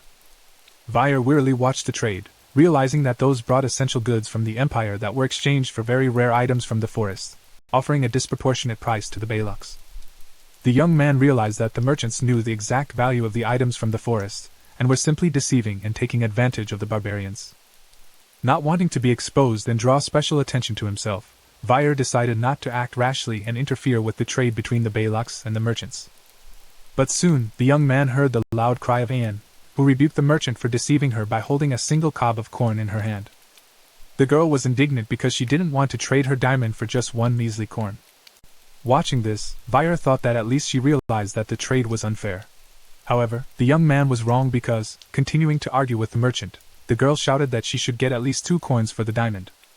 When Ian got what she wanted, she glowed with happiness, and Vire realized that the girl also did not understand what was going on, and let herself be cheated. Then other villagers also became resentful, trying to get more goods for their rare gifts from the forest. The chief merchant was obviously not happy with what was happening because he wanted to cheat and get as much as possible from the Baloks without losing his goods. Deciding not to cause a conflict, the man agreed to the new demands of the Baloks and gave them each a second unit of the goods they wanted, thinking that the locals were stupid and didn't know the value of their things. The merchant didn't notice that a little girl came up to him and asked him to sell her 1 glass ball for sleeping. After looking at her, the man asked what she had brought in return, and the girl showed the merchant a larvae of sundung, saying that it was very tasty and useful. The man immediately looked looked at the girl and the insect in her hands with contempt and disgust. Getting angry and slapping the girl's hands, the merchant knocked the insect out of them and said in imperial language that this nasty thing was impossible for a normal person to eat. Leaving the girl, the man said that although the girl was stupid, she had a rather attractive appearance. But the upset girl meanwhile rushed to pick up her insect, not noticing the man behind her. The merchant said it would be a good idea to sell the girl at the slave market. However, that person turned out to be Vire, who called the man over and said that the trade of that one was considered invalid. At that moment, Ian turned her attention to Vire, and the merchant, realizing that the young man understood the imperial language, told him that there had been a misunderstanding. The young man said he heard what the man said about selling the Balak child into slavery, and ordered the man to cancel all of today's unequal deals with the tribe. The merchant pretended not to understand what the young man was talking about, but Vire persisted, saying that the man was not taking things at the real price. Realizing that the young man was the only one who understood his language, the man said it was a sacred trade approved by the shaman of the Balaks in the name of the forest god. Without listening to the merchant and pointing to all the corn, Vire told the tribesmen that it was worth 100 gold pieces and the diamonds given for it were worth about 2 million gold pieces. With a smirk on his face, the young man continued to educate the Balaks on how much their goods were worth, which they traded for next to nothing to the merchants. The merchant was shocked that this guy knew all the prices of goods despite being a barbarian. Then, taking a glass ball in his hand, Vire told that this ball promising restful sleep is a dangerous poison that promotes human drowsiness. In this balloon, there are small holes through which seeps cheap poison, which with prolonged use destroys the body and is illegal in the empire. Crushing this ball with his hand, the young man affirmatively said that the merchants were selling illegal and harmful goods to the Balaks, who did not even realize it. Then one of the traders asked in a whisper what had happened, and the chief trader replied that a guy from the tribe had found out about their machinations and was telling everyone about it using the barbarian language. Ian asked Vire if she had misheard what she had heard earlier, and the young man confirmed his words again. Enraged, the girl realized why there had been so much sickness among the Balaks lately, and who was to blame. Thinking of leaving the barbarian settlement quickly, the chief merchant again said that there was a misunderstanding between them. To divert the attention of those without listening to the man's excuses, Ian instantly attacked by shooting a bow at the man's shoulder. The girl impulsively snatched a bow and arrow from a passing tribesman and wounded the man without a drop of regret. The merchants were horrified because they didn't expect their scam to be exposed and punished. Then Ian screamed, asking how they dared to cheat the Balaks.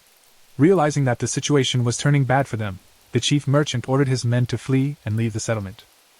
Now jumping on their horses, the traders left all their goods and rushed away while they could, for the Bik would not get away so easily.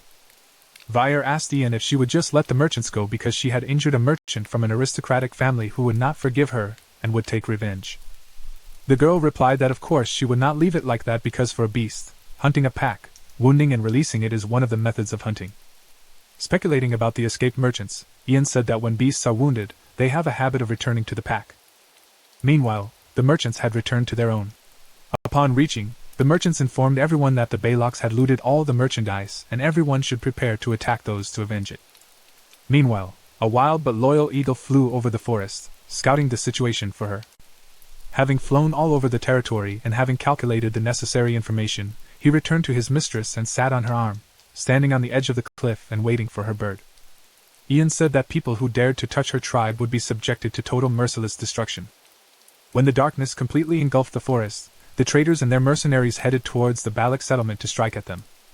Turning to the chief merchant, Lord Smargo, the mercenary said that negotiations with the savages are useless and it is necessary to either eliminate all of them or take them as slaves. The lord replied that this was the first time he had encountered damage in this forest, and although he knew a little about the Balaks, he was certain that it was almost impossible to defeat them in battle. The mercenary then asked the man why he had called the mercenaries with him. Wasn't it because he had originally planned to defeat the tribe?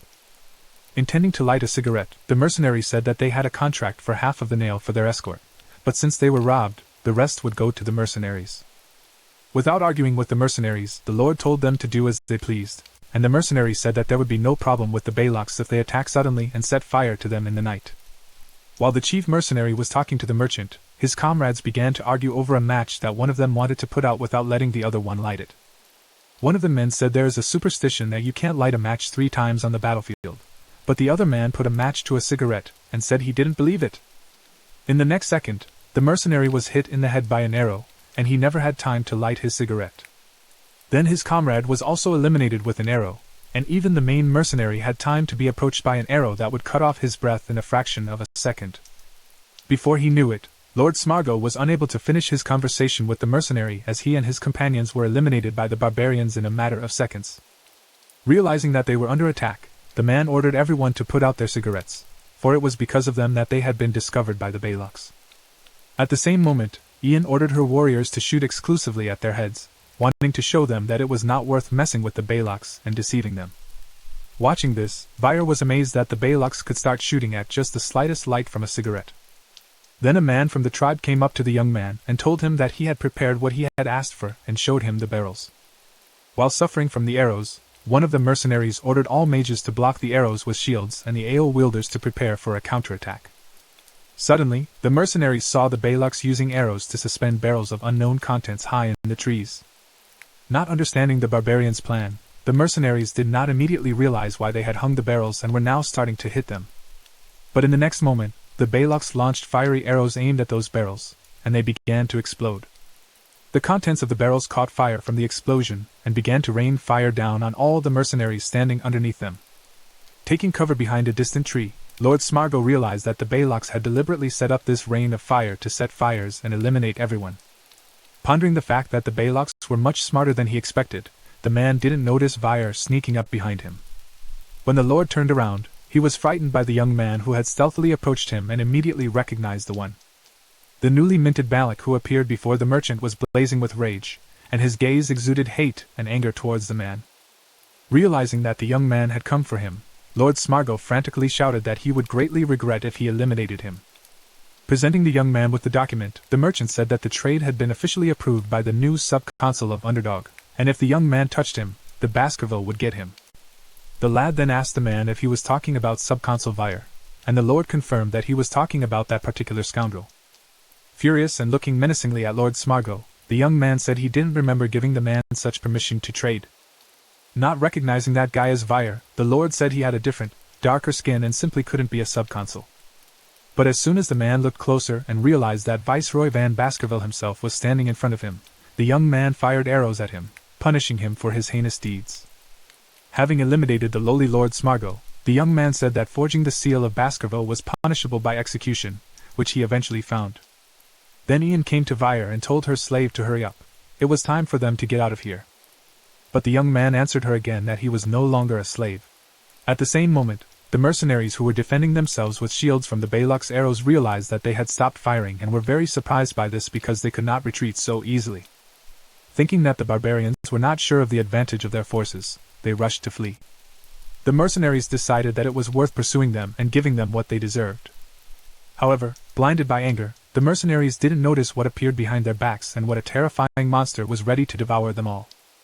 Soon as Vyre was moving away from the battlefield, he heard the screams of the mercenaries who had fallen into this skillful trap and realized that the plan had worked. Joyful, Ian turned to the guy sitting behind her and said that he was now a great Balak, having planned such an elaborate revenge. After all, when the Baloks reached the village, Vyre met again with Chief Achilla, who allowed the young man to enter the source of courage. Looking at the young man, the woman said that he had solved the issue of famine, the rampages of merchants, and the epidemic caused by the glass balls of poison. Placing his hand on Vyre's shoulder, the chief recognized the latter as an outstanding warrior of the Balak tribe. Achilla turned to her daughter and told her to lead the young man to the spring, for today the full moon was just rising. Looking at Ian, Vyre said that he was obviously unhappy with the decision, for he had falsely claimed that the Balak warriors were sick because of the curse, which he was wrong about. Looking back at the old man, Vyre remembered the Lord's words, saying that the shaman of Balakov himself had blessed the trade and suspected him of being involved in the mess. Soon, Vyre reached the spring and plunged into its sacred waters, in which wild forest animals swam just as peacefully. Being in the water, the guy felt the purification of mana and restoration of his health, and apparently, that's why the shaman was so opposed to wanting to take a dip in the spring himself. Vyre thought that this water was weaker than the waters of the river Styx, but had no age limit.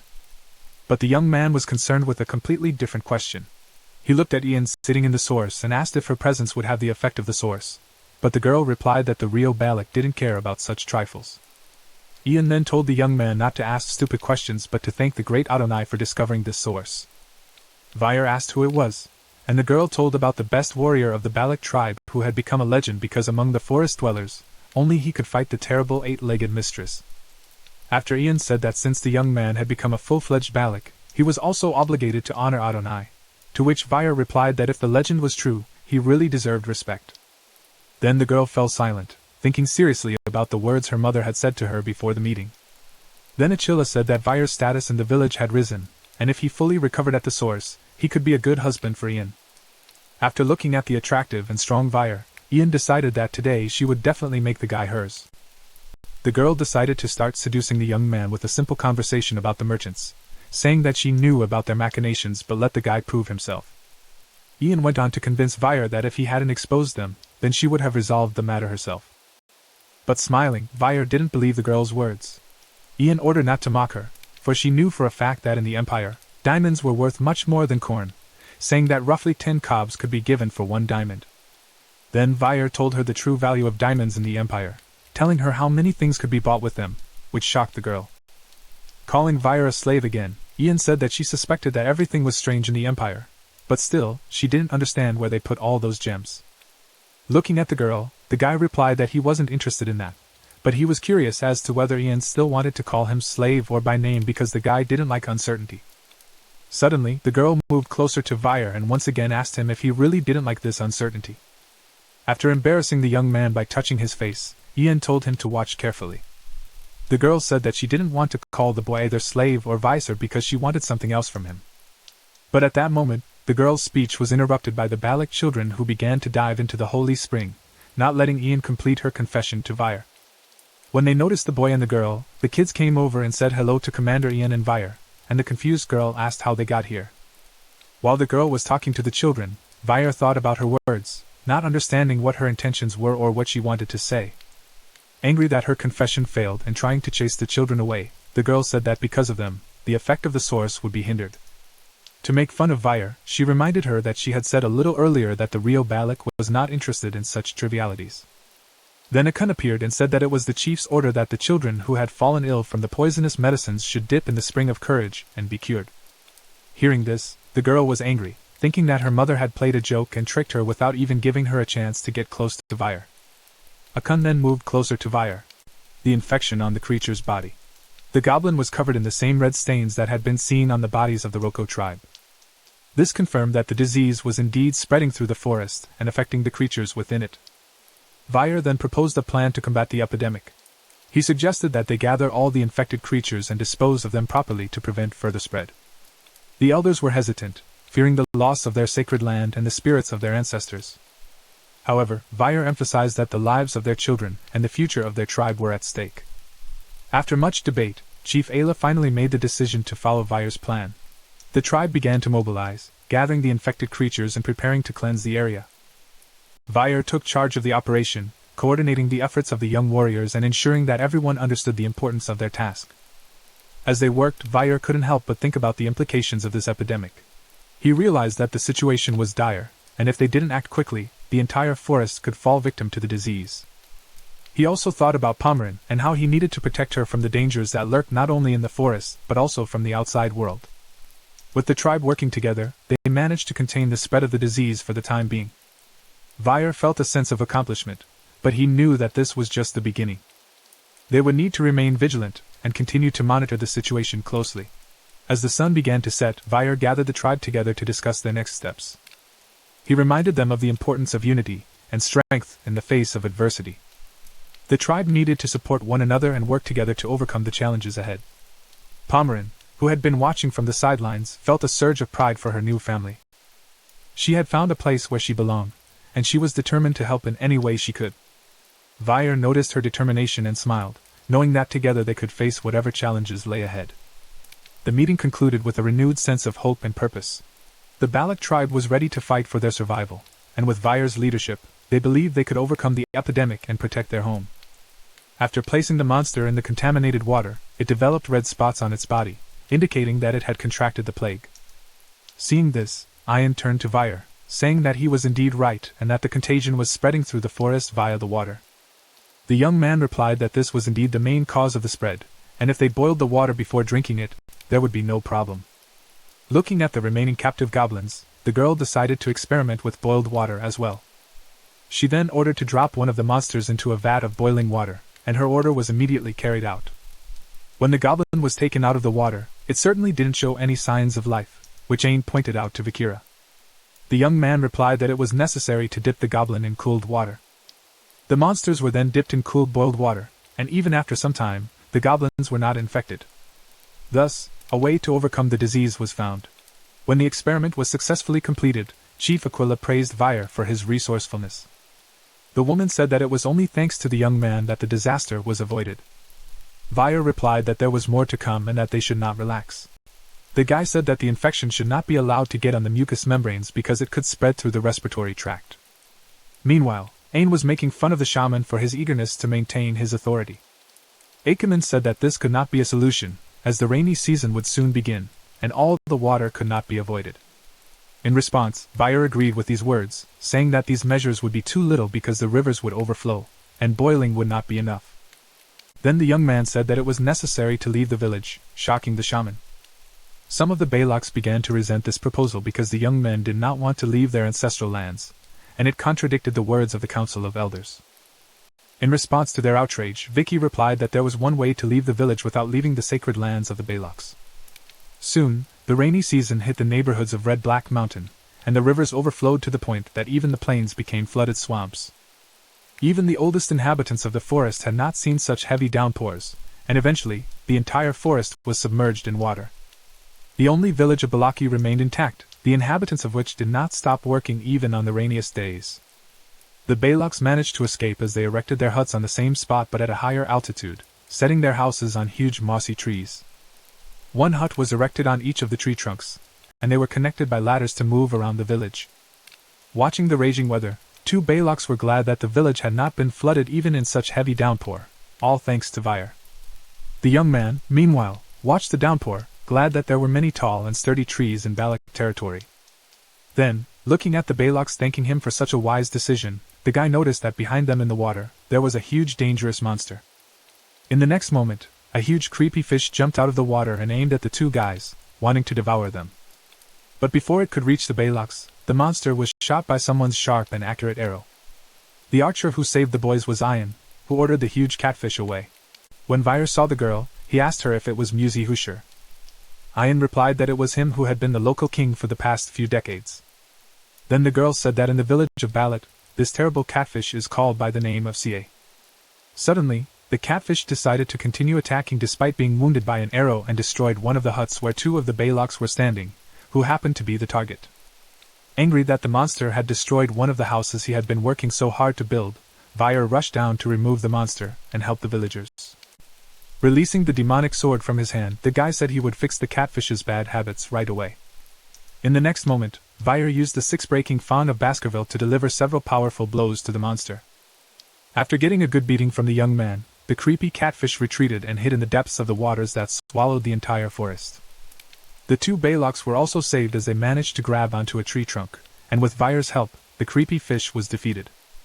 Other tribesmen came out of their homes and watched the battle, thanking the young man who had once again saved the Balak people.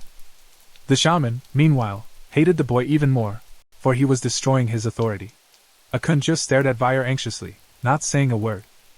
Ian, meanwhile, glowed with pride for the boy's deed, for he had once again confirmed his position in the tribe, and the chief was also pleased with Vyre. After the incident, the young man went to his hut, from which the wonderful aroma of the food he had prepared soon began to emanate. Vyre's specialty was stuffed baked snails. Satisfied, Ian and Pullman enjoyed their meal, radiating pleasure from such a fine and delicious meal. Pullman praised Vyre, saying that it was very tasty. Ian confirmed her words, saying that the girl's uncle was a very good cook. Then the young man said that he did not invite Ian, to which the girl replied that it was impossible to pass by such a fragrance, and everything that belonged to her slave was also her property. Watching another argument between her uncle and Ian, Pullman was silent for a moment, thinking. Stopping the conversation, the little girl said that Uncle and Ain looked very much like a couple in love. Not holding back her joy at Pullman's words, Ain picked her up in her arms and began to hug her, saying that it really seemed to be true. Vyre watched them and wondered when they had managed to become so friendly and close. Suddenly, their warm and friendly atmosphere was broken by a man who came to the entrance of the young man's hut. Recognizing the man, Ain eagerly asked why he had come here. This man turned out to be a kun, soaking wet in the cold and pouring rain. Turning to Vyre, Aun said that he had saved their village many times before, so he came to him with tears in his eyes. The boy begged for help from the young man because he thought he could only turn to him. Balak earnestly asked to save his younger sister, who had the plague and was feeling extremely ill. Soon, Aun brought Vyre and Ain to his hut to examine his little sister. Vyre asked how long ago it started, and Aun replied that it happened yesterday, around the time he went to the swamp to get wood for construction. Telling the young man that all is very kind and always helps people, Ain asked if it was possible to help her in any way. At that moment, their conversation was disturbed by a man entering the hut. It turned out to be Aun's grandfather, the shaman Akuman, who said it was only because they didn't listen to him. The old man said that the Baloks had fallen for the words of an imperial spy and were now paying the price. Akun immediately asked him to stop talking about it like that, but in response, the shaman slapped his grandson, telling him to shut up and saying that he was as useless as his parents. Then, heading for the exit, Akuman ordered not to defame the name of the Baloks, and said that since it was a divine curse, the only way out was to make a sacrifice. Finally, the shaman added that if the situation was such, the chief would probably be willing to sacrifice Ain. Ain was angry at the old man. After Akuman left, Vyre said that there was one way to cure the girl. The young man looked at Aun and told him to disinfect the girl's dishes with boiling water and burn wormwood to drive away insects and bats from the house, saying that this would buy time for all to fight the disease. Vyre asked the crying Aun if he could handle it. After wiping his tears and gathering his strength, the guy said he could handle it, and would do whatever was necessary. Ain then approached Vyre and asked if he could really save the girl, and the young man confirmed his words. Then the boy said that he would need Ain's help to save her. The girl replied that she would do anything he asked. Looking at Ain, Vyre asked for help to get out of the forest because only then could he get a cure for infectious diseases. In response, the girl said that it was impossible because even though he was recognized as Balak, there were certain conditions for leaving, and the chief would not allow it. Looking at Ain, Vyre said he knew the chief was a principled man, but if he kept it a secret, he could get away unnoticed. Seeing the girl's confusion and despair, the young man once again asked if she would lead him out of the forest. Soon, Acre was secretly fleeing the forest in the pouring rain, which meant that Ain had made concessions and showed him the way. However, suddenly the guy stopped and turned around, asking why the girl was following him. Ain looked at the young man confusedly and sadly, and then suggested that they go together. Vyre replied that the girl would only get in the way. Then she asked where he was going, but the young man said that he was not allowed to disclose it. Seeing Pullman sleeping behind the guy's back, Ain asked why he was taking the girl with him, but Vyre never answered the question. The girl said she didn't dare to ask questions when the sword came out of the guy's hand or when he already knew about the epidemic and how to prevent it. She did so because from the very first meeting with the young man, she already knew that she would devote her life to him. Remembering the first meeting when the young man had saved her and all the moments that followed, the girl could never ask him anything, even when the guy was able to withstand the fight with the eight-legged mistress. Ain didn't ask a single question for fear that after answering, the guy might disappear. But right now, Ain only wanted one question answered. She asked if the boy was going back to the Empire. Vyre replied that he would be back and left the girl, continuing on his way as time was short. Soon, the young man reached a place he already knew, namely an estate in the city of Underdog. Chihuahua's secretary, who was sitting at his desk and sorting out the papers that were still pending, finally noticed that it was already dark outside. Walking over to the window, the man remembered that the sub-consul liked this time of year, and although it was difficult to deal with, it was still a fun time. Looking up into the night sky, the secretary said that he still couldn't believe that such a sub-consul was gone, and that he missed him very much. Vyre suddenly appeared in front of the secretary, asking if the man had called for him. The Chihuahua, who couldn't believe that sub-consul Vyre had appeared before him, seemed to go crazy and screamed, landing on the windowsill. The young man looked at the man with a smile and asked how he was doing. When the second secretary came to his senses, they sat down to talk and drink tea.